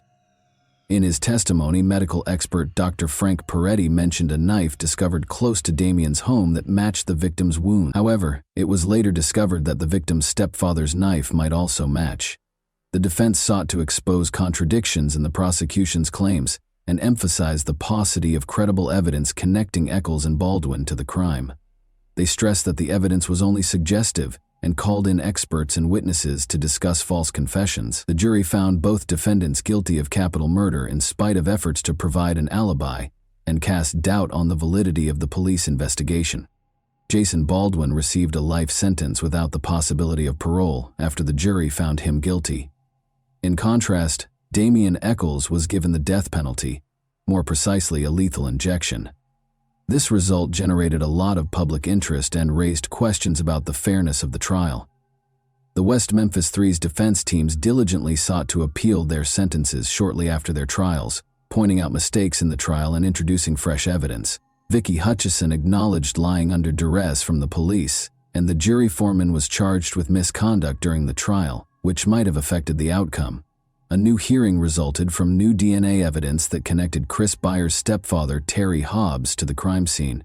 There was broad support for the case. Devil's Knot, written by Arkansas reporter Mara Leverett, focused on the failure of justice, while Paradise Lost, a documentary directed by Bruce Sinofsky and Joe Berlinger, was released in 1996.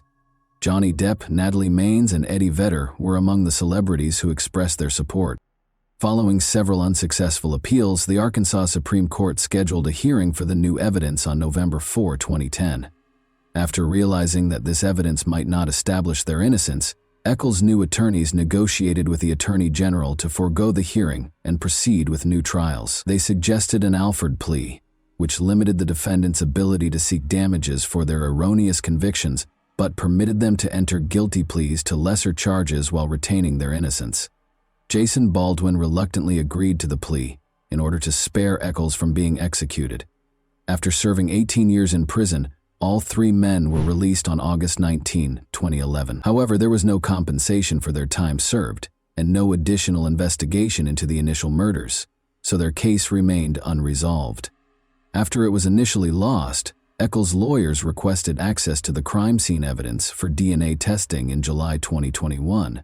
The majority of the evidence was later found to be undamaged. The Arkansas Supreme Court's decision on April 18, 2024, that people who accept an offered plea still have the right to request a new trial under a particular act, and permitted Eccles to undergo new DNA testing, sparked discussions about justice, the validity of eyewitness testimony, and how societal anxieties can influence court rulings. The case serves as a reminder of the issues with the legal system and the continuous fight for people who were wrongfully convicted and imprisoned. And that wraps up today's chilling story. If you enjoyed this video, don't forget to like and subscribe so you never miss a new upload. Also, let me know in the comments what part of this story shocked you the most. Thank you for watching, and I'll see you in the next video.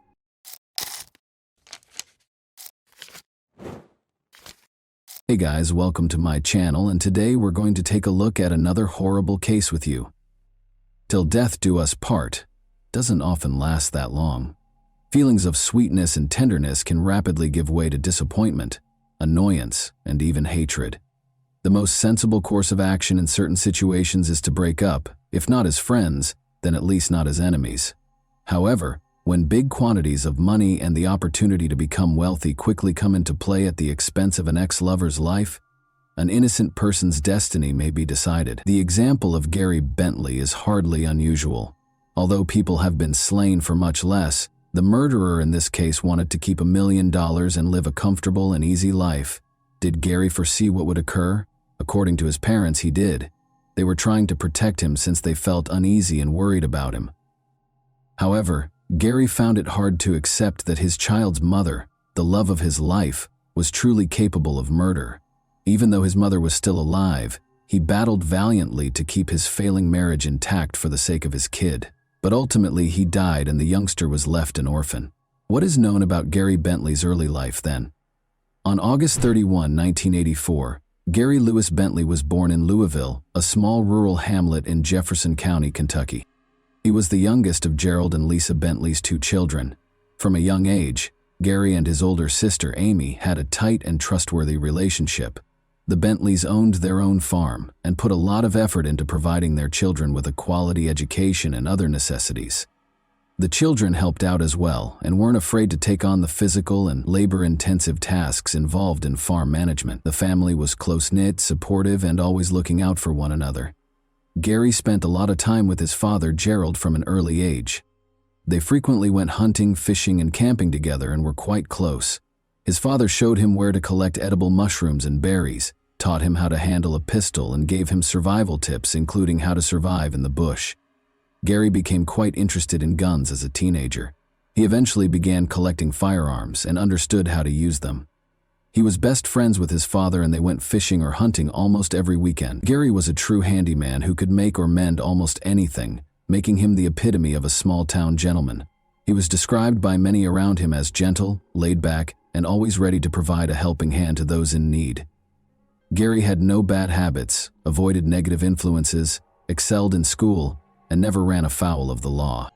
He was a calm, introspective child who prioritized his family. Gary majored in engineering in Frankfurt, the state capital, where he attended college after high school. He returned to his hometown of Louisville after graduation, where he began his career as a basic electrician before swiftly rising to the position of his one and only love. Gary fell in love with Tasha, a girl he met while attending college. They didn't mind the slight age difference between them, even though she was about a year and a half older than he was. They moved in together in 2006, not far from Gary's parents' house, after dating for a while. Tasha was pursuing a nursing degree when she was hired by one of the city's hospitals, where she immediately gained the respect and admiration of her colleagues. But she didn't stop there. In order to further her profession, she continued to work and pursue further studies. Gary and Tasha ultimately made it official in 2012 by inviting all of their family and friends to their lavish wedding. The couple was ecstatic when Tasha became pregnant shortly after. They welcomed a child, whom they named Connor, in the spring of 2013. Both Gary and Tasha had successful jobs by the time their first kid was born. They were able to travel, purchase 2 automobiles, move into a larger, more comfortable house, and essentially live worry-free because they were earning a solid living. A few years later, Gary's plans to have a large family and at least 2 more children with Tasha began to fall apart. What did Tasha conceal? Their marriage was ideal for the first 4 years. They were viewed as a model pair. They held well-respected, lucrative careers. We are excellent guests, wonderful parents, and close friends. The couple frequently invited close friends and family to gatherings they hosted at their house. When someone needed assistance or support, they were always the first to offer it. Gerald and Lisa, Gary's parents, are ecstatic with their daughter-in-law and grandchild. However, things began to drastically shift in 2016. After going through a difficult period, the Bentleys' marriage started to suffer. It all began when Tasha started experiencing issues at work, which had never happened to her before. She was often griping about the terrible working conditions, her supervisor and her co-workers. Gary tried his best to help her, but he cautioned her against quitting too soon because it would be difficult to find another position that paid well. The couple made the decision to take a trip in the fall of 2016 in an attempt to decompress and release some stress. They flew to a vacation, leaving their son with Gary's parents, along with their long-standing friends Annie and Kevin Day, with whom they had been close for years. They traveled to Jamaica. The initial days of the journey were ideal. They all enjoyed one another's company, explored the island, and unwinded on the beach, but Tasha appeared preoccupied, as if her thoughts were elsewhere. She was often texting someone, and if someone asked her who she was speaking to, she became quite protective. Gary and Tasha began to quarrel more and more the longer they were on the island. Their pals claimed that Annie and Kevin felt uneasy since the disagreements seemed to start out of nowhere and swiftly turned into heated disputes. When Gary and Tasha got into a heated dispute one day while on a yacht, Kevin attempted to lighten the mood by cracking a joke. Gary splattered beer on his face in retaliation. Kevin didn't take it personally, since he knew that Gary's response was more about the stress that Tasha was causing than it was about the joke. After feeling ashamed, Gary repeatedly apologized and said he had no idea what had happened to him with the new job. Tasha informed Gary that she had resigned from her position shortly after they got back from their trip. Gary wasn't pleased with her choice because his family's financial status may suffer if she lost such a high income. He did, however, have some funds that would enable them to survive and continue their way of life till she got another work, because he was a prudent and thrifty guy. However, Tasha was employed as a consultant at a large pharmaceutical company the day after she quit. She hadn't mentioned getting a job before quitting, so this was strange. Although it appeared that someone might have assisted her in getting the job, Tasha dismissed it as pure serendipity, claiming that she happened to stumble into the interview. Even though Tasha appeared content with her new career, circumstances at home didn't improve. She stopped cooking, was rarely there, neglected the house, and showed no concern in Gary's situation. She even neglected their son, letting his grandparents handle the most of the child rearing. Mrs. Bentley began to leave town on the weekends, claiming to be on work travels. She was always talking on the phone, always finding a quiet place where no one could listen in. She claimed that it was work and that she needed to talk to her supervisors or coworkers about it when questioned. In order to prevent anyone from checking her phone, she also set a password, something she had never done before. She'd become aloof and secretive. Gary, however, was the one who was caring for his son and giving him all of his love and attention. Spending all of his free time with the youngster and doing everything he could to ensure he didn't feel abandoned, he nearly lived for him. Gary still loved his wife and wanted to keep their marriage intact, if only for the sake of their child, despite their frequent arguments and her lack of interest. Mexico excursion with the family.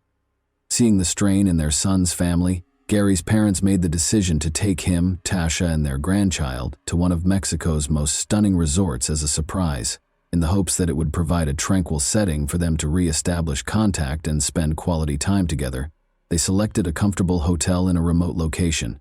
The internet was spotty and frequently interrupted, and cell coverage was scarce.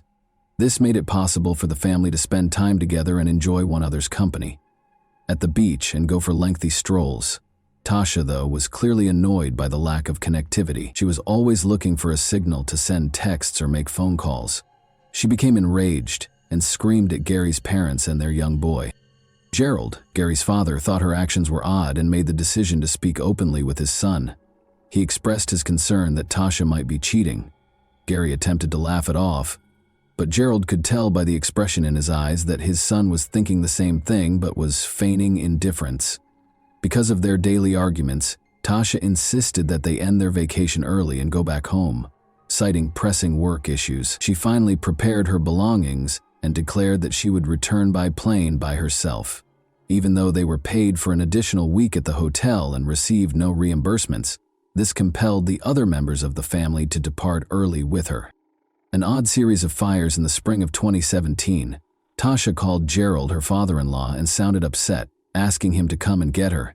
She clarified that her automobile was totally wrecked after catching fire at a fueling station. She had to visit her insurance provider before returning home.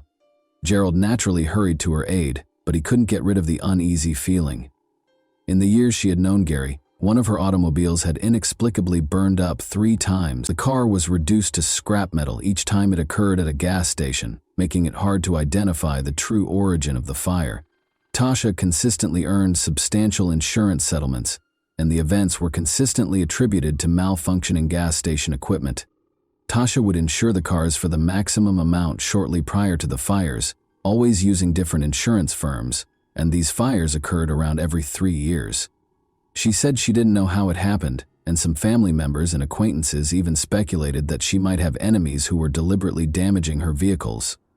Nevertheless, Tasha purchased a newer, more costly vehicle following each collision. Even if the fires had a suspicious pattern that made intentional property destruction all but impossible, the insurance companies had no reason to reject her claims. By summer 2017, the not-so-secret affair had.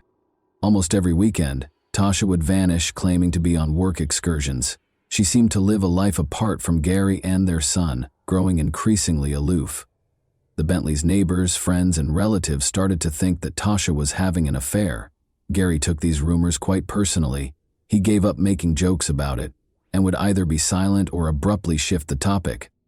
Gary's parents made multiple attempts to speak with him, telling him that things couldn't continue this way because, in essence, the marriage had already ended, but Gary consistently gave the same response. For Connor's sake, he was committed to keeping the family together and still loved his wife. He hoped that things would return to normal, that Tasha would wake up, and that she would reevaluate her priorities. Gary, Tasha, and their kids celebrated Thanksgiving at his parents' place in November 2017. Amy, Gary's sister, arrived with her family as well. When gift-giving became commonplace, Tasha claimed to be too preoccupied with her job to purchase any, but it turned out that she had not. She promised to fix it and come back shortly after apologizing and leaving. After spending hours away, she returned with nothing, not even a gift for her son, when everyone stared at her with confusion. It would have taken her the entire night to go through the lineups everywhere, she said. Amy was unable to contain herself this time. She drew Gary forward and asked him directly whether he understood that Tasha was most likely seeing someone else and wasn't even attempting to conceal it any longer. With a gun safe in the bedroom, Gary merely replied that they would take care of it themselves. Gary called his father the next weekend to invite him over and bring some equipment. Gerald was glad to assist and arrived at his son's house with all the necessary supplies in less than 30 minutes. As previously stated, Gary had been a gun collector since he was a young man, and his home was stocked with shotguns, hunting rifles, handguns, and other firearms. He even had some rare objects strewn about in various areas. Gary, however, made the snap decision to create a safe in his home, collect all of his guns, and secure them. Gerald was a little alarmed by this abrupt decision, and inquired as to why Gary felt the need to conceal his gun collection. Gerald could tell his kid was scared of something, even if Gary didn't provide a clear response. It didn't appear like he was concerned about intruders. Tasha claimed that she came up with the idea because she was afraid and thought they would be in danger when she got home. Gerald didn't give it much thought at the time, but her words felt odd. The catastrophe, the unexplained home murder, was just a few days away.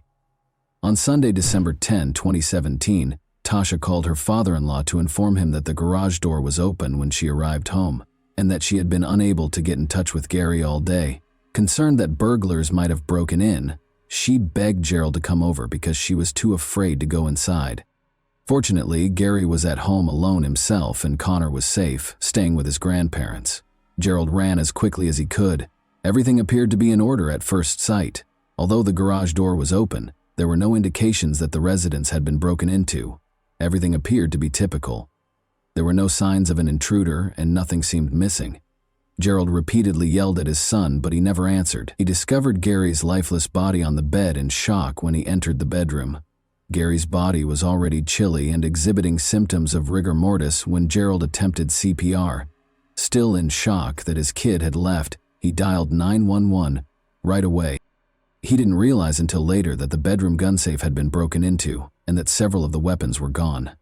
The forensic results showed that Gary had been murdered by a single, close-range gunshot to the head when the forensic team arrived. It was possible that he was asleep and didn't even hear the killer approach because he was in a sleeping position on his side in bed and had no other injuries or indications of a struggle. Valuables, a jewelry box, and even cash left in plain sight remained unharmed, making the incident appear to be more than a normal heist. This suggested that the gun safe was the primary goal. Only a small number of guns, none of which were very valuable, were stolen nevertheless. These were not the murder weapon, nor were the remaining firearms. Tasha, Gary's wife, was the leading suspect from the beginning of the investigation, since she didn't appear to be a grieving widow. She carefully explained to the police what had happened during the day before she and her father-in-law discovered the dead. Second, every member of the couple's family and circle of friends attested to the fact that Gary and Tasha's marriage had been in trouble for some time and that a divorce was imminent. Third, 2 big dogs owned by the Bentleys growled at everyone but their owners. However, the neighbors had not heard any barking, and if they had, Gary probably would have awakened up. Tasha stated that she had left the house to run some errands because Gary had intended to go hunting that day. She claimed that after lunch she had attempted to phone him but had been unsuccessful. She attributed the situation to poor reception and was not really concerned. When asked, her pals confirmed that she had visited a friend's house on her way home. The crime was committed without any witnesses. That day, nobody saw strangers or heard anything untoward. Not even surveillance footage from cameras in the area provided any helpful hints. The crime seems to have been a well-thought-out plot to fabricate a robbery in order to get $1 million insurance coverage. Tasha received a call from a friend named Annie Day, who wanted to offer her sympathies and ask if she could assist with funeral planning. Annie was shocked at Tasha's reaction. She explained that she had more important things to do and that Gary's parents were taking care of the burial.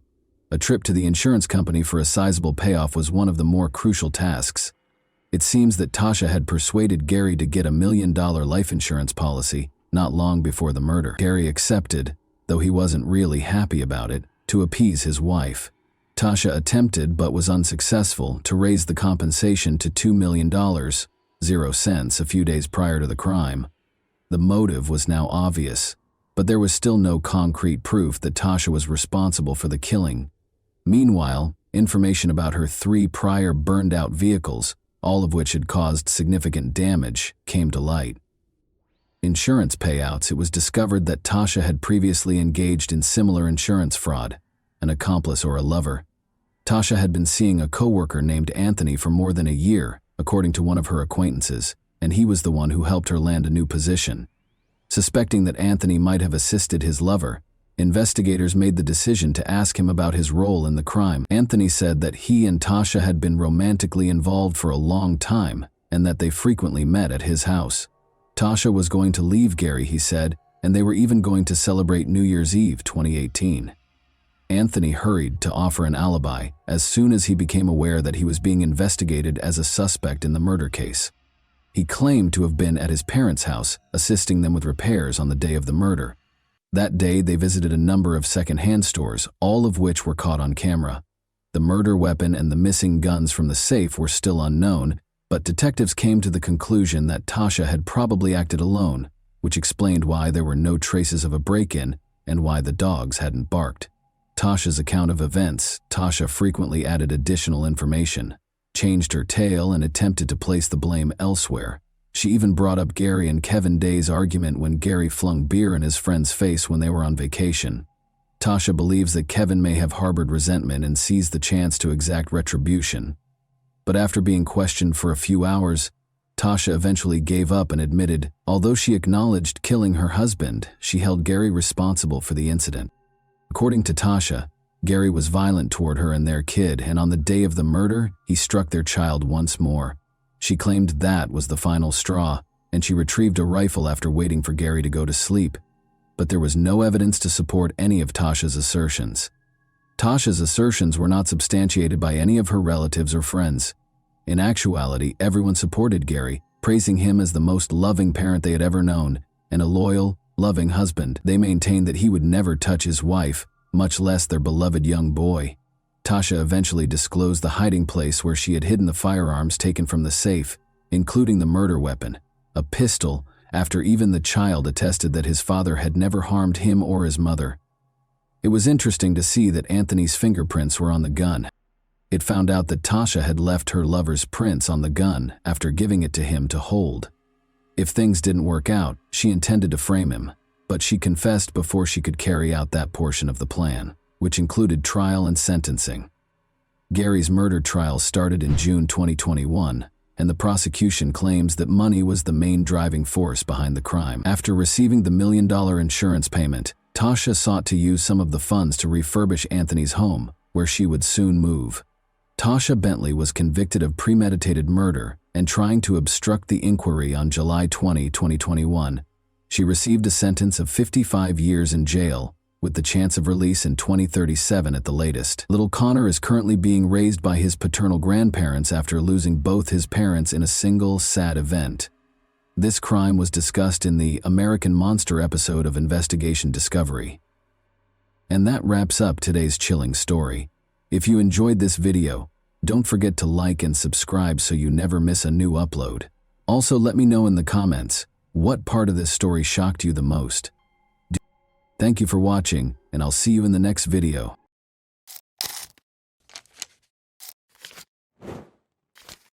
Hey guys, welcome to my channel, and today we're going to take a look at another horrible case with you. Rosemere Silva, 32, and her fiancé, Uderli Damasceno, 30, were getting ready for their wedding ceremony on Sunday, December 4, 2016, which was scheduled to take place in a charming rural setting close to Sao Paulo.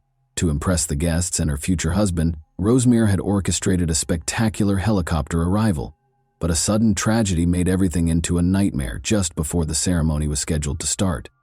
Rosemary, a 32-year-old nurse assistant, grew up in a big family in Sao Paulo. Her parents taught her the importance of kindness and compassion at a young age, which led her to pursue a career in helping people. Her co-workers always felt they had her undivided attention and frequently complimented her on her diligence, patience, and kind disposition. When she wasn't working, Rosemary was a happy, energetic person who loved hanging out with friends, volunteering at her church, and making sure her loved ones were safe and content. Since she was a young girl, Rosemary had dreamed of her wedding day. She imagined herself wearing a gorgeous white gown, walking down a flower-adorned aisle, and being surrounded by the smiles of loved ones. She had been inspired by these fantasies to diligently save money for the ideal celebration. Her spectacular helicopter arrival was one of the unique touches she had in mind, a surprise that would enthrall everyone present. Uderli, who was 30 at the time, was a mechanic from Sao Paulo who was raised in a hard-working household that valued simplicity and honesty. He had a strong interest in mechanics from an early age and progressively developed into a proficient professional. Uderli had a reputation for always carrying out his duties with honesty and for being steady, collected, and trustworthy. Despite his previous marriage ending in divorce, he remained close to his daughter from that marriage and spent as much time as he could with her. Although they didn't click right away, the two quickly became closer after meeting at an evangelical church. At first, they approached their discussions warily, as if they were two strangers who were not sure what they had in common. But as their relationship deepened, it became clear that they were destined to be together. In 2015, the pair started dating, and a year later, Uderli proposed, which Rosemary happily accepted. Rosemary and Uderli immediately started organizing their wedding after announcing their engagement. From the selection of flowers and music to the seating configurations and venue decor, Rosemary was adamant that everything be flawless. This was supposed to be a fairy tale day, and Rosemary imagined every visitor looking back on it with delight. But one element of the wedding was particularly noteworthy. Rosemary orchestrated a memorable surprise by arriving in a helicopter. Her dream had been to descend from the sky like a vision, to make an entrance that would be remembered. She worked with pilot Peterson Pinheiro to arrange for a Robinson R-44, a light commercial helicopter, while keeping this information confidential. Just 6 people were aware of the plan, including her brother Silvano Silva and photographer Nayla Cristina Neves, who was supposed to document the event. Rosemary couldn't sleep on the morning of her wedding because she was so excited. As the stylists meticulously worked on her hair and makeup, she was greeted with smiles and congrats at the beauty salon. She continued to visualize her spectacular arrival, descending from above and witnessing the wonder on her guests' faces. She had been thinking about this vision for months. She was aware that the day's high point would be this surprise. Rosemary arrived at a nearby town by 2 p.m., wearing her white wedding gown, to catch the helicopter's departure. She was accompanied by her 40-year-old brother Silvano, who had always been her rock. He couldn't refuse his sister's wish, even though he, like many members of their family, was nervous about the flight. They were joined by photographer Nayla, who was expecting a child and was prepared to capture every happy moment. The helicopter took off at 3:30 p.m. The flight went smoothly at first.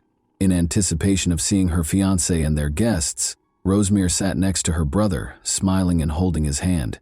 Nayla made sure that every look and smile would be preserved in their wedding album by filming it all. However, things soon changed. The weather started to get worse. The air inside the helicopter became tense as clouds began to gather, then fog and rain. The pilot had to use instruments to guide him through the thick fog as visibility was fading. Already nervous about flying, Silvano displayed obvious signs of anxiety as he tightly grasped Rosemary's hand while she attempted to reassure him. The photographer Nayla continued to record, but her camera trembled every now and then, revealing the tension that had gripped everyone on board.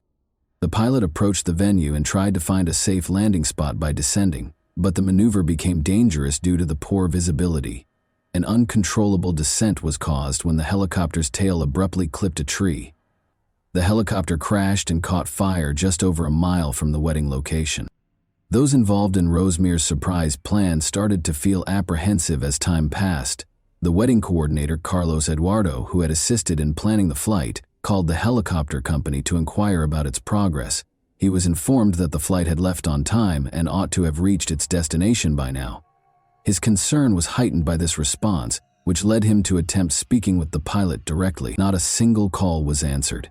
When the phone rang and no one answered, Carlos and the other organizers frantically looked for other ways to find out where the helicopter was. Employees of the company also made unsuccessful attempts to contact the pilot. Meanwhile, as the guests became aware of Carlos's nervous manner, whispers and concerned looks began to circulate among them. The air became heavy with uneasiness, but nobody wanted to cause alarm. Anxious waiting gave way to growing panic after another 15 minutes. In an attempt to learn whether there had been any reports of an incident in the area, the organizers made the decision to contact the local authorities. At that point, they learned of a helicopter crash near the wedding site, which confirmed their worst suspicions. The fact that it was the same flight that was carrying Rosemary was not confirmed, but the information was enough to chill everyone. Carlos Eduardo confided in the pastor because he wasn't sure how to tell the groom. They went together to Uterly and told him what they knew. A few miles away, there had been a report of a potential helicopter crash. Uterly initially found it difficult to understand. He was unaware that Rosemary would be arriving by helicopter. The pastor kindly clarified that Rosemary had planned a surprise for both him and the guests. However, the words didn't seem to make sense. As the realization dawned, Uterly stood in stunned silence, staring at Carlos Eduardo and the pastor. His surroundings appeared to dim, the noises of the assembly fading into a quiet emptiness. When the gravity of the situation became apparent, everyone's eyes were on him. That helicopter might have contained Rosemary.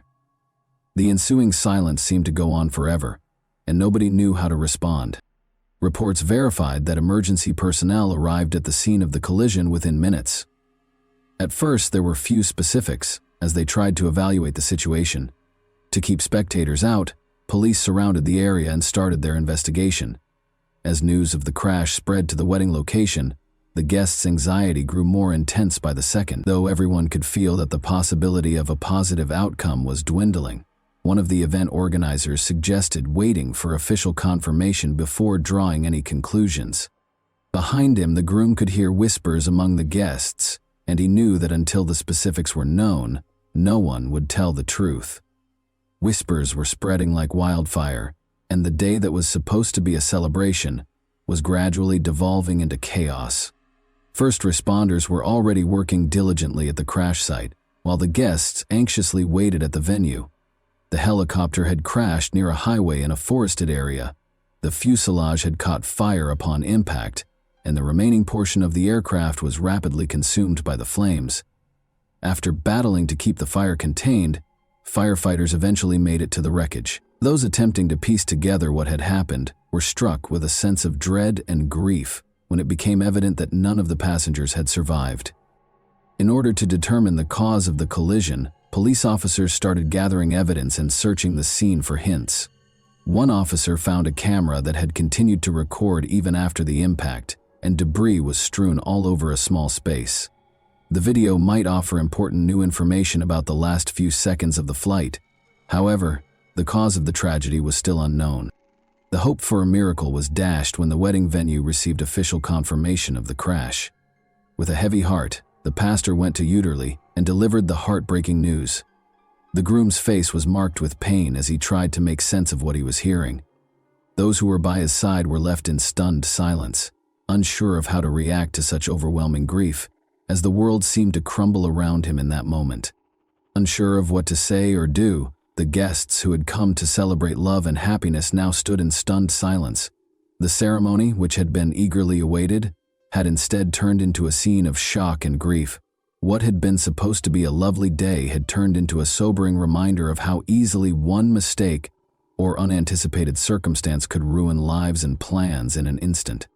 Brazilian National Civil Aviation Agency investigators started collecting witness statements and analyzing the flight data.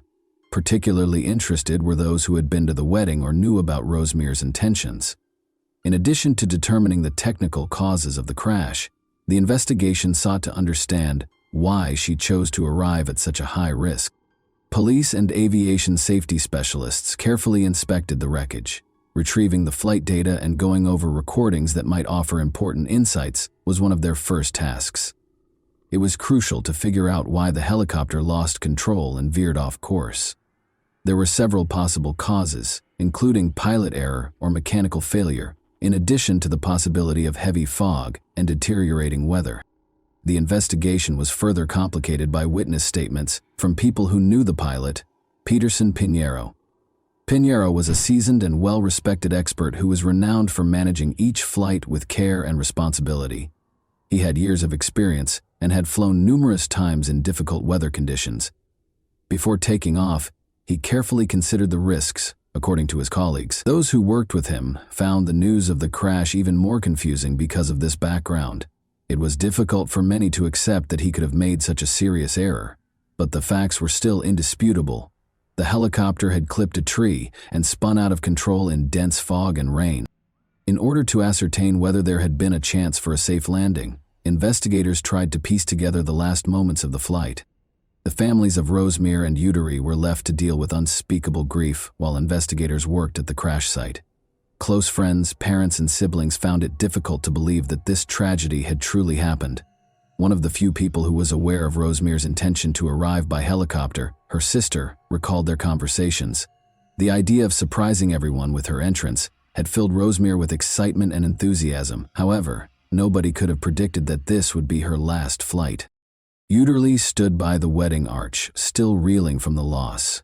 He witnessed organizers and attendees attempting to console one another, but it did not bring him any comfort. He was troubled by the fact that he had been unaware of Rosemere's surprise. He believed that by failing to protect her, he had let her down. What ought to have been the start of their life together had instead turned into one of his worst memories. Soon after, investigators published an initial report confirming that the weather was a major factor in the collision. Visibility was severely limited due to the thick fog the helicopter had encountered. Pilot Peterson lost control of the aircraft and caused the tragic crash after attempting an emergency landing and clipping a tree with the aircraft's tail.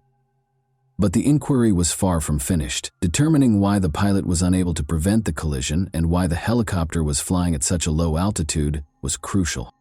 Experts started analyzing the footage from the camera discovered among the wreckage because it might contain important hints for reconstructing the last moments of the flight. Even though it was painful, this step was essential to comprehending what had transpired in those final moments. An eerie silence descended upon the venue as the guests gradually started to depart. Nobody was strong enough to speak. While Udary's friends and family provided him with as much support as they could, the organizers worked to coordinate with the local authorities. But everyone was plagued by unanswered questions. Why did this happen? What might have led to such a disastrous result? Rosemere's family was also in shock and finding it difficult to accept what had happened. Her mother, who had always been her staunchest ally, was unable to believe that their morning chat would be their final one. She remembered how excitedly Rosemere had described her plan as a gift from the heavens that would astound everyone. Nobody could have predicted that her dream would become such a nightmare. Soon, fresh worries about the flight's actual safety surfaced. Investigators found that the helicopter lacked charter service authorization. Only private flights were allowed under its license. For what reason had the business consented to supply it for the wedding? Who was in charge of failing to notice the weather?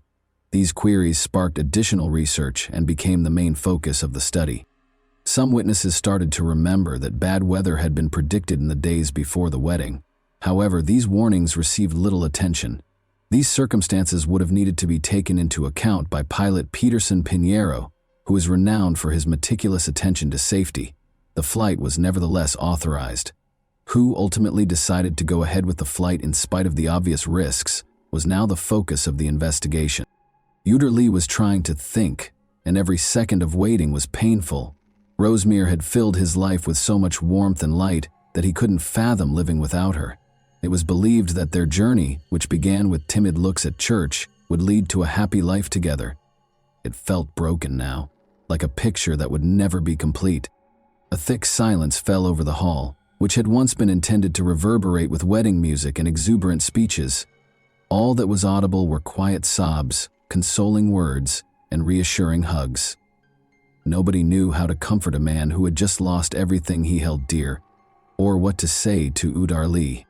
The helicopter crash that killed Rosemere, her brother Silvano, photographer Nayla, and pilot Peterson left a lasting scar on the hearts of their families and the community at large, even though the investigation went on for weeks. As more information became available, one emotion remained constant among those who knew the victims: a deep sense of injustice and loss. The Brazilian National Civil Aviation Agency finished its report a month after the tragic incident. It was verified that the severe weather and poor visibility were the main causes of the collision. When the helicopter lost control at a low altitude, pilot Peterson Pinheiro was in a dire situation after trying to navigate through heavy fog and rain. The collision with a tree, which resulted in the fatal crash, was the crucial moment. Additionally, the report disclosed that Rosemere's helicopter lacked authorization for charter flights. Its registration only allowed for private use, and it was against safety rules to let it be used for a wedding. In addition to drawing attention to the company that rented out the helicopter, this revelation infuriated the relatives of the victims. Subsequent analysis revealed that the helicopter's leasing company had neglected to adequately evaluate the weather and permitted the flight to continue in spite of warnings of poor visibility. After the investigation was finished, the company and its owners were the target of multiple lawsuits because this was considered a serious breach. The relatives of the victims wanted to know why the flight had been authorized in these circumstances and who was responsible for the cancellation. The pilot independently assessed that the flight could be conducted safely, according to the helicopter company. More investigation was necessary, though, after it was discovered that the business lacked permission to use the aircraft for commercial purposes. Their licenses were temporarily suspended as a result, and a thorough audit of their business practices was conducted. The families of Rosemere and the other victims got ready for the funerals while the investigation continued. None of them wanted to confront that moment. Seeing dreams dashed is one thing, but accepting the loss of loved ones is quite another. Hundreds of people came to pay their respects at the solemn funeral. Tears and silence conveyed more than words could ever convey. Unable to express his sorrow, Uderli stood by Rosemere's coffin. His spirit appeared hardened by the weight of his grief, and his eyes were hollow. He had dreamed of being with Rosemere all his life, but in a flash everything was different. He thought his heart might burst as he stood in front of her coffin. He was unable to accept that this was really the end, and couldn't say goodbye. Following the funeral, Rosemere's friends and family started a campaign to call for more safety regulations in private aviation. They hoped that no one else would ever experience such a terrible loss as a result of carelessness or oversight. This tragedy struck a chord with the public, leading to broad support for more stringent laws and mandatory supervision to guarantee adherence to flight safety standards. Their local church, which they frequently visited, honored Rosemere's memory as well as that of her brother and the other victims. Uderli made the decision to preserve their legacy in spite of his suffering, in order to provide families impacted by comparable tragedies with tools to deal with their loss. He set up a small fund. Investigators published their final report after several months. It verified that bad weather and poor visibility, which caused the loss of control, were the primary causes of the tragedy. The company's failure to appropriately evaluate the risks involved and adhere to appropriate rental procedures was one contributing factor. The company's flight licenses were temporarily revoked and fined until all found flaws were fixed. Even though the investigation yielded a lot of answers, it was unable to restore the lost. Families were compensated, but it didn't make their grief any less painful. It was only a symbolic gesture that Uderli and everyone who knew Rosemere could not reverse. Life gradually returned to normal for most people months after the tragedy, but not for Uderli. The spark that used to light his eyes had vanished, but he still went to work and saw friends. Nothing could fill the void Rosemere's passing left in his heart. He frequently found himself thinking back on their happy times together in the evenings and wishing that day had gone differently. What started out as a dream for an amazing surprise showed how fleeting life is and how one bad choice can alter everything. Tragically, Rosemere's wedding day was not what she had hoped for, but it was still memorable. And that wraps up today's chilling story. If you enjoyed this video, don't forget to like and subscribe so you never miss a new upload. Also, let me know in the comments, what part of this story shocked you the most? Thank you for watching, and I'll see you in the next video.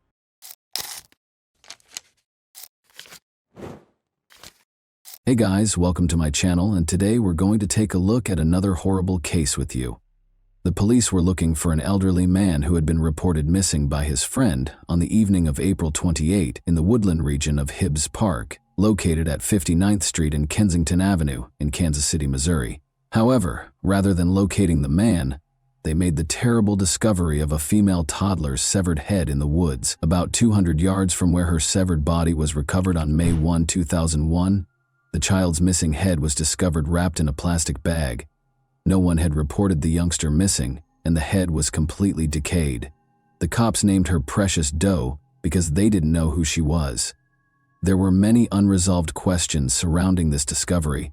Who was this kid? What was the reason behind the horrifying manner of her murder? So let's go straight to the riddle without any more ado. Large plains, undulating hills, and scenic splendor are the hallmarks of Kansas City, Missouri. Numerous cultural attractions, such as museums and art galleries, are abundant in Kansas. With more than 20 authorized wildflower trails spread throughout the state's rural and urban areas, it is aptly known as the Sunflower State. Kansas City, which has a population of nearly 500,000, is among the most violently crime-ridden cities in the United States, with 57 violent crimes per 10 citizens, and our story starts in this city. In order to pick up Erica for a family reunion, Michelle and Harold returned to Betty's house on April 4, 2001. Because she loved the little girl so much, and because Easter was quickly approaching, Betty was hesitant to let her go. She also made arrangements for Erica to spend the Easter break with her. However, because Michelle was the biological mother, Betty was powerless. Betty packed up Erica's belongings, including the beautiful gowns she had purchased for her Easter outfits and her favorite doll. Unaware that it would be her final encounter with Erica, she said goodbye. They both agreed to bring the youngest of their children to Kansas City, Missouri, most likely because Carol had children before he met Michelle. Carol abducted Markeisha Johnson, his 6-month-old child, for a number of reasons, including the fact that Harold's cousin LaWanda Driscoll owned the apartment in Kansas and that Michelle already had her other 4 children elsewhere. They chose not to bring all of their children with them to Kansas City. After a few weeks, Harold's cousin, LaWanda Driscoll, quickly became aware that Erica was no longer with her. Michelle informed LaWanda that Betty Brown had traveled from Oklahoma to pick up Erica when she inquired about her location. An unidentified man called the police on the evening of April 28, 2001, claiming that he had been attempting to contact his friend for some time but had been unsuccessful. The cops complied with his request for assistance in performing a welfare check on his companion. They had to explore the forested area close to Hibbs Park, which is located at 59th Street and Kensington Avenue in Kansas City, Missouri, as they were unable to locate the man at his home. The police received a call informing them that the individual they were hunting for had been located after some time of searching, but just as they were ready to depart, they came upon a horrifying scene: a toddler's severed head. The remains was quickly identified by the authorities as belonging to a female toddler. The cops were dubious about the discovery right away because the deceased was discovered naked. In addition to wondering why no one had reported the disappearance of a child her age in the region, they also questioned why a toddler's death would be found in the woods. The absence of the head left the investigators at a loss. The probe would never move forward. They were only able to ascertain the child's age and sex. They discovered that the deceased body belonged to a black woman who was between the ages of 3 and 6. They also discovered that the woman had suffered maltreatment prior to her murder. About 200 yards from the location of the child's body, on May 1, 2001, 3 days after it was discovered, a volunteer searcher recovered the child's head, wrapped in a plastic bag. An ashtray that the police thought was the murder weapon was found next to the body. Despite finding the head, the authorities were unable to identify the body's owner because it had completely decayed. Because of the victim's age and the gruesomeness of the murder, it quickly attracted national attention. The investigators kept looking in the hopes that the child's parent or guardian would come forward to collect her remains, but nobody did. The victim was given the nickname Precious Doe when it was impossible to identify them. Before long, a large number of people offered their time to help publicize Precious Doe by distributing flyers, radio, television, and newspapers. They even went door to door to ask questions that would lead to the victim's identity. The case was frequently highlighted on cold case files and America's Most Wanted in an effort to find the young child. However, despite everything, no one claimed the infant and no witnesses came forward. The public contributed funds for Precious Doe's funeral, which took place at Hibbs Park, close to the location where her body was discovered, in December 2001. Hundreds of individuals attended, demonstrating the large turnout of local citizens. Even though the case received a lot of publicity, nobody knew who Precious Doe was. When Precious Doe's body was dug up by the police in 2002 for an autopsy, the findings revealed that she had been severely beaten with an ashtray and mistreated prior to her murder. Nothing was discovered when police checked the ashtray for DNA and fingerprints.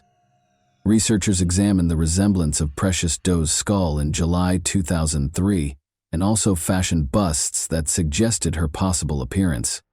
The case was so well known that the police were often getting tips, sometimes from people nearby and sometimes from far away. At one point, Jamaica called the police about the matter, but they discovered that it had nothing to do with who Precious Doe was. The people soon lost hope, since the police were preoccupied with other cases. However, Alonzo Washington, a strong advocate for Precious Doe's cause, never gave up on finding the truth. Every year, Alonzo placed advertisements about the case in a local newspaper. Because the victim was a Black American, Alonzo considered placing the advertisement in an African American newspaper for Precious Doe's 4th-year commemoration in April 2005. Additionally, he produced T-shirts using the bust image of Precious Doe, which proved to be the crucial breakthrough in the case. Thurman McIntosh, later identified as Harold Johnson's father, called Alonzo on April 30, 2005, and claimed to be well-versed in the Precious Doe case. Alonzo heard Thurman, who was 81, say that Precious Doe was actually Erica Green. Additionally, he asserted that Erica Green was murdered by Harold Johnson, his son. Thurman was asked by Alonzo why he had kept the information secret since 2001 and was only disclosing it in 2005. Every time Thurman called the police to tip them about the crime, he said, "They fired him." Alonzo then insisted that Thurman provide him a photo of Erica and a lock of Michelle's hair. As soon as Thurman sent Alonzo a hair sample, he forwarded it to Detective David Bernard, the lead detective in the Precious Doe investigation. When Thurman was taken in for interrogation on May 4, 2005, he explained to the detectives why he was certain his son was responsible.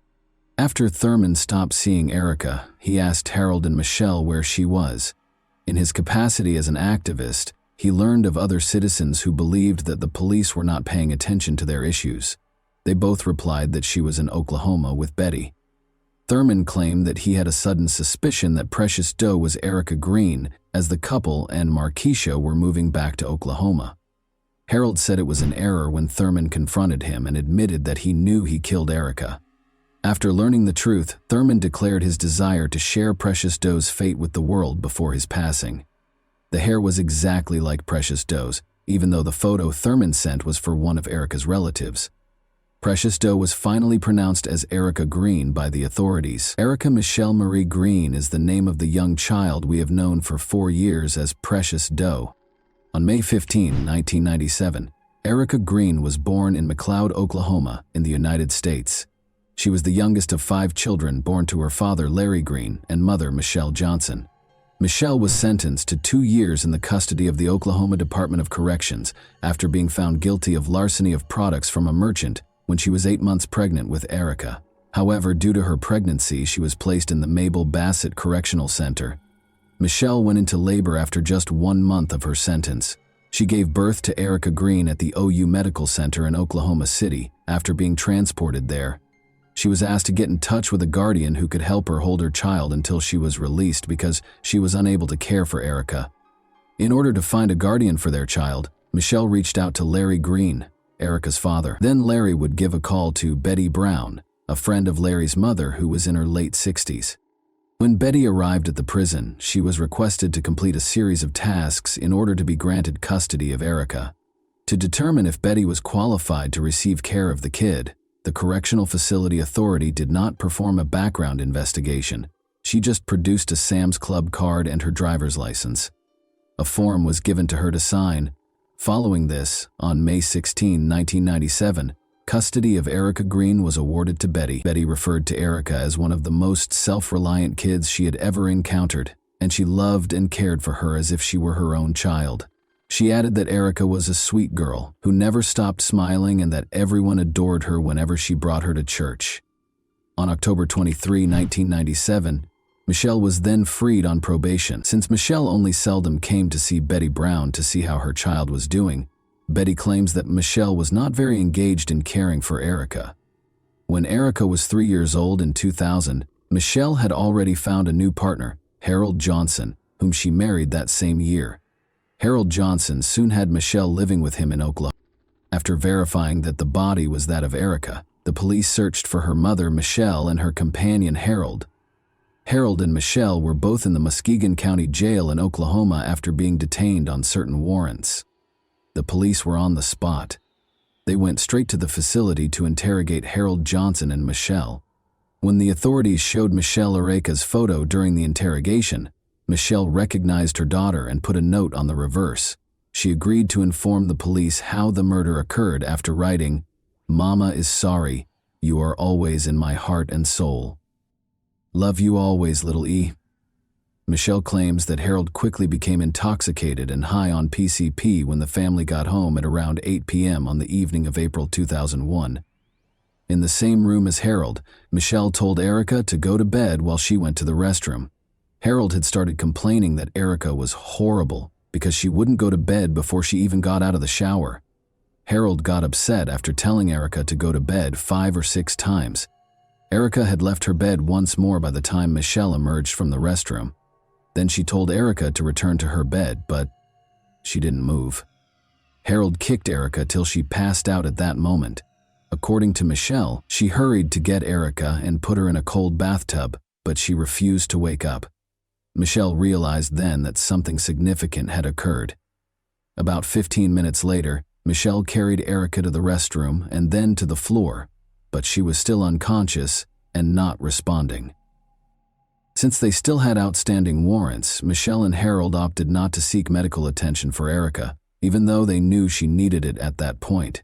Despite knowing that Erica could die, Michelle decided not to call an ambulance because she didn't want to end up in jail. Erica remained unconscious for 10 to 14 hours, and by the next morning, she had passed away.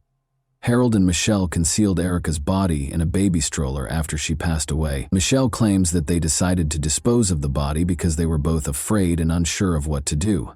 After waiting until nightfall to ensure that no one would notice, they both carried Erica's body outside through the house's window and headed directly for the woods.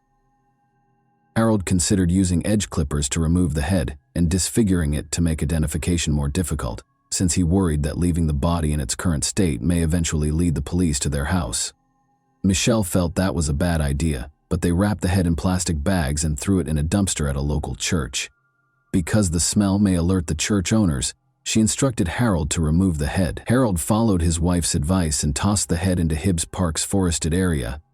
Harold then left Erica's body in the woods after removing her clothing and giving it to Michelle. They went back home and went into their room the same way they had left. LaWanda Driscoll would soon realize that Erica was not there, but no one saw what they did. Michelle pretended that she was lying in the room because she was ill when she was questioned where she was. Michelle told the police what had happened and then requested that they take her to meet Harold. She encouraged Harold to confess to their misdeeds, telling him that she had already done so. Harold initially became agitated and pleaded with Michelle to retract her testimony, but Michelle had already decided to testify against Harold in court. Later, Harold consented to provide an oral statement in which he explained how he killed Erica and took off her head. "I'm so sorry that this happened, and I hope that you forgive me for what I have done, and I will always love you with my heart and my soul. I will always miss you. Harold Johnson," is written on the note he wrote behind Erica's photo, which he took while being questioned. Many people who worked tirelessly to bring Erica justice found closure in the charging of the offenders in this case. Unfortunately, Erica's father, Larry Green, was incarcerated when the people decided to give her a dignified funeral in August 2005 under her real identity. According to Kansas City Councilman Alvin Brooks, he and other individuals attempted but were unable to obtain authorization from Larry Green to attend his daughter's funeral. Erica would be happy wherever she is because of the vast number of people that helped secure justice for her, even though her family was not there at her funeral. LaWanda Driscoll also described her knowledge of the case. She claimed that Carol had been abusing Erica in the days leading up to her passing. LaWanda claimed that Erica's scream from the bedroom was the last time she heard from her. LaWanda claims that because Erica was not accustomed to living with her mother and stepfather, she sobbed a lot, and Harold punished her more severely for her emotions. She added that Harold would beat Erica for anything, no matter how insignificant. A week or two later, LaWanda heard Harold say to Michelle, "You better go take care of your daughter or I'm going to do something bad." She now thinks the big bang she heard coming from the bedroom was the kick that knocked Erica out. According to LaWanda, Michelle assisted in distributing flyers to individuals and even shed tears during the girls' vigil, while everyone searched for Precious Doe's identification. LaWanda claims that if someone had a question about Erica, Michelle had an answer ready. Michelle and Harold were charged on May 5, 2005 with Erica Green's murder, abandoning a corpse, tampering with physical evidence, and endangering the welfare of a child. Before being put on trial, Michelle entered a guilty plea to second-degree murder and other associated offenses in 2007 and was given a 25-year jail sentence. Harold began saying things that would implicate Michelle as soon as he realized she would testify against him. According to him, Michelle had no interest in Erica at all. According to him, Michelle would occasionally leave Erica alone so she could go do narcotics. However, the investigators already knew everything he stated. It was not until 2008 that Harold was put on trial. The neurologist testified that Erica might have survived if she had received medical assistance in the hours prior to her death, even though her autopsy described her cause of death as a closed head injury, which happens when the head strikes an object. However, this would not have been equivalent to first-degree murder. Following many days of deliberation, the jury convicted Harold of first-degree murder, child abuse, and endangering the welfare of a child. Harold received a life sentence without the possibility of release. In November 2008, Harold filed an appeal, continuing to maintain that he is not the kind of person the state claimed he was. The state attorney and the defense lawyer exchanged arguments, with Harold's team arguing that the murder was not planned, but according to the state, Erica's murder was planned. Michelle revealed in her confession that she instructed Harold to give his orders to Markeisha solely and not to order Erica around the night of Erica's murder. According to the state, Harold was irritated by Michelle's statement and considered killing Erica at that same moment. Additionally, the autopsy reveals that Erica was kicked several times, demonstrating Harold's deliberate continuation of the child's kicking, even though he was aware that she may die.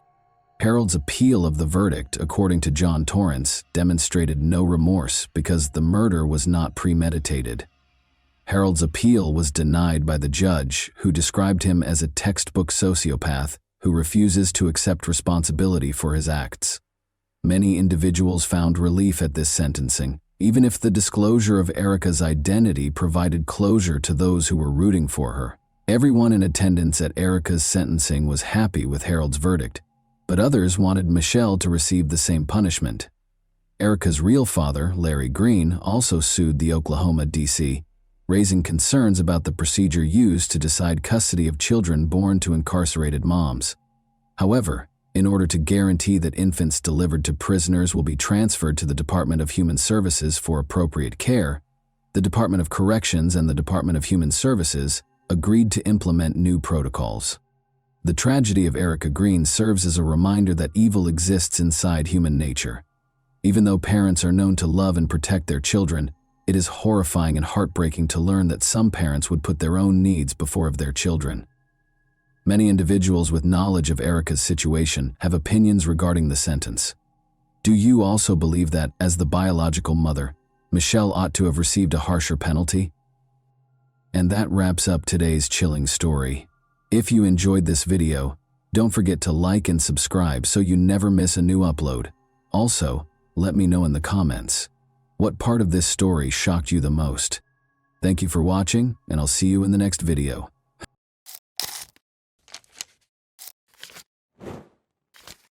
Hey guys, today we're diving into another truly horrifying case. If you want to support my channel, make sure to subscribe and stay active. It really helps me out. I'd be super grateful for that.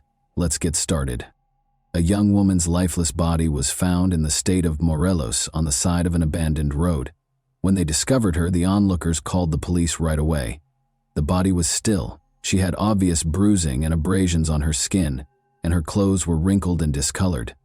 Authorities were unable to locate any personal possessions or documentation that would have helped identify her in the area. This signaled the start of an inquiry to clarify the events and determine the causes of this catastrophe. Born in one of Mexico City's impoverished districts on July 5, 1995, Ariadna Fernanda Lopez Diaz, despite having few finances, her early years were filled with love and affection. Her mother and her older brother Omar made up her family. Mutual support kept the small family together in spite of the lack of a father figure who was uninterested in his kids. Omar gave Ariadna constant support and became into a protector and role model for her. Because of their strong relationship, Ariadna felt secure knowing that she could always count on someone. Ariadna was well liked by her peers because of her friendly and affable demeanor. She stood out for her genuineness and willingness to assist people, and she had a natural aptitude to make friends. She spent a lot of her school years with close companions, with whom she frequently discussed her future aspirations. But in 2018, when Ariadna was only 23, her mother was afflicted with cancer, leaving her youth tainted by a devastating loss. The family eventually had to confront the inevitable as the sickness advanced quickly. For both Ariadna and Omar, losing her mother was a heartbreaking blow. In addition to deepening their relationship, this catastrophe made Ariadna grow up fast and accept responsibility for her own life. She made sure her mother's presence was always with her by getting her name permanently inked as an homage to her mother. Ariadne had met a young man and quickly started seeing him before to the death of her mother. Ariadne soon found out she was expecting a kid, as their romance progressed swiftly. The young couple quickly recognized their paths were separating though, since the arrival of her kid did not provide the stability she had hoped for. Following their separation, they continued to have a cordial relationship while sharing custody of their son. Having a child presented new difficulties. In order to support herself and her son, Ariadna had to juggle the responsibilities of parenthood with her job search. Getting a job at a well-known bar in Mexico City was the first step on this adventure. This place, which was frequented by wealthy customers, had high standards for its employees. Ariadne developed her capacity to communicate with a diverse range of people here. She thrived in her position in spite of the problems, overcoming them with her charm and tenacious work ethic. Her life was drastically altered by the pandemic. Despite losing her job because the company where she worked closed, Ariadne resisted giving up. Instead, she opened her own beauty salon during this time to fulfill a lifelong dream. This endeavor came to represent her will and ambition to create a life free from other influences. Using her vast network and skills, she was able to start a business that gave her a reliable source of income. A new connection came into her life at this period. She clicked with a man she met right away. She found security and happiness in her relationship. Between her spouse, her job, and her son, Ariadna managed her time well. Despite having a busy schedule, she managed to find joy in every new chance. By the time Ariadne was 27, her life had taken on the appearance of a finished puzzle, with each obstacle and accomplishment adding to a picture of tenacity and accomplishment.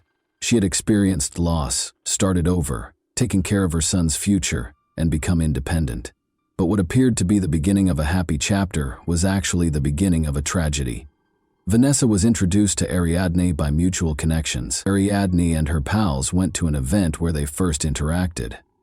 Ariadne was immediately drawn to Vanessa because she was youthful, lively, and captivating. Vanessa was able to establish a connection with people quite fast.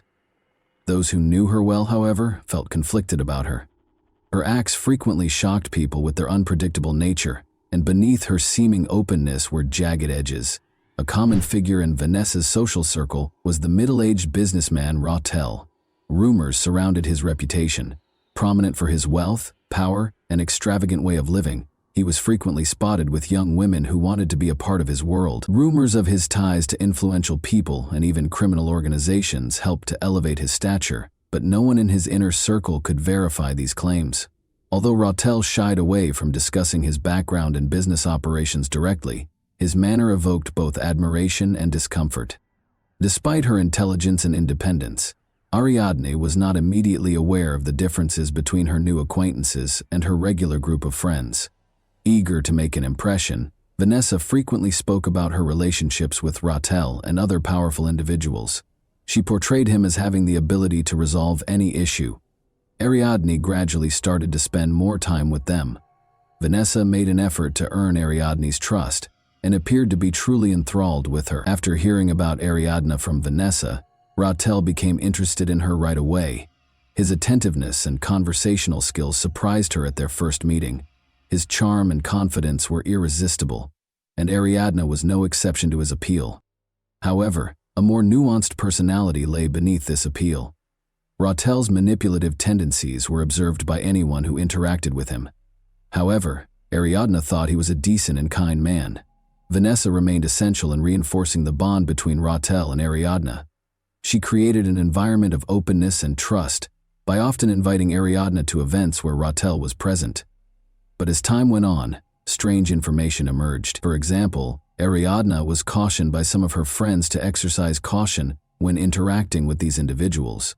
Some were aware of Vanessa's erratic behavior and Rautel's dubious reputation. They suggested that these interactions might have unspoken dangers. Ariadne saw no threat in her new social group, even in spite of the warnings.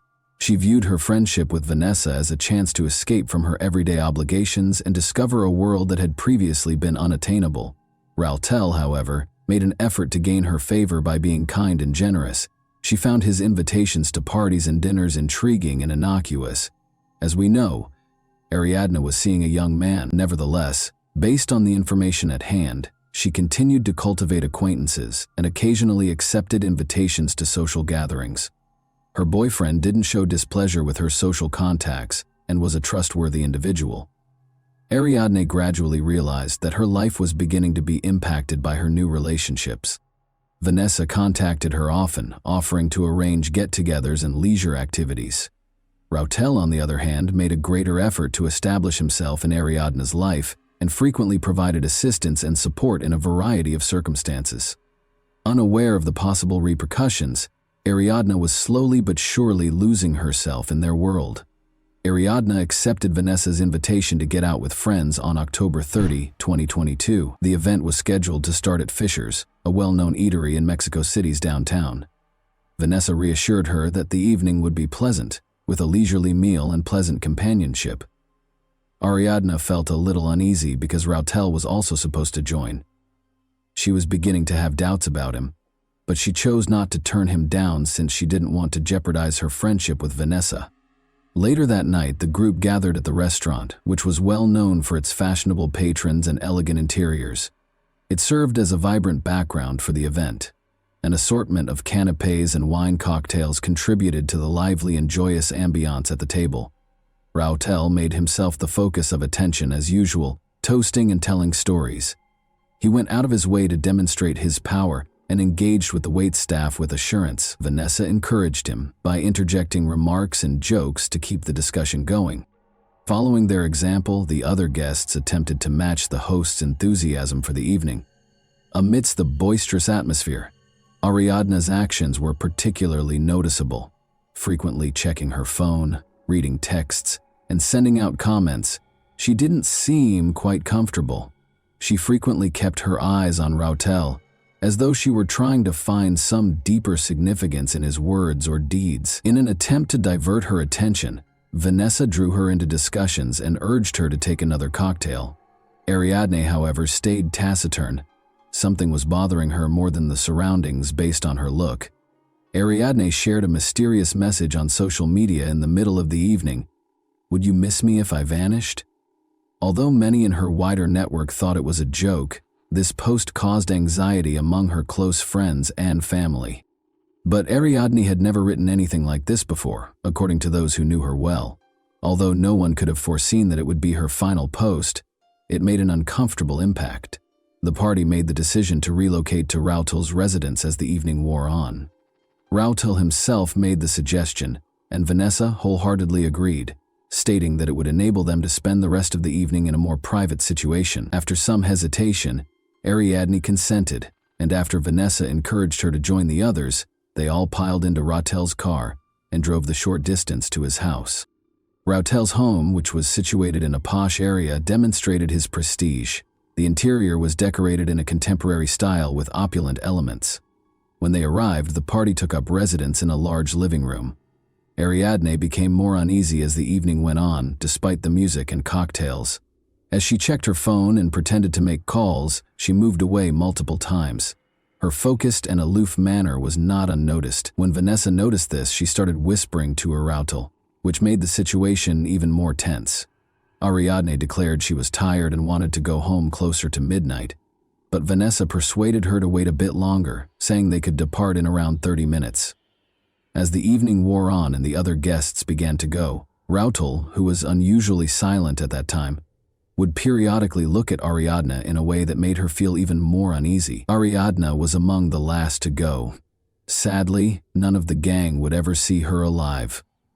An incident rocked Morelos the next morning, October 31, 2022, when two bikers discovered a woman's death on the side of a distant road while out on an early morning ride. Locals hardly ever visited the area, which was remote from any major roadways. The bleak landscape, scant vegetation, and eerie quiet of the surrounding area all served to highlight the tragedy. Although the woman was dressed, her clothes were filthy and seemed to be broken.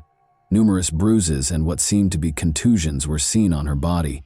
Law enforcement was notified of the occurrence by witnesses right away, and they arrived a few hours later to record the incident and possibly help identify the body. The cyclists snapped pictures of the area in the interim. As soon as the police showed up, they roped off the area and started gathering evidence. Mark suggested that the body had been moved, and tire traces were discovered in the ground. Although there were obvious indications of a struggle, forensic experts were unable to determine the cause of death. Since there were no obvious injuries from a weapon, it was challenging to pinpoint the precise circumstances of the tragedy. Since no personal belongings or paperwork were discovered with the woman, her identity was unknown at the time. Pictures of the body started making the rounds on social media a few hours later, and people who saw them started talking about them. They were Ariadne's friends and relatives, who had been missing since going to a party at Rautel's house. They were able to identify the victim's distinguishing characteristics, such as tattoos. Omar, her brother, feared the worst and reported the woman missing to the police, speculating that she might be his sister. Meanwhile, the investigation was started by the Morelos state authorities. However, there was a lot of criticism directed at the police's early response. Critical traces at the site were not adequately documented, and there were reports of violations of evidence-gathering rules. This cast suspicion on the professionalism and moral character of the local police force.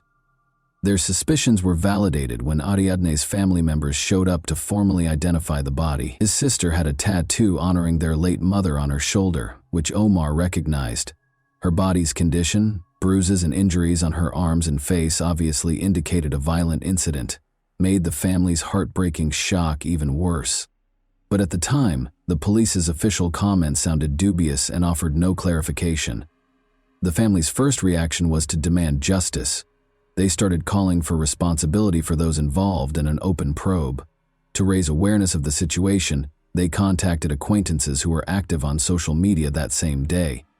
A little initiative soon gained momentum and attracted thousands of participants. The Morelos police insisted that the killing might have been an accident despite the growing public criticism.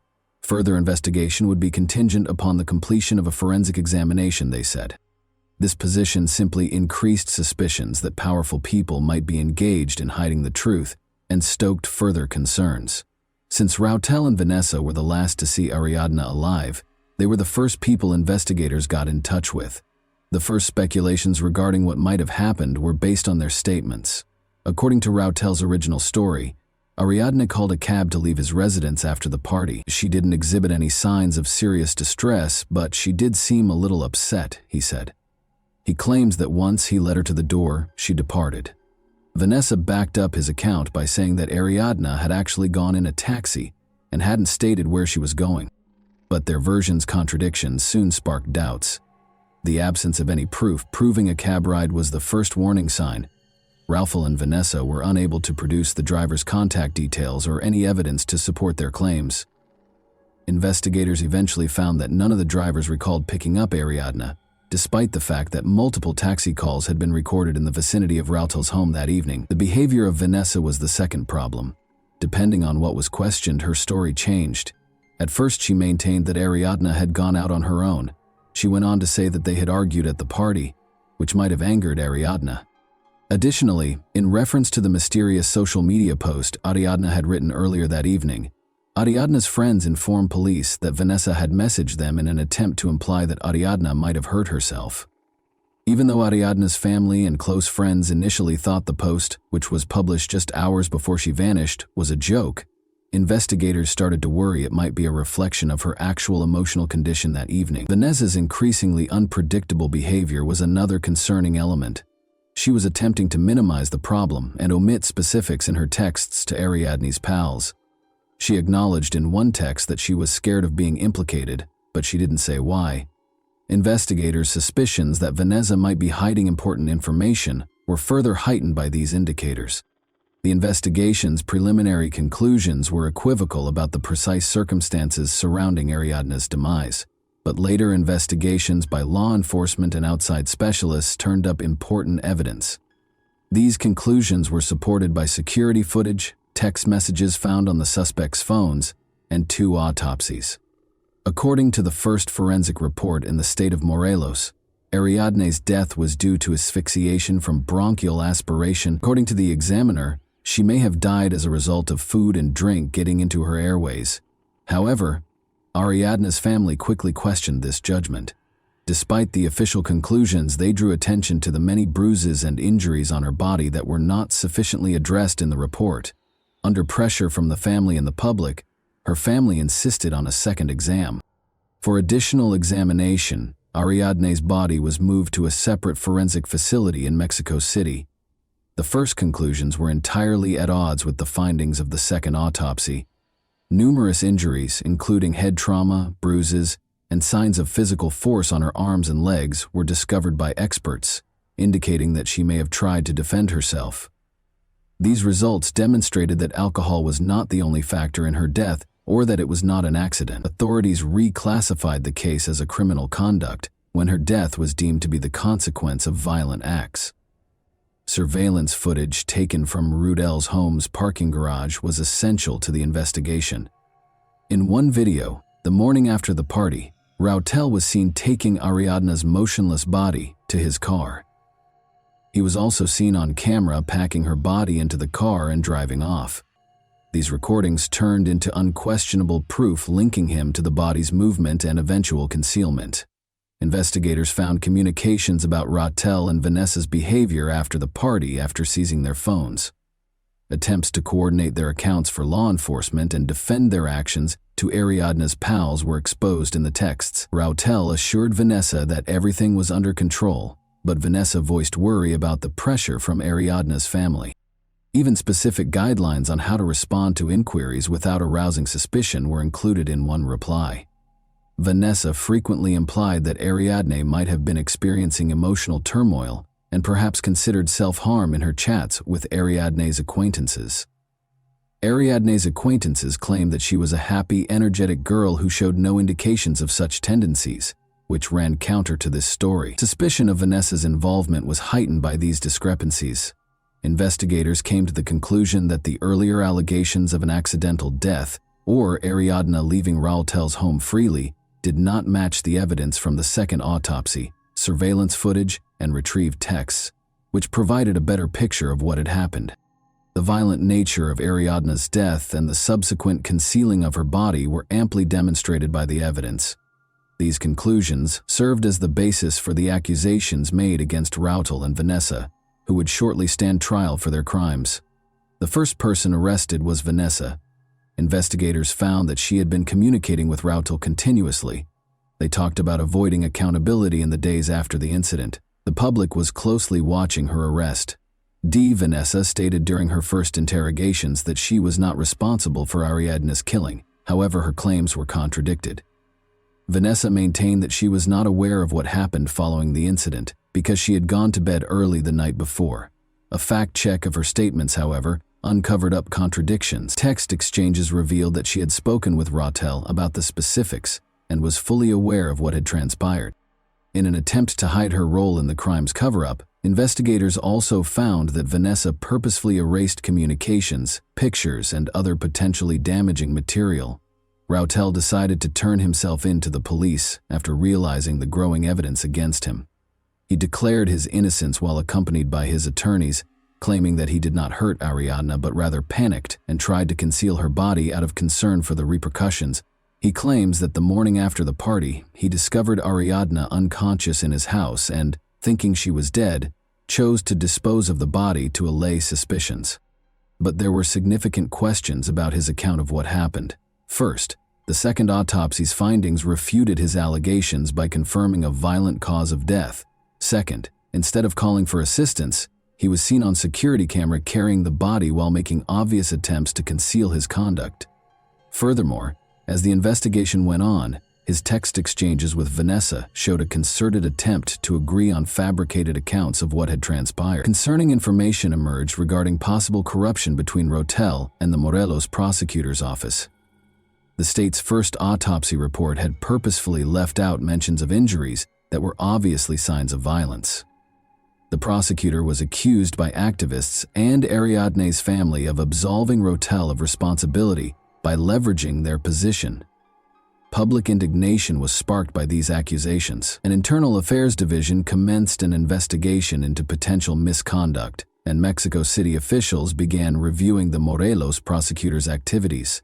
According to some witnesses, Rautel had ties to criminal organizations, which may account for his seeming assurance in evading punishment. The case received a lot of attention and came to represent structural problems in the legal system as well as the need of public pressure in seeking justice. At least one of the suspects knew more about what happened that night than they were ready to acknowledge, according to additional interrogations and evidence gathered.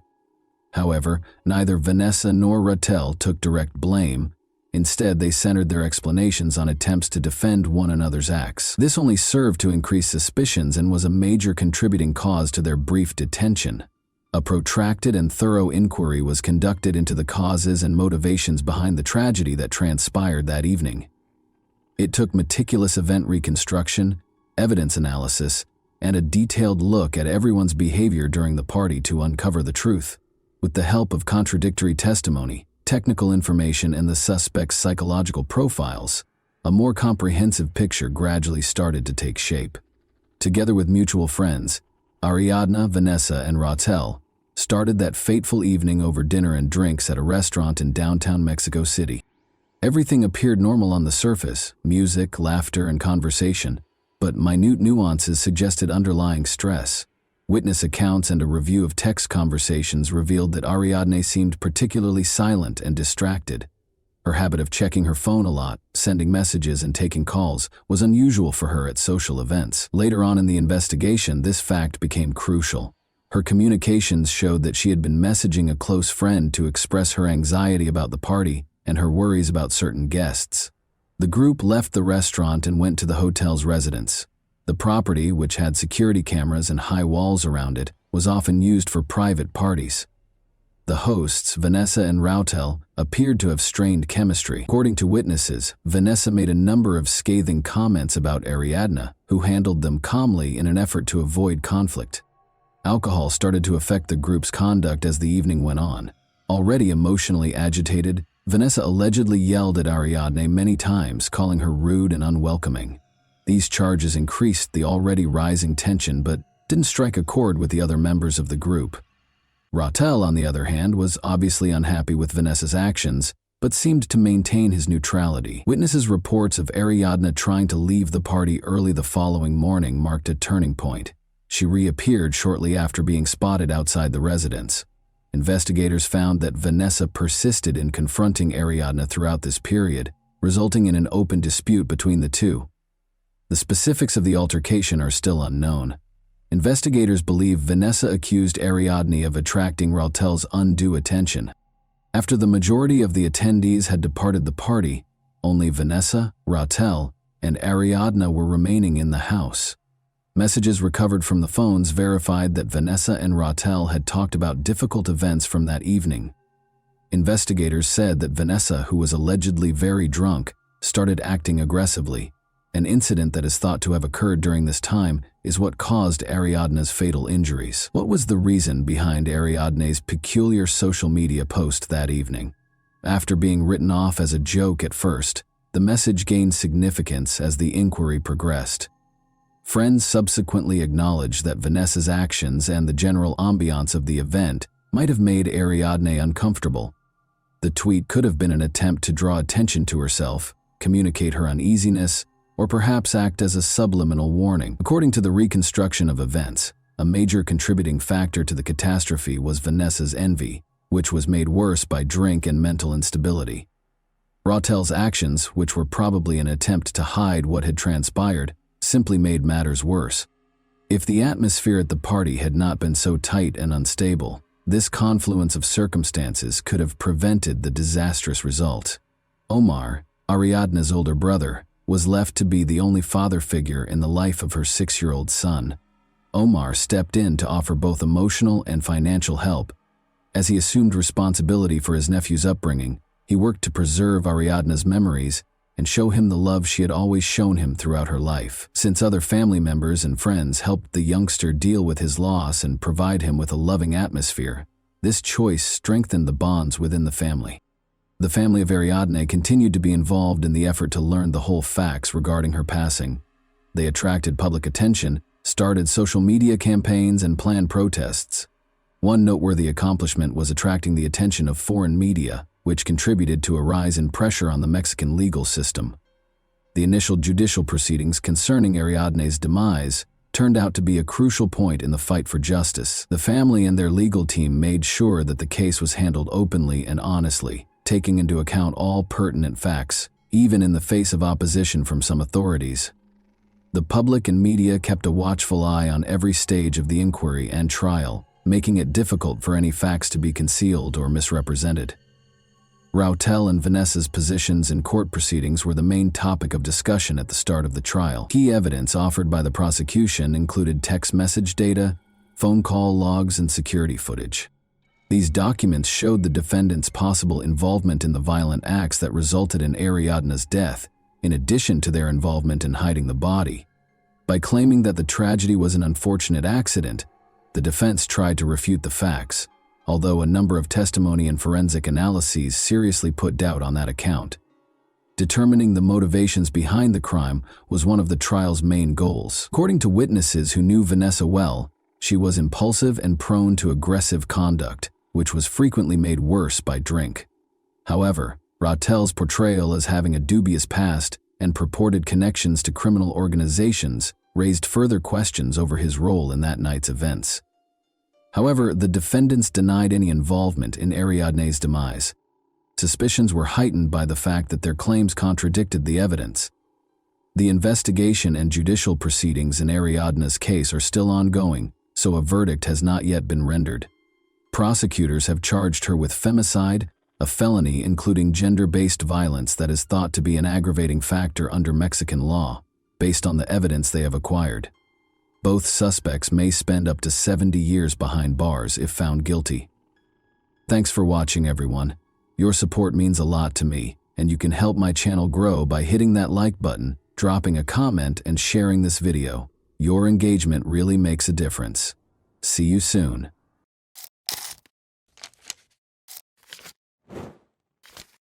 Hey guys, welcome to my channel, and today we're going to take a look at another horrible case with you. Vicki Lynn Belk, a young mother, vanished in Charles County, Maryland in August 1979. Later, evidence of a vicious kidnapping, sexual assault, and deadly shooting was found on her body in a remote wooded area. The community was rocked by the horrible crime, and Vicki's family was left with unsolved questions and indescribable sorrow. A lack of leads, witnesses, and forensic evidence caused the case to go cold despite investigators' best efforts. After decades without a conclusion, an unexpected arrest was made in 2023 thanks to advances in DNA. What made the offender carry out this heinous deed? Will Vicky and her loved ones receive justice at last? Let's dive right in. A paradox exists in Suitland, Maryland, which is a census-designated community in Prince George's County. It appears to be a quiet town that offers a blend of suburban and urban living, making it an ideal place to raise a family. The community's residents love to spend their weekends in the well-known parks in the area, where they can take in the serene atmosphere and stunning scenery. Beneath this serene exterior, Suitland has a higher crime rate than the national average. It is comparable to both small rural towns and large metropolitan areas that face high crime rates. The community's safety and the steps required to address its higher crime rate are called into question by this striking disparity. It started like any other day in Suitland on August 27, 1979. The community was bathed in a warm glow as the sun rose above the peaceful streets. Vicky Lynn Belk, 28, and her boyfriend James Hill were having a typical Monday morning. They got up, ate breakfast, and prepared to work at the offices of the Department of Agriculture. They drove James's 1972 Buick out of their apartment and began their journey, making a partial stop at Stadium Armory Station before continuing on into Washington, D.C. For the last portion of their trip, they chose to get out of the car and ride the metro. Vicky reminded James that she would be running errands during her lunch break that morning before they parted ways. James bid them farewell quickly and went on with his work, oblivious to the tragedy that lay ahead. When James finished his work for the day, Vicky intended to meet him in the parking lot and take the subway back to the car. James accepted the plan, believing it to be simple, and promised to see her soon. Without suspecting anything unusual, he said this. But when James got off work that afternoon, he was unable to locate Vicky or his vehicle in the parking lot. He glanced around, but neither she nor the car was there. As the minutes passed, he began to worry that perhaps she was running late. He thought she might be back at their apartment, so he found another way home, but she wasn't there either. There was silence when he called her name. James frantically called every friend and relative of Vicky's he could recall throughout the night. In the hopes that someone would know where she might have gone, he asked each person if they had any idea. However, nobody appeared to be aware of her location, so James was left with only more concerns and questions. James was not reassured by this. He was unsure of what to think or do. He had been clueless about Vicky's whereabouts the entire day and night. By the following morning, James's concern had escalated into a desperate situation. He called the Prince George's County Police because he was so concerned. He informed them that he had not seen his girlfriend in almost 24 hours and that he was now deeply worried about her safety. He wanted to locate her and safely bring her home with the assistance of the police. James attempted to report his girlfriend Vicky missing to the Prince George's County Police Department early on August 28, 1979, but the authorities informed him that an official report could only be made 72 hours after Vicky's disappearance because she was an adult. For James, it was infuriating and unbelievable. How come the police didn't act right away? All he could do was wait and hope that Vicky would come back, which was an agonizing thought. As he considered all the horrible things that might be happening to her, each minute seemed to drag on forever. When he informed Vicky's family, they became very concerned, particularly Maydell Belk, Vicky's mother. Maydell was a strong woman who became anxious and scared because she was unable to comprehend what was happening. She couldn't stop thinking about how dependable and responsible Vicky had always been, and how it wasn't unusual for her to call or let her loved ones know where she was going. Vicky's failure to check on her son was definitely out of the ordinary, and Maydell's mind was churning with the worst-case scenarios. As Vicky's family awaited news, the uncertainty was intolerable. Their fear increased as each hour seemed to drag on forever. Their anxiety grew during the 72-hour waiting period. As they waited for the police to intervene, their minds were racing with horrible ideas and anxieties, and they felt helpless and dreadful. Vicky Lynn Belk, the oldest of 6 children in the close-knit Belk family, was born on March 20, 1951, to proud parents Lonnie and Maydell Belk. Vicky assumed a nurturing role as the responsible and caring oldest sibling, showing kindness and devotion to her younger brother Lonnie Jr., also known as Ricky, and her 4 younger sisters, April, Grenda, Judy, and Kay. The Belk family's children were raised in the lovely Virginian city of Alexandria. Vicky and her sister Judy broke the color barrier at George Mason Elementary School in Alexandria, making history as the first African-American students to do so. For upcoming generations of African American students in the community, this groundbreaking accomplishment cleared the path. They later received their degrees from T.C. Williams High School in 1969, which is evidence of their diligence and willpower. Vicky grew up in a family that steadfastly upheld their values and relentlessly battled for their rights during the unrestricted civil rights era. The Belk family persisted in seeking equality and justice in the face of hardship and discrimination. The community was inspired by the bravery of the Belk family. Vicky stood up for her community's rights and spoke out for what was right, just like her family did. She was a leader who sought to improve the justice and fairness of society. As a leader, Vicky was respected and idolized by her siblings. Her generosity and compassion, which were apparent in all she accomplished, drew them in. Vicky persisted and became the first person in her family to earn a college degree in spite of many challenges and few opportunities. She graduated from St. Augustine's College in Raleigh, North Carolina, with a Bachelor of Arts in Education in 1974. Vicky's skills and knowledge were recognized. Vicky began a successful career by breaking down barriers and accomplishing great things, and in 1979, at the age of 28, she landed a prestigious job as a management analyst in the Department of Agriculture's Office of Operations and Finance in Washington, D.C. Vicky, a single mother, put a lot of effort into raising her young son, Lamont Belk. She also had a time-consuming and hard-working job in Washington, D.C. Vicky volunteered at Oakland Baptist Church, where her great-grandfather was a co-founder, in spite of the difficulties. She had a strong religious and community commitment. Vicky's family always found time for one another, despite everything, because they were so close. Judy, Vicky's sister, married at Oakland Baptist Church in August 1979. To commemorate this momentous day, the entire family gathered. Vicky was a key player in the wedding preparations and served as Judy's maid of honor.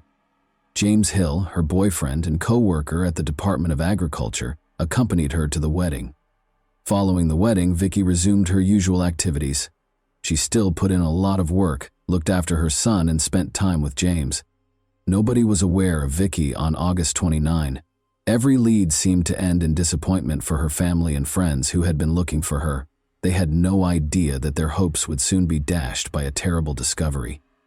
At 7 p.m. on that fateful evening, a teenage boy from the area rode his bike down Metropolitan Church Road. In Maryland, he was riding close to the intersection of Route 227 when he noticed something. It was hard to see as he rode because of the long shadows cast by the waning daylight. However, he noticed something. He noticed a strange, still figure in the brush. His interest sparked him to get off his bike and approach the object carefully. His heart sank as he got closer. The body was dead. In a panic, the boy ran home to tell his mother about the horrifying discovery. She called the authorities right away. Authorities confirmed the heartbreaking fact that the remains were those of Vicky Lynn Belk at 910, who acted quickly after reaching the scene. Vicky's body was found about 20 feet from the road in a wooded area. She appeared to be in a desperate attempt to repel an assailant because she was lying on her back with her legs outstretched and her fists clenched close to her collarbone. She was shot in the head and died as a result. Unexpectedly, the medical examiner's further investigation revealed that Vicky had experienced sexual assault. Vicky's parents, Lonnie and Maydell Belk, were contacted by the Charles County Sheriff's Office and asked to visit the police station. They made a suggestion that they knew something about Vicky. Lonnie and Maydell came with mixed feelings, hoping that maybe Vicky was just hurt and had been located at last. But when they got to the sheriff's office, their hopes were dashed. They couldn't handle the heartbreaking news they got. They had brutally attacked, killed, and mercilessly abandoned their firstborn daughter on the side of the road. Following Vicky's horrific murder, her family was overcome with trauma and grief. The man who did this to her daughter was cursed by her mother. They were completely traumatized by the violent and disorderly nature of the crime. They gathered themselves in spite of their suffering and trusted the detectives with the case, hoping that Vicky's killer would be apprehended and given a fair punishment. Detectives secured the crime scene, carefully looked for clues, and gathered evidence as part of the immediate investigation into the homicide. Vicky's pantyhose, brown shoes, hair samples, nail clippings, jewelry, bra, dress, and slip were among the items the detectives found at the crime scene. Despite being extensively tested several times, These items sadly failed to provide any noteworthy leads for the investigation. In addition, the detectives interviewed Vicky's family, co-workers, and witnesses to the crime scene innumerable times. However, despite following up on a number of leads, the investigation didn't appear to be moving forward. In the hopes that it would contain a vital clue that would help them find Vicky's killer, the detectives were still looking for James's car, which she had borrowed to run errands the day she vanished. Within a few days, James's Buick was discovered abandoned in Washington, D.C. Unfortunately, though, no evidence of the murderer was found. Even though there were no new developments in the case, the detectives were committed to finding Vicky's killer. In the hopes that it would eventually result in a breakthrough, they meticulously preserved every piece of evidence. Additionally, they were hoping that technological advancements would eventually aid in solving the case in the upcoming years. The case was further hampered by the lack of forensic resources and investigative methods at the time. Given the time period, other lines of inquiry were either non-existent or very limited.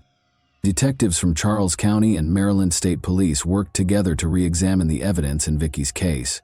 To make use of cutting-edge technologies, they also collaborated with Sorensen Forensics in Salt Lake City, Utah, and Bode Technology in Lorton, Virginia. Together, they sought to solve the case and provide fresh insight into Vicky's killer. But they once again found themselves disappointed. The identity of Vicky's killer remains a mystery, as the investigation into her assault and murder gradually came to a standstill.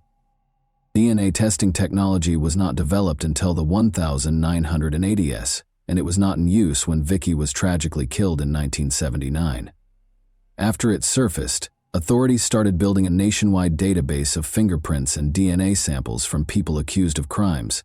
But until the 2000s, despite continuous research, no notable advancements were made. Advances in DNA technology by the early 2000s enabled detectives to re-examine the evidence in Vicky's case. Investigators were able to develop a possible suspect profile after re-examining Vicky's dress and finding a foreign bodily fluid.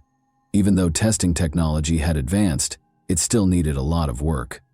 The created profile was judged inappropriate for comparison with suspects or database entry. Over the years, detectives continued to retest Vicky's possessions using new technologies, unfazed by previous failures. But in spite of their best efforts, no noteworthy progress was made, and the case was once again unsolved, leaving Vicky's family with unresolved questions. However, new evidence was found in 2022 when Vicky's clothing was re-examined with the aid of new technology. Important hints that had been overlooked for decades were made clear by this discovery. A male's DNA profile connected to the crime scene was discovered. This important finding gave investigators new hope that Vicky's killer would be apprehended at last. An important turning point in the case was reached when the new DNA profile was compared to profiles in the Combined DNA Index System, CODIS. When Noel Gehrman learned of a DNA match connecting Andre Taylor to the evidence gathered in Vicky's case on November 1, 2022, it was a momentous occasion. This crucial discovery led detectives to look into Taylor's past and his ties to Bryan's Road, Maryland, the scene of the crime, as he was a 62-year-old convicted criminal from Washington, D.C. Detectives found that Taylor's address on his arrest records from the 1980s was Bryan's Road, 4 miles from the location where Vicky's body was found. The investigation also showed that Taylor's DNA was added to the national database after he was arrested and found guilty of violent crimes in Washington, D.C. This important discovery strengthened Taylor's connection to the case even more. Once Taylor was identified as the suspect, the next task for the investigators was to find him. Detectives worked in conjunction with law enforcement partners from the D.C. Metropolitan Police Department Homicide, the U.S. Homeland Security Investigations, and the U.S. Baltimore Field Office of the Secret Service to find him. After months of unrelenting search, investigators eventually found Taylor in Washington, D.C., where he was living in a nursing and rehabilitation center. In order to get proof, detectives kept a close eye on him and gathered more details about his past. In March 2023, detectives visited Andre at the nursing home with a warrant in order to obtain a saliva sample for a new DNA comparison with the evidence from the crime scene. Detectives weren't worried about Andre running away because of his poor health and amputated leg. Even though the unexpected visit made him aware of his suspect status, the results of lab tests would not be available for weeks, and authorities were certain he posed no flight risk. Andre Taylor's life took a turn for the worse as he grew older. Even though Taylor had never met Vicki Belk, his actions would eventually bring him back to her case decades later. After killing a man during a street robbery in April 1989, Taylor was charged with murder. The prosecution contended that Taylor should be detained without bail, citing his lengthy criminal history. He had at least 10 prior convictions for drug and gun possession in his criminal history. Taylor received a substantial sentence of 5 to 15 years in prison because he was a repeat offender, even though he was only found guilty of carrying a pistol without a license in the homicide case. Following his release, Taylor made several arrests in the 2000 system and kept circling back and forth through the criminal justice system. Taylor's DNA was added to the federal database at some point during this time. This crucial entry would ultimately connect Taylor to Vicki Belk's murder, providing her family with some closure and justice for her heinous murder. A grand jury heard the case from the Charles County State's Attorney's Office on June 16, 2023, and after considering the evidence, found Andre Taylor guilty of 3 serious charges: first-degree rape, first-degree murder, and second-degree rape. 6 days later, on June 22, Taylor was arrested in Washington, D.C. by a team of detectives from the Charles County Sheriff's Office, the United States Marshals Service, and the Metropolitan Police Department. Taylor was first detained in a Washington, D.C. detention facility before he consented to return to Charles County on June 27. Vicki Belk was 28 years old, and Andre Taylor was 18 when she was murdered in 1979. There is no proof that Andre Taylor and Vicki Belk were acquainted, according to a careful analysis of the original report and follow-up investigations since 1979. Furthermore, the Belk murder and the circumstances surrounding Taylor's arrests in Washington, D.C. are completely different. On June 22, 2023, Vicki Belk's family celebrated a momentous occasion. Vicki's family and detectives spoke to the media during a press conference after Andre Taylor was detained without bail. Although the tearful reunion brought back painful memories, it also brought closure. The family was content and joyful. "I thank God that we are alive and well to witness this historic occasion," Vicki's son said. "I was 7 years old in 1979. Vicki's family expressed their appreciation and treasured memories, saying, "Thank you to the court for holding this person in custody." Through their accomplishments and the establishment of the Vicki Belk Scholarship Foundation in 1980, they paid tribute to her legacy, in spite of the pain. About 100 students have benefited from the foundation, perpetuating Vicki's passion for youth and education. It wasn't over yet. Andre Taylor's sentencing was still pending for the family. Will this be the next one? After 45 years of waiting, will the family finally find peace? Will the memory of Vicki Lynn Belk be buried at last? In the decades-old murder case of Vicki Lynn Belk, a Charles County jury found Andre Taylor criminally liable for her untimely death and returned a guilty verdict on July 18, 2024. According to Assistant State's Attorney John Stackhouse, the 45-year-long incident resulted in generational trauma. Belk's son was raised without a mother figure. Her daughter had to be buried by her parents. Not knowing who killed their daughter, her parents were forced to lie on their deathbeds. There was never an opportunity for her grandchildren to meet their grandmother. However, throughout this case, I have never witnessed a family with such grace, grit, and determination. After decades of evading justice, Andre Taylor was finally held accountable for his horrible crimes. Taylor acknowledged raping Vicki Belk during a detective interview, but he denied having anything to do with her death. Nevertheless, indisputable proof revealed his guilt and connected him to the crime. A 4-decade wait for justice ended on August 25, 2024, at 12:30 p.m., when Andre Taylor was sentenced to life in prison for the horrific first-degree murder of Vicki Lynn Belk. He would be imprisoned for the remainder of his life because the consequences of his crimes had finally caught up with him. "I can't thank the assistant state's attorneys enough for their tireless efforts to bring justice to this case," said State's Attorney Tony Covington, who praised the team. The Belk family had been waiting for justice for 45 years, and this was the culmination of a long and agonizing journey. Even though Vicki wouldn't return, it provided closure and explanation.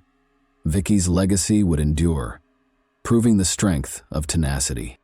And that wraps up today's chilling story. If you enjoyed this video, don't forget to like and subscribe so you never miss a new upload. Also, let me know in the comments, what part of this story shocked you the most? Thank you for watching, and I'll see you in the next video.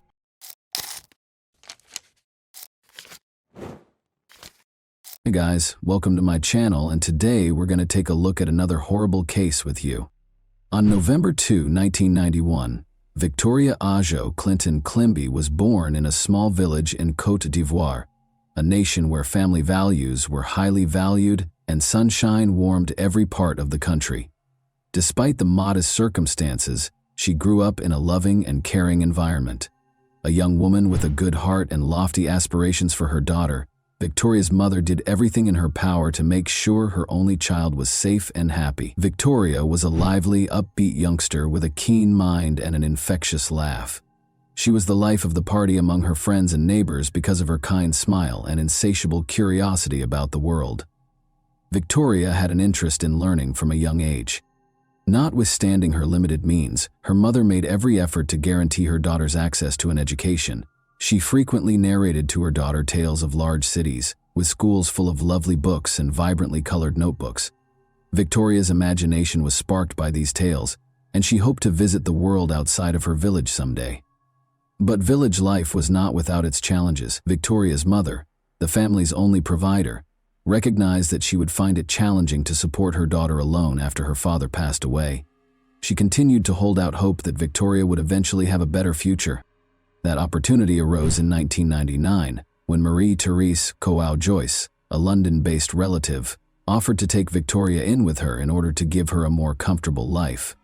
Victoria's mother's older sister, Marie-Therese, appeared prepared to assume the responsibilities of guardian and mentor. She promised the family that the girl would have access to the greatest medical care, schools, and opportunities in the UK. The offer was a tough choice for Victoria's mother, in addition to being a chance for her daughter. She was concerned about letting her child go so far away, just like any other mother. But Marie-Therese managed to persuade her. Her voice was assured and comforting. She pledged to help Victoria reach her full potential and to treat her like her own daughter. Victoria's eyes glowed with delight when she heard about the move. The prospect of starting over in distant London filled her with pride. For an 8-year-old girl, seeing a world she had only ever imagined was a true adventure. During their farewell meetings, her friends and neighbors wished her luck and blessed her journey. Victoria left her hometown and started her journey in August 1999. With tears in her eyes, her mother watched the plane take off, hoping her little girl would be happy in her new life. She felt that this was the best course of action for her daughter. Bright lights, busy streets, and a strange cold met Victoria in London.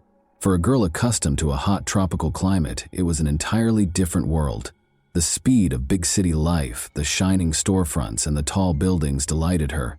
But that enthusiasm soon subsided as she started to get used to living with her aunt. From the moment Victoria arrived at Marie-Therese's house, she faced challenges she could not have predicted. She experienced alienation in place of the warmth and concern that had been promised. Strict rules that occasionally went beyond what was reasonable were imposed by Marie-Therese and her boyfriend Carl Manning. Victoria frequently experienced confusion and loneliness in her new home. According to neighbors, the girl initially appeared content and made an effort to interact with people. In an attempt to improve her communication skills, she studied English and even befriended some of the local kids. However, her joy gradually diminished. During this period, Marie-Therese's mother continued to communicate with her via telephone, but the discussions became increasingly brief, and Aunt Victoria's responses became increasingly vague. Her mother was starting to worry, but she was powerless because of the distance and lack of face-to-face interaction with her daughter. Victoria had dreamed of a bright new life, but now she was in a place where her dreams were slowly becoming hazy. She still maintained her optimism, though, that things might improve. The smile of a neighbor's child, a brilliant sunset outside her window, or the occasional kind smile from a bystander were all small pleasures to her. Warning signs started to emerge in the first few months of Victoria's life in London. Sadly, these signals were ignored. The energetic and curious girl who had traveled from Côte d'Ivoire started to change, according to the teachers at the school where Victoria was assigned. She was initially engaged in class, eager to learn as much as she could and making an effort to interact with her peers. But after a few months, she started acting very differently. Victoria's once bright and shining eyes seemed to wane. She became reclusive, and she frequently appeared scared and cautious. Her body had marks that the teachers noticed. The girl started to sustain scratches, bruises, and other wounds. Victoria either remained silent or said she had fallen or bumped into something when asked where they came from. Although these justifications sounded unconvincing, the school regrettably took no decisive action. The odd injuries weren't reported to social services until much later. They limited their action to formal checks, though, and did not act quickly. The fact that Victoria frequently skipped classes was another concerning indicator. Marie-Thérèse, the girl's aunt, always claimed that the girl was ill or not feeling well when she was absent. Nobody, however, investigated the veracity of these claims. Teachers saw that Victoria's condition was worsening when she went back to school. Neighbors were also suspicious of Victoria's life at her aunt's house. They saw that the girl hardly ever left the house, and when she did, she appeared worn out and depressed. Some remembered Victoria crying on the landing from time to time. Once, a neighbor who was worried about the girl's health made an attempt to speak with Marie-Thérèse. The aunt reassured her, however, that the child was okay, stating that Victoria was simply very active and frequently fell. Questions were also raised by the noise coming from the apartment. Despite the noise and screams, no one in the neighborhood dared to openly step in. Only one man complained to the police, but they disregarded it because they believed it to be a family issue. Consequently, the alarms kept going off, but nobody did anything to stop it. Over the next few months, Victoria's health issues became more apparent. The girl had multiple hospital admissions. Injuries that appeared suspicious were noted by doctors. They included bruises and fractures, which Victoria's aunt said were caused by mishaps. Despite medical personnel's suspicions that the injuries might have been caused by violence, little was done about it. Marie-Thérèse was visited by social services, who consistently found her explanations to be persuasive. The aunt was skilled at projecting the image of a responsible and kind caregiver. She assured them that she loved Victoria and was trying her best to look after her, and she showed them a tidy apartment. Victoria stayed in the house each time, her life becoming more and more in danger, while the inspectors only made official findings. Victoria's condition had significantly worsened by the end of 1999. Her behavior became even more nervous, her clothes were no longer weather appropriate, and her weight drastically decreased. Teachers noticed that the girl's eyes appeared blank and that she frequently dozed off in class. The fact that Victoria started avoiding contact was another alarming sign.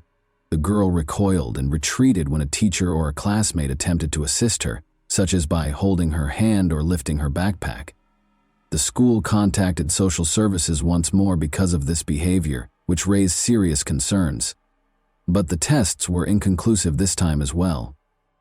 Victoria confided in one of the teachers one day that she was scared to leave for home. Once more, these words were ignored, despite being a desperate signal. Following a formal check at Marie-Thérèse's home, social services determined that the girl was in a safe environment. Victoria's condition had deteriorated to a critical level by early 2000. Teachers, neighbors, and even random bystanders noticed that the girl appeared malnourished and that her movements were sluggish and unsure, but nobody could have predicted that tragedy would be the end of it all. Victoria's condition began to deteriorate significantly on February 24, 2000. Her aunt and boyfriend, Carl Manning, reported that the girl was not moving and was no longer breathing normally, so they called an ambulance. The child's condition shocked the medical staff when they arrived. Victoria was extremely malnourished, and her body was covered in burns and bruises, among other traumatizing marks. Victoria was taken to the hospital right away by the medical staff. The girl's body was too weak for the doctors to save her. Victoria died on February 25, 2000, the following day.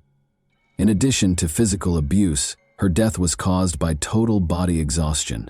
According to the medical professionals who examined Victoria's body, prompt action could have prevented such horrible outcomes. They were astounded to see a child in such critical condition while under the care of the school and social services.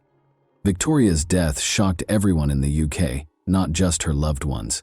People found it incomprehensible that a child with such obvious suffering had gone unprotected. This case came to represent structural issues with the way the police, social services, and medical fields operate. The police opened an investigation as soon as Victoria Climby passed away. Her multiple injuries, critical exhaustion, and hospitalization circumstances sparked serious suspicions among doctors, who promptly informed law enforcement. Detectives concentrated on obtaining all available evidence after realizing they were dealing with a tragedy that could have been avoided. Finding out what transpired behind the closed doors of Victoria's home and prosecuting those responsible were their two main objectives. The investigators immediately proceeded to the apartment where Victoria had resided with her aunt, Marie-Therese Kouao-Joyce, and her boyfriend, Carl Manning, after securing a search warrant. The apartment appeared to be fairly typical at first glance, with a tidy interior, spotlessly clean surfaces, and fresh flowers on a little table in the living room. However, the seasoned investigators saw right away that the house appeared to have been specially prepared for their arrival. Everything appeared overly sterile, as though the proprietors were attempting to project an illusion of well-being. Their first observation was of Victoria's bedroom. It was a stark contrast to the other rooms. The girl's room literally screamed coldness and neglect, while the living room could be described as comfortable and well-kept. A teenager's room didn't even have the slightest hint of a childlike atmosphere. There were no toys, books, or vibrantly colored furniture in place of empty walls that were unadorned and uncozy. There was only a thin, tattered blanket on the bed, obviously unfit for the winter. There were absolutely no pillows. The room's sparse furniture had a worn-out, scratched appearance. Victoria's clothing, shoes, and school supplies were all in bad shape. It appeared as though no one had updated her closet in a while, because the majority of the items were either too small or badly worn. People were especially interested in the girl's shoes. Since they were light summer shoes, they were totally inappropriate for the severe winter weather. For the investigators, this was a warning sign. There was obviously a problem. The atmosphere in the room was one of neglect, if not apathy, rather than concern and care for the child. The signs of violence that the experts discovered upon closer examination, however, were the most terrifying finding. At first glance, the stains on the walls and furniture looked like filthy streaks, but the experts soon concluded that these were blood traces, partially obscured but discernible to the trained eye. Although the room's floor appeared to be clean, there were still questionable stains on it, which later proved to be attempts to conceal something awful. A tiny plastic container was standing in one corner of the room. The investigators discovered an even more sinister image when they opened it. There were broken toys inside. The only things that truly belonged to Victoria, it seemed, were these. They appeared to have been purposefully broken to prevent the girl from playing with them, or thrown there to get rid of them. The overall impression that the child was being treated like an unnecessary burden was only strengthened by this. There were also indications of neglect in the kitchen. There was almost nothing in the refrigerator. There was a juice box, a stale piece of bread, and a few cans of canned food. Marie-Therese had previously stated that she had always provided for Victoria's nutritional needs, which contrasted sharply with this limited food supply. Investigators questioned how the girl ate, given the scarcity of food in the home, or was it more likely that she was just not eating enough? When the detectives discovered multiple locked cabinets, the situation became even more concerning. Marie-Therese responded to the request to open them with blatant hostility and made an effort to avoid doing so by claiming private reasons. She only grudgingly gave up the keys after protracted discussions, and when she was threatened with having the entire cabinet seized. Everyone in the room was shocked by what they saw when the doors opened. Belts, wires, and wooden sticks were among the objects in the cabinets that were obviously intended for physical abuse or punishment. The wires were coiled into tight loops, and one belt featured a metal buckle. These results, which presented a horrifying image of the potential abuse Victoria endured, spoke for themselves. Each of these objects was captured on camera, meticulously recorded, and confiscated for additional analysis. The investigators knew that every little detail from these findings could be important in revealing what was happening behind that tidy but dishonest facade. The state of Victoria's room revealed much more than the apartment's adult residents were willing to acknowledge. After compiling all the evidence, the investigators started to depict the girl's life as one of hardship, suffering, and possibly cruelty. Investigators were immediately struck by Marie-Therese Kouao-Joyce and Carl Manning's behavior when they were called in by the police for their initial interrogation. Despite their caution, they made an effort to project confidence. Although Marie-Therese appeared nervous, her responses sounded practiced, as though she had readied herself for potential queries beforehand. She started to maintain her innocence right away, saying she loved Victoria and tried her hardest to look after the girl. Victoria was a difficult child, the woman said. Despite her temper, Marie-Therese characterized Victoria as a mischievous child who was allegedly prone to accidents. She was constantly sick, she didn't do well in school, and she and I always had difficulties, but I did everything I could to help her. I tried to be a good aunt to her. She claimed that the girl's clumsiness was the cause of the bruises and injuries on her body. The reason for her emaciation, according to Marie-Therese, was solely her lack of appetite. She was always falling, hitting the corners of furniture. She just always had some kind of trouble. And of course, she never listened. We offered her food, but she hardly ate anything.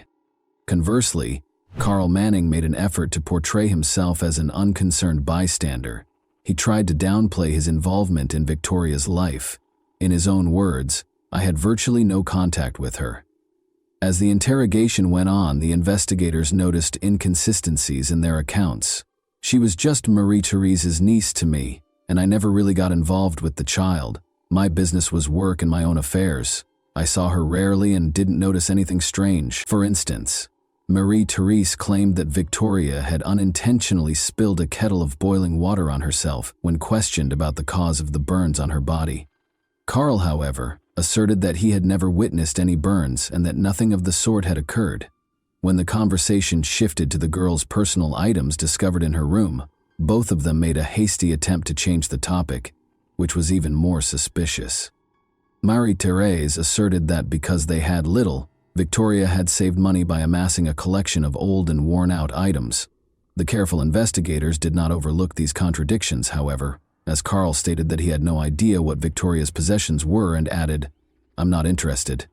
It was always Marie-Therese's responsibility. The police chose to intensify the interrogations. After meticulously documenting the testimony, it was clear that neither of them was telling the whole truth, and more research was necessary to determine the true events that had occurred in this family. In order to get more candid responses from Marie-Therese Joyce and Carl Manning during the second round of questioning, the police started using the evidence gathered in the apartment. In addition to providing an expert report that unequivocally stated that the girl's burns could not have been caused by unintentional contact with hot water, the investigators displayed photos of the bloodstains discovered on Victoria's room's walls and furniture. The suspects' responses only served to heighten suspicion of their guilt because this evidence was indisputable. The situation became even more muddled with each of their new responses. Investigators started posing direct queries, such as, what caused the bloodstains on the furniture and walls? Why hadn't anyone gotten help if Victoria had actually just fallen? If the wounds were that bad? Marie-Therese was unable to provide a definitive response to these questions, either stating that she didn't think it was serious or citing memory problems. The facts put pressure on Carl Manning, who had previously claimed to have little to do with Victoria during the initial interrogation. He became irate after seeing the pictures and reading the experts' conclusions. He initially denied any involvement in the events, but he changed his strategy when faced with indisputable proof. The investigators were baffled by his justifications. "I knew what was going on," he acknowledged after a protracted silence. "But I didn't get involved. It's none of my business. She's not my child. I thought it was Marie-Therese's problem and let her deal with it herself." They emphasized that he was obviously a witness to what was taking place, even though he claimed not to be involved. Although Carl acknowledged that he had noticed the girl's body was bruised and injured, he added that he had no justification for getting involved.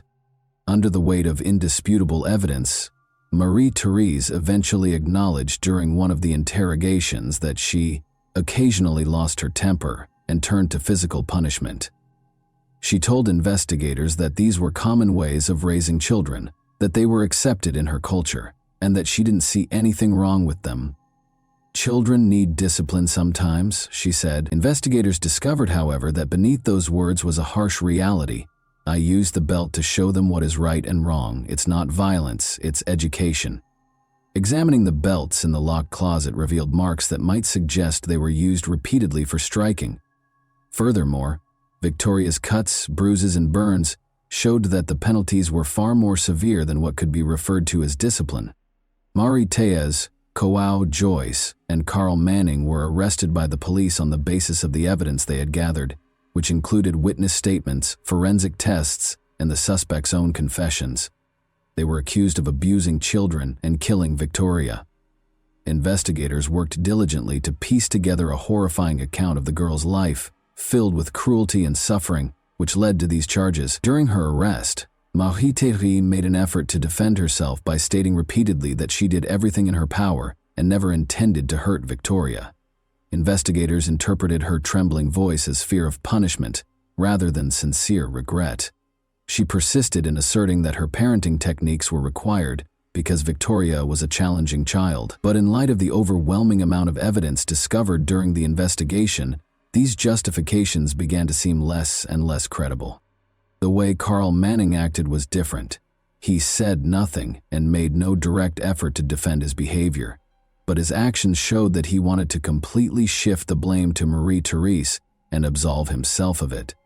The investigators were convinced that he was an accomplice, even though he did not start the violence because of his unwillingness to step in and his claims of fear of conflict. Investigators stressed that Victoria's death was the result of a protracted cycle of violence that was evident to those in her immediate vicinity and that, with greater resolve, could have been prevented.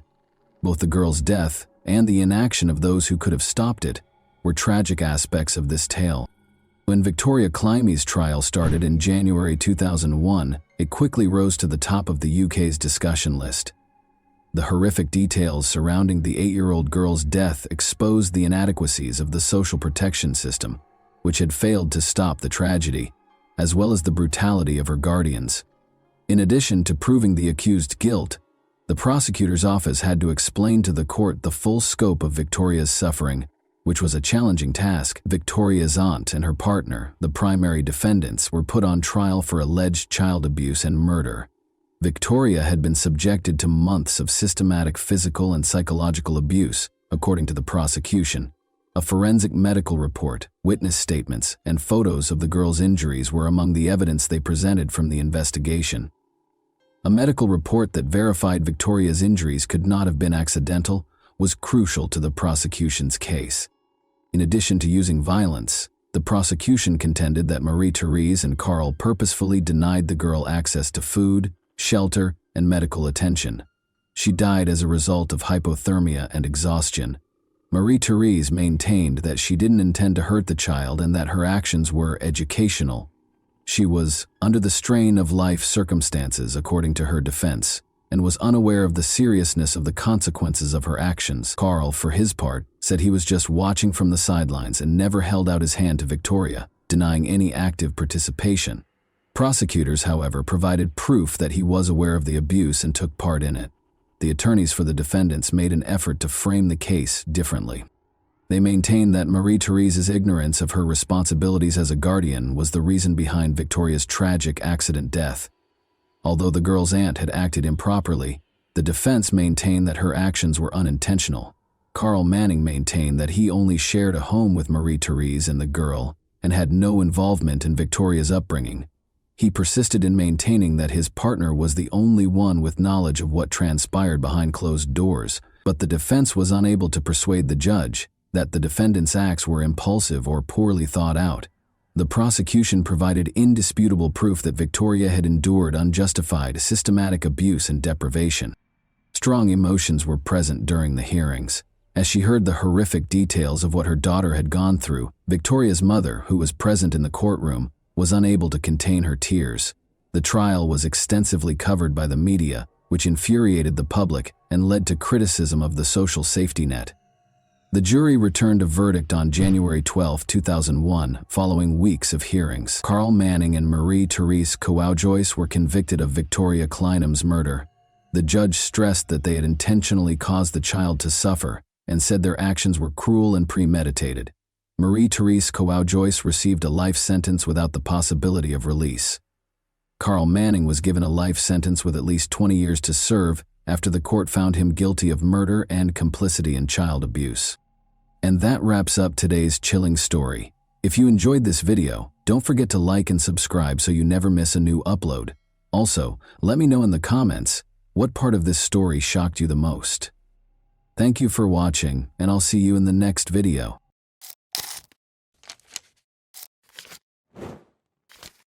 Hey guys, welcome to my channel, and today we're going to take a look at another horrible case with you. A person's life can be completely transformed by the emotion of love. It can be tender and loving, or it can be hurtful and disappointing. Almost everyone has times in their lives when they meet someone who becomes special to them, but occasionally these relationships don't work out as planned. In this tale, a man and a woman fell in love, but their relationship ended because of a well-publicized investigation. What transpired between them? For what reason were their parents against their relationship? This video will teach you the answers to these questions. I want to start by saying that this is one of the most unbelievable stories I have ever posted on my channel. Why do those who are meant to protect and serve act indifferently? And everyone will be shocked by this story's conclusion. We will therefore talk about what happened in Kemerovo, Russia, in 2020. The administrative hub of the Kemerovo Oblast is the sizable Russian city of Kemerovo. It is located in western Siberia's southern region. It is one of the biggest cities in Siberia, with a population of over 500,000. On September 24, 1997, Vera Pekteleva was born in Kiselyovsk, Kemerovo Oblast. She developed into a happy, imaginative adult. She enjoyed singing, and she won several competitions while she was in school. Despite their divorce while she was in school, Vera's parents, Oksana and Yevgeny, remained friendly. Vera got along well with her mother's new husband and her father's new wife. She was characterized as a non-confrontational, upbeat, and kind individual. As previously mentioned, Vera was a creative person, so her family was taken aback when she chose to attend the State Technical University in Kemerovo after high school graduation, rather than pursue a career in the arts. Vera spent her free time visiting her mother, Oksana, who lived in Kiselyovsk, approximately 110 miles from Kemerovo. Vera met a man her own age, Vladislav Kanius, during one of these visits in 2016. The total opposite of Vera was Vlad, as everyone called him. He was reclusive, irritable, and lacked life goals. Vlad was raised in a dysfunctional household and left school after the 9th grade. He lived with his father after his mother abandoned her family. But the challenges in his life did not stop there. In the end, his father committed suicide as a result of his legal troubles. Vlad was profoundly affected by everything that transpired in front of his eyes. Vera fell in love with Vlad despite the fact that they had little in common. Vera's parents opposed this relationship because they were aware of Vlad's identity. Of course, the guy's life wasn't easy, and we felt sorry for him, but we wanted a completely different life for Vera. We disapproved of her choice. We waited for her to end this relationship, Oksana, her mother, said. Vera's father asked her to break up with Vlad after learning about him, but Vlad and his daughter remained together. She simply ceased discussing him with her parents. Vera's mother, Oksana, recalled, "Vlad was never at our family gatherings. He was not in the photos on Vera's social networks. It was like she was hiding him." An essential fact to note here is that Vera and Vlad moved into Kemerovo together in 2019. Vlad, who was unemployed and did not want to change that, loved living with Vera, and her parents helped pay for the apartment. She was intelligent, attractive, and always had cash in her pocket. She gave him financial support. The couple's relationship was strained. It was obvious that Vlad would not stop abusing alcohol. Her parents thought Vlad had beaten her. Vera ultimately made the decision to end this toxic relationship in November 2019, but her boyfriend was adamantly against it. As previously stated, Vera and Vlad shared an apartment that was partially funded by her parents. In November 2019, Vera made the decision to break up with Vlad. According to logic, Vlad ought to have moved out. He was not going to do it, though. He enjoyed living at the expense of others. This is a passage from Vlad's testimony. It will help you understand what transpired after Vera made the decision to break up with him. However, keep in mind that this is Vlad's testimony. Whether or not you believe what he says is up to you. He stated in his testimony, "On December 15, 2019, I got into a fight with Vera because she wouldn't let me go to a nightclub. Throughout our relationship, Vera started to frequently leave for Kislyovsk and gradually started to distance herself from me, telling me that she was talking to someone else. Don't forget that a month prior to that, Vera told Vlad that she was ending their relationship. We continued to live in the same apartment during this period, and I also learned that she was seeing someone else through our mutual friend, who informed me that Vera was seeing another man, Alexander, from Kislyovsk, whom I did not personally know. I wanted to speak with Vera after learning that she was seeing Alexander. After our argument on December 15, 2019, she left and took some items with her, but I kept in contact with her over the phone, and on January 12, 2020, I called Vera and offered to help her move her remaining possessions to a different apartment. Vera accepted my offer to meet and move things, and we decided that I would assist her with the move. We decided to meet in the afternoon on January 13, and she was to come to me for her belongings.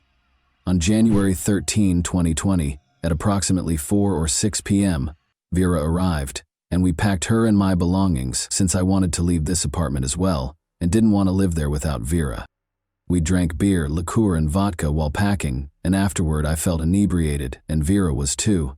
We drank until 5 in the morning on January 14, 2020. We didn't have any arguments while we were drinking, but when I started talking to her about our relationship, suggested that we should get back together, and revealed that I knew she was seeing another man, we started to argue. She didn't like it, so she began to curse, insult me, and hit me, specifically kicking me at least 5 times in the groin and hitting me in the face with her palm at least 8 times. I didn't feel any pain when she slapped me, but I did feel pain when she kicked me between the legs, which is how Vera began hitting me first, and I was upset because she had lied and claimed she wasn't seeing another man. Vera continued to insult me while claiming that I was intruding on her personal life because I was well informed about her. Vlad told the police that version of events. We'll then go over the opposing viewpoint, which provides compelling evidence that Vlad was dishonest in his testimony. Take note of this statement. We drank alcohol until 5 a.m. on January 14, 2020. There were no conflicts between us in the process of drinking alcohol. Vera had no intention of sharing the apartment with Vlad, much less partaking in alcohol. She requested a friend's assistance with the move. Vera left her friend a voicemail at 5:08 p.m. She claimed to have already arrived at the apartment and was gathering her belongings. She promised to arrive at her new apartment around 6 o'clock. Vera requested assistance from a friend to move her belongings from the taxi to the apartment. Vera left another voicemail 3 minutes later. She asked her friend to assist her with the move by coming to the apartment where she and Vlad shared. But before Vera could finish, Vlad interrupted, saying, "No one's coming in here." As a result, he opposed Vera's friend visiting the apartment. 4 minutes later, at 5:15 p.m., Vera asked her friend to come in a low voice, suggesting that things had gotten out of hand. This message appears to have been a request for assistance. She purposefully spoke quietly so Vlad wouldn't hear her. Vlad's commanding voice can be heard once more, at 5:25 p.m., when Vera sent another voicemail. He advises Vera's friend to wait for Vera to text her and not to bother them. Vlad recorded the voicemail himself at 7:19 p.m. Vera was unable to use her phone from that point on. The monster and she were left alone. But we must explain what happened next. The dreadful screams emanating from apartment 738 began to wake up the neighbors on the same floor at around 3 in the morning. A witness referred to the events as a massacre. 15 people gathered in the hallway outside the apartment because the screams were so loud. Among them was Vlad's brother. Since his brother had previously threatened to kill Vera, he recalled Vlad's words and understood that they would have to smash down the door. Since the apartment's door was iron, the neighbors began gathering tools to pry it open. Vera's heartbreaking sobs had been coming from the apartment all along. Eventually, the emergency service calls that people made were included in a different investigation. 30 minutes later, the police were still nowhere to be found. The event ended at 6:30 a.m. People called the police during these 3.5 hours, but nobody responded to Vera's call for help. While Vera was fighting for her life, the witnesses called the emergency services 7 times, but no one answered. Vlad was the last person to speak to them from behind the door. The neighbors eventually located a crowbar in a nearby parking lot and broke down the door after he said, "Vera, forgive me. I love you very much." Vlad was in the restroom by now, and Vera was already dead. He was inebriated.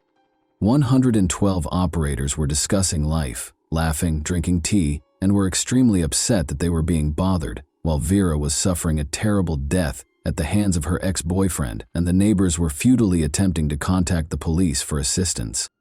It was only after Vera's death that the police showed up. They will later allege that one car ran out of gas and that no officers were available because everyone was attending to other calls. Consequently, the police officers who were on duty that evening and the 112 operators were also put on trial. The police station video was released while the investigation was underway, but translating it into English is pointless. One word sums it up for me: indifference. And even without subtitles, it is obvious. Recall that Vlad stated in his testimony that he and Vera did not have any disagreements until 5 in the morning, but the forensic analysis revealed that he was lying. 6 hours prior to her demise, Vera sustained her initial injuries. At around midnight, that is, it indicated that she had been beaten and injured by Vlad Knus for 6 hours prior to her passing. She had stab wounds among the approximately 100 injuries on her body. She had broken ribs and a nose. Her neck also had marks from strangulation. And prepare yourself if you were surprised by the police's inaction. You won't be any less surprised by what happened next. At the funeral of Vera Pekulova, over 1,000 people showed up. Not everyone could be accommodated in the church. Vera's mother, Oksana, claims that despite the funeral home's 4-hour makeup attempt, she was still unable to identify her daughter. Her injuries were that severe. Vlad Knus, meanwhile, was providing his version of events to the investigators. Naturally, he made an effort to minimize his involvement in this crime. Regarding that evening, he stated, "She didn't like it when I brought up our relationship, suggested that we get back together, and told her that I knew she was seeing another guy. She then began to curse, insult me, and hit me, specifically kicking me at least 5 times in the groin and hitting me in the face with her palm at least 8 times. When she slapped me, I didn't feel any pain, but when she kicked me between the legs, I felt pain. This is because Vera began hitting me first, which infuriated me because I knew everything about her, and she lied when she said she wasn't seeing anyone else. She kept insulting me during this time, so I became enraged and struck her with my palms several times, hitting her head about 4 times, but with little force. When I struck Vera, she fell to the floor, hitting the closet, and she struck me back, specifically hitting my head with her fists and palms, which hurt.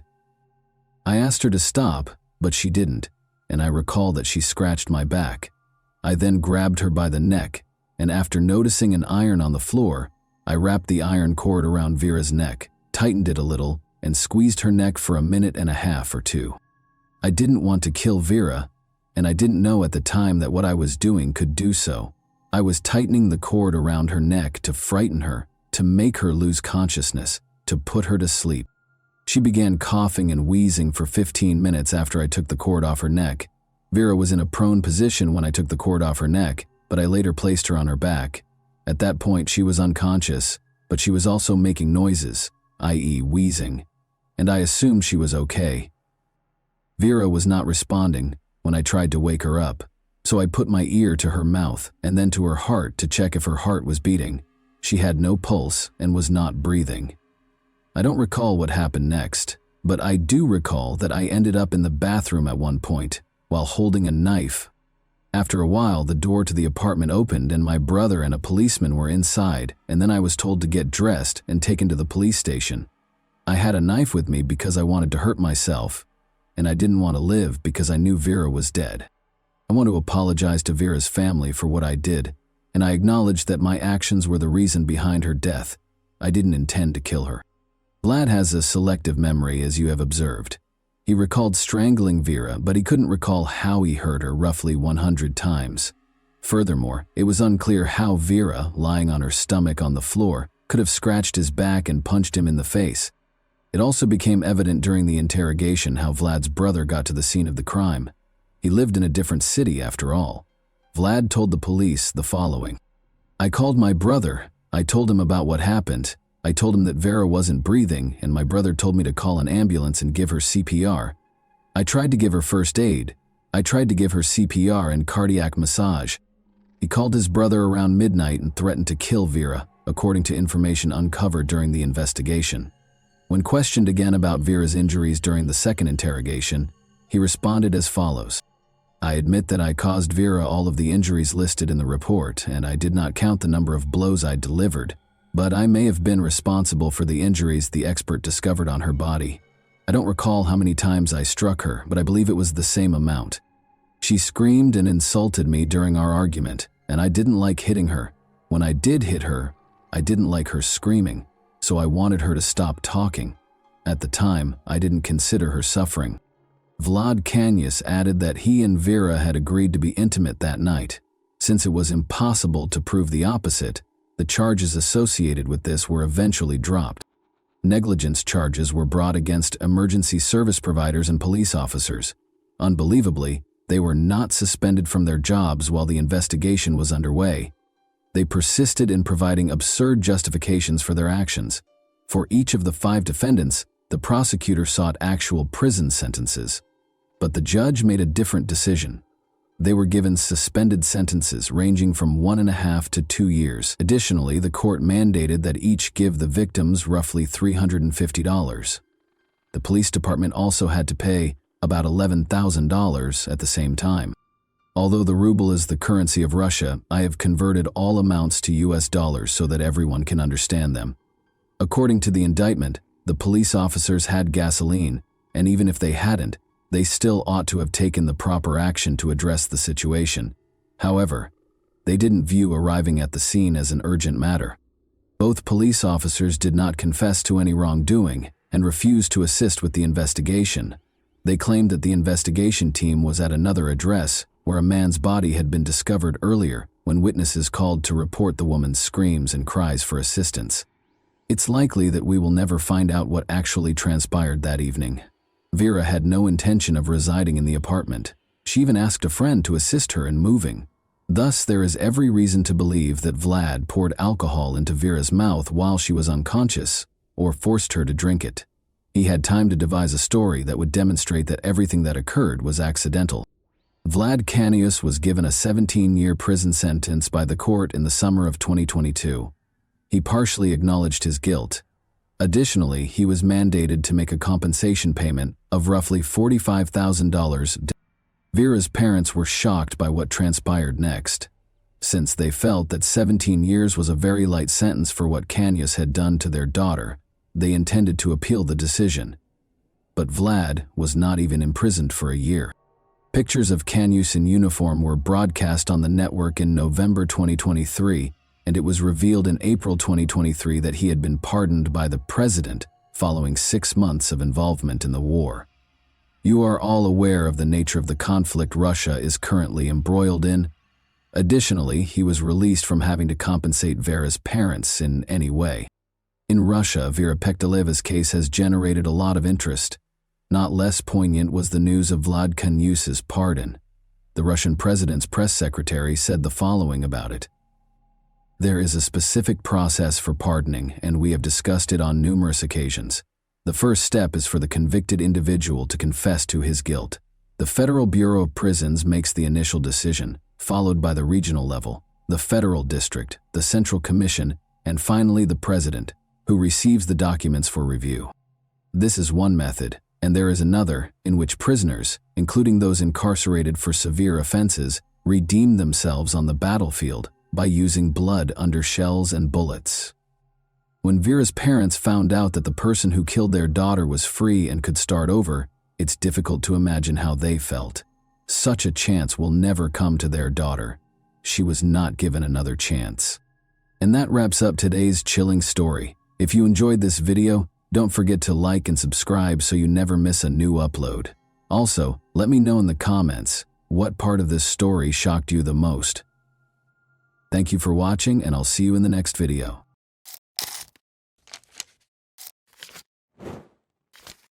Hey guys, welcome to my channel, and today we're going to take a look at another horrible case with you. The Jansen family appeared to be just another loving, close-knit family, always willing to lend a helping hand to one another.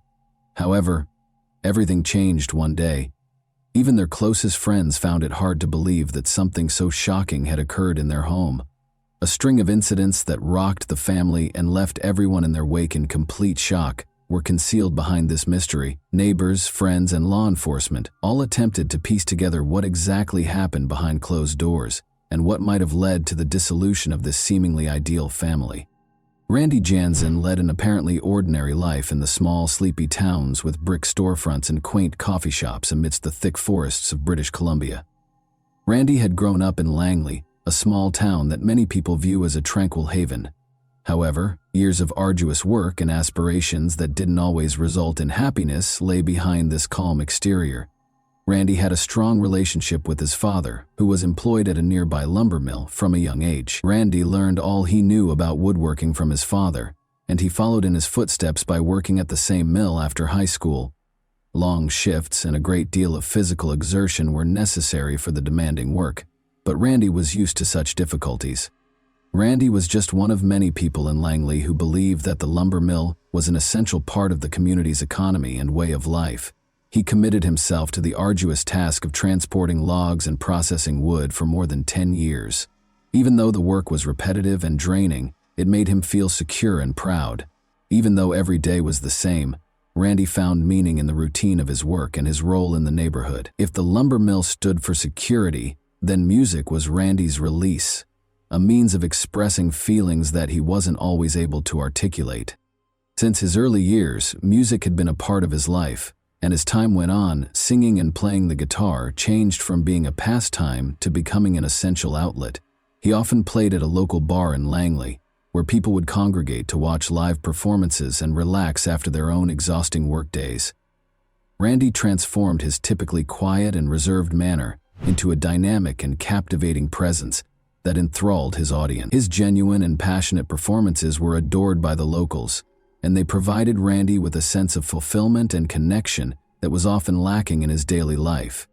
On what appeared to be a typical evening, Randy met Laurel, the woman who would forever alter his life, at that neighborhood bar. Laurel, who worked as a bartender and was 6 years older than Randy, frequently watched his shows from behind the counter.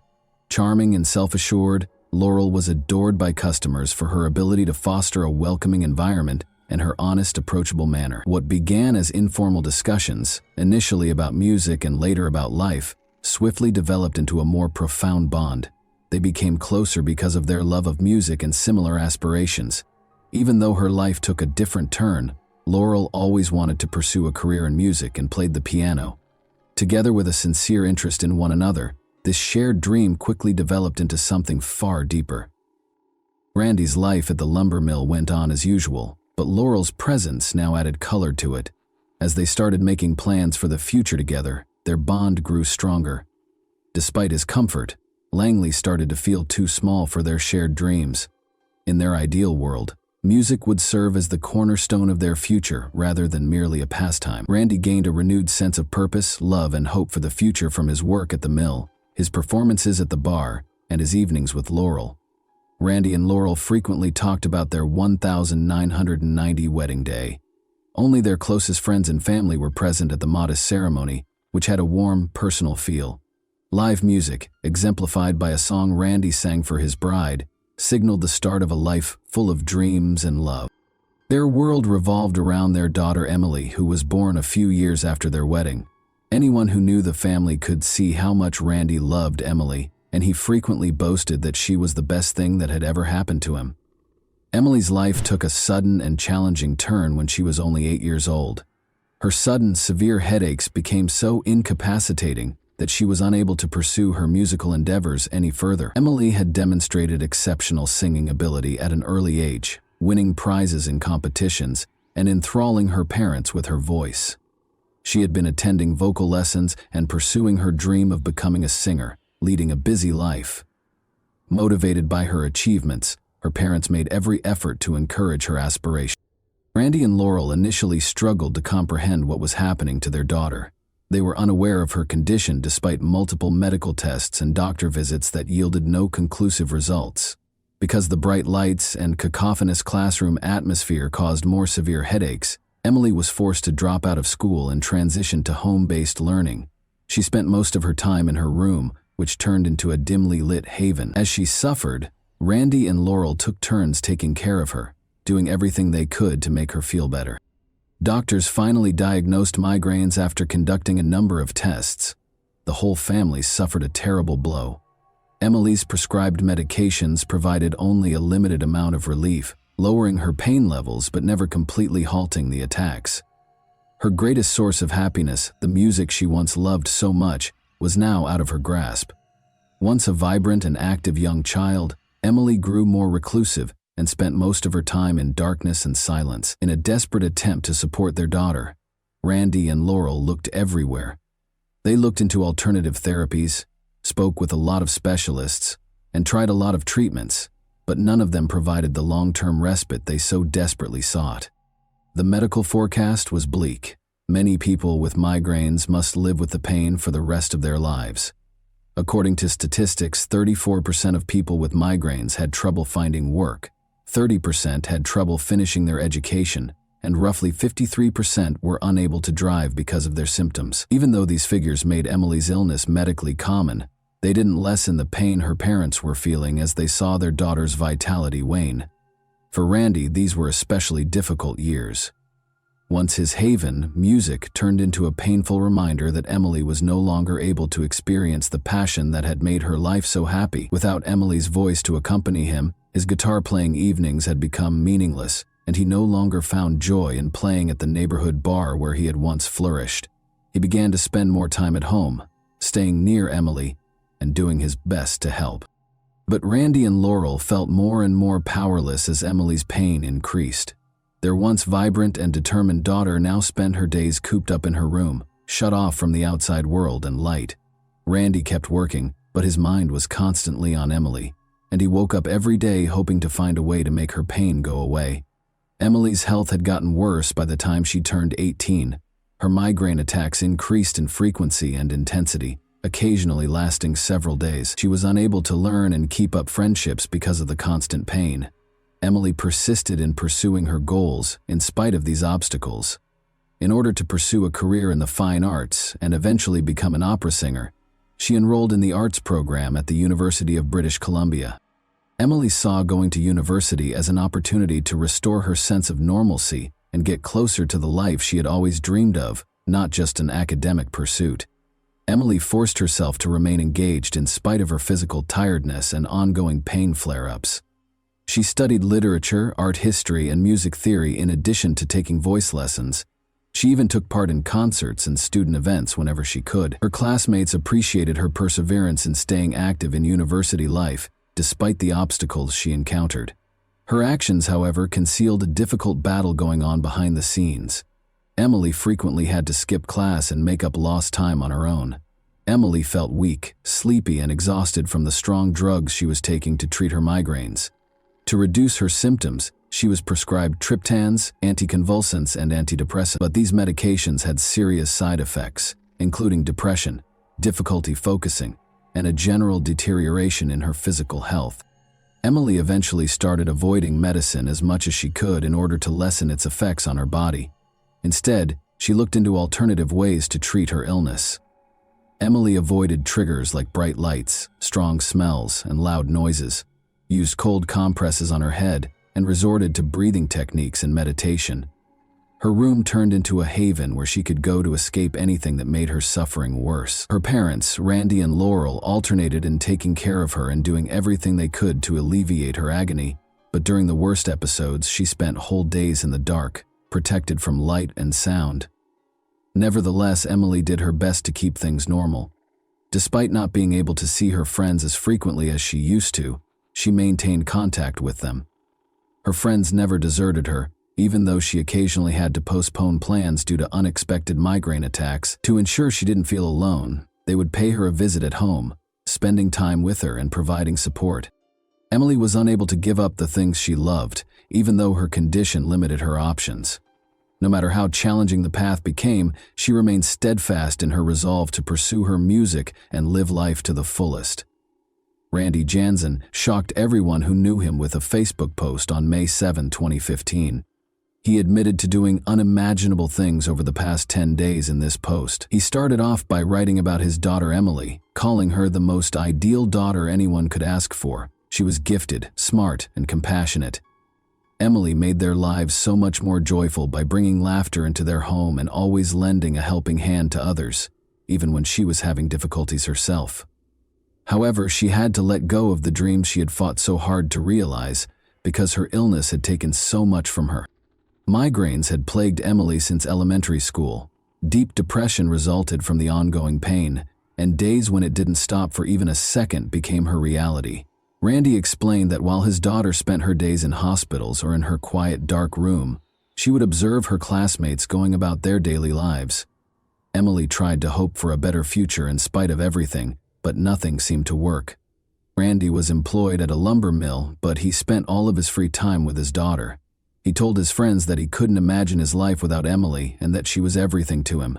He was driven to the brink of despair by seeing her suffer and being powerless to stop it. Randy was obviously having a lot of emotional difficulties, as friends remembered when he confided in them about his suffering. Randy made a choice one day that would change everything. He acknowledged taking a gun and killing Emily in a Facebook post, saying he did so to relieve her of the constant agony. He described how he saw her as an angel, free from her agony, floating above the clouds with her long hair blowing in the wind. He continued after that.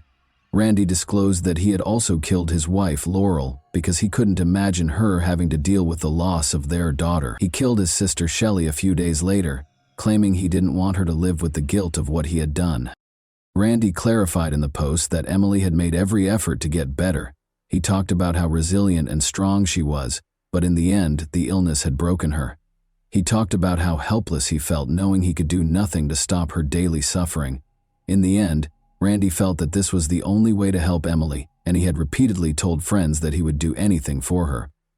Randy's friends and acquaintances called the police right away after he published the post. They wanted to make sure Randy's family was safe because they were appalled by what they read. Many people were shocked by the post and found it difficult to comprehend the scope of what had transpired. After receiving several calls, including one from Randy's close friend Brian Jones, law enforcement moved swiftly to the scene. To conduct an investigation, officers were sent to Randy's residence. One of Randy's best friends, Brian Jones, read the Facebook post and was overcome with confusion and fear. When he saw the signature at the end, a nickname Randy had used since they were in school, he realized his friend had written those words. At first, he thought it was an error or some cruel joke. Brian realized right away how serious the situation was and that he needed to take quick action. He tried calling Randy on the phone as he made his way to Shelley's house after leaving work early. His worry only grew with each call that went unanswered. There was a pile of undeliverable newspapers on the porch when Brian got to Shelley's house. He thought this was odd because Shelley was dependable and never skipped a duty. The windows were covered with drawn curtains, and her old van was parked in the driveway. There were no signs of activity, and the yard was eerily quiet. Brian repeatedly knocked on the door, but no one answered. The scene was eerily silent and eerie in every way. Following the death of their parents, Shelley had led a solitary life. She didn't have kids, lived alone, and didn't often talk to her neighbors. She was renowned for being reliable and consistent in her work, and her primary duty was delivering newspapers. Brian became alarmed at the sight of the unopened newspapers right away. He made the decision to call the police because he knew something was amiss. He was told that he wasn't the first person to voice concerns about the family when he got to the dispatcher. They had already sent out a patrol unit to see how things were going. Randy wrote at the conclusion of his Facebook post that his family was now pain-free and in a better place. He apologized to everyone he had harmed, accepted full responsibility, and conveyed regret for his actions. Brian experienced a wave of shock and disbelief as he read the post's eerie closing. "Rest in peace, my little family." He had always known Randy to be a good-hearted, loving man who cherished his family. He found it incomprehensible that his friend could have committed such a crime or even had a gun. He remembered Randy's love and devotion when he talked about his family, and he found it hard to comprehend how things could have gone so wrong. Randy Jansen was inside his house when the police arrived, and they tried to get in touch with him.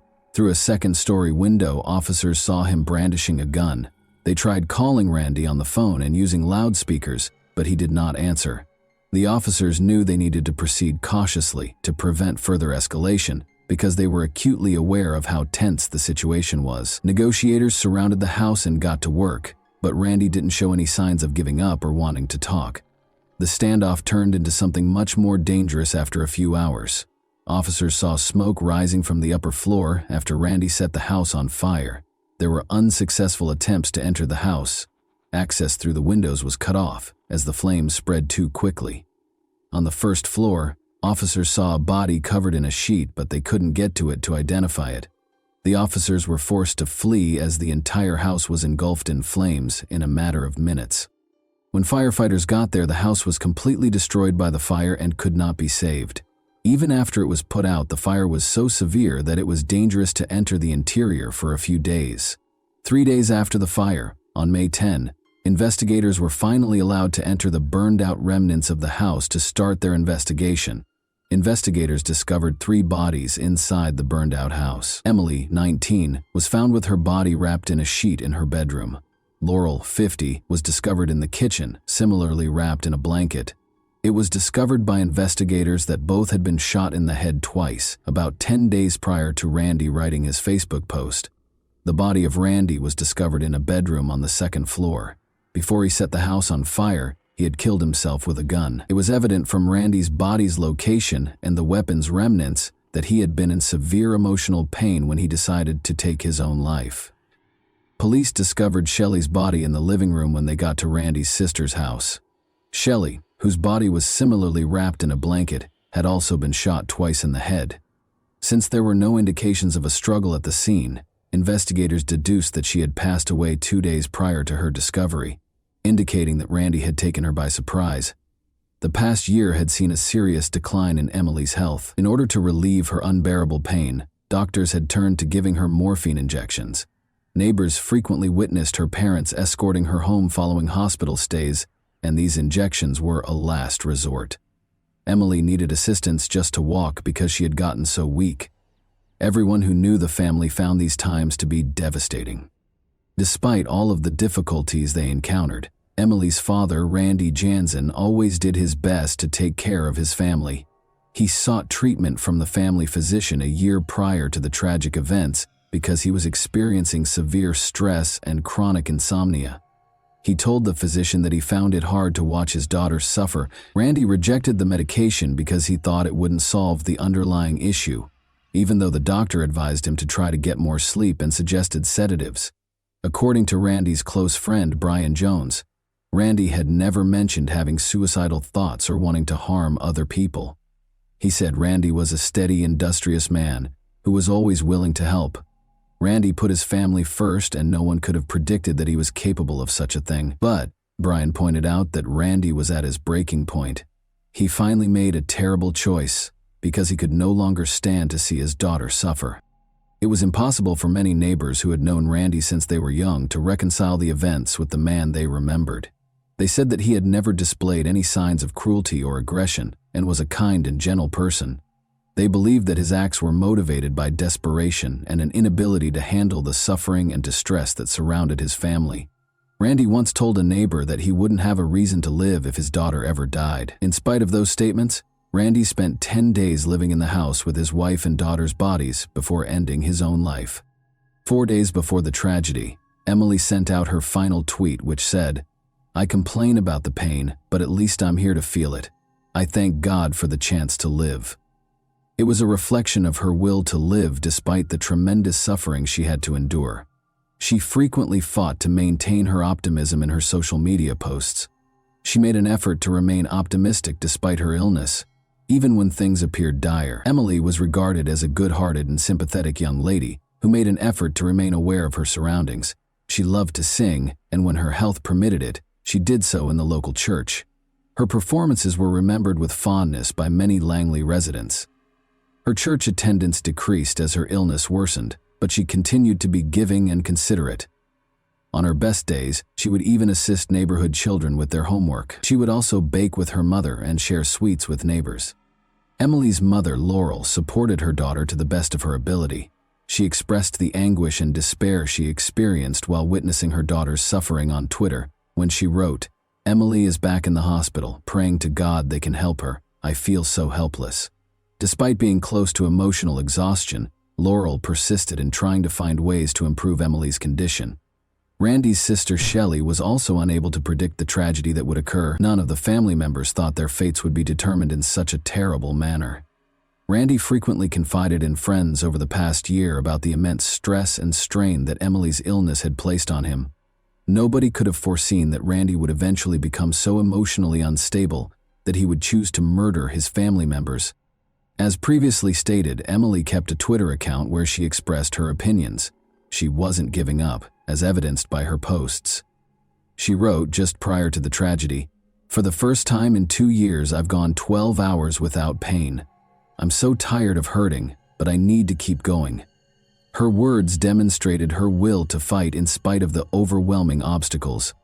But Randy was unable to bear the emotional burden any longer. As their daughter's health deteriorated, Laurel was also profoundly impacted. Her distress was reflected in her tweets. The family made an effort to help one another in spite of their desperation, but things kept getting worse, and none of them could predict where it would go. The details have now been revealed, and it is evident how hopelessness, hidden struggles, and despair led to an unexpected tragedy. The Jansen family's story serves as a sobering reminder that even behind seemingly impenetrable walls, unspeakable suffering can fester beneath the surface and occasionally explode in unexpected ways. And that wraps up today's chilling story. If you enjoyed this video, don't forget to like and subscribe so you never miss a new upload. Also, let me know in the comments, what part of this story shocked you the most? Thank you for watching, and I'll see you in the next video.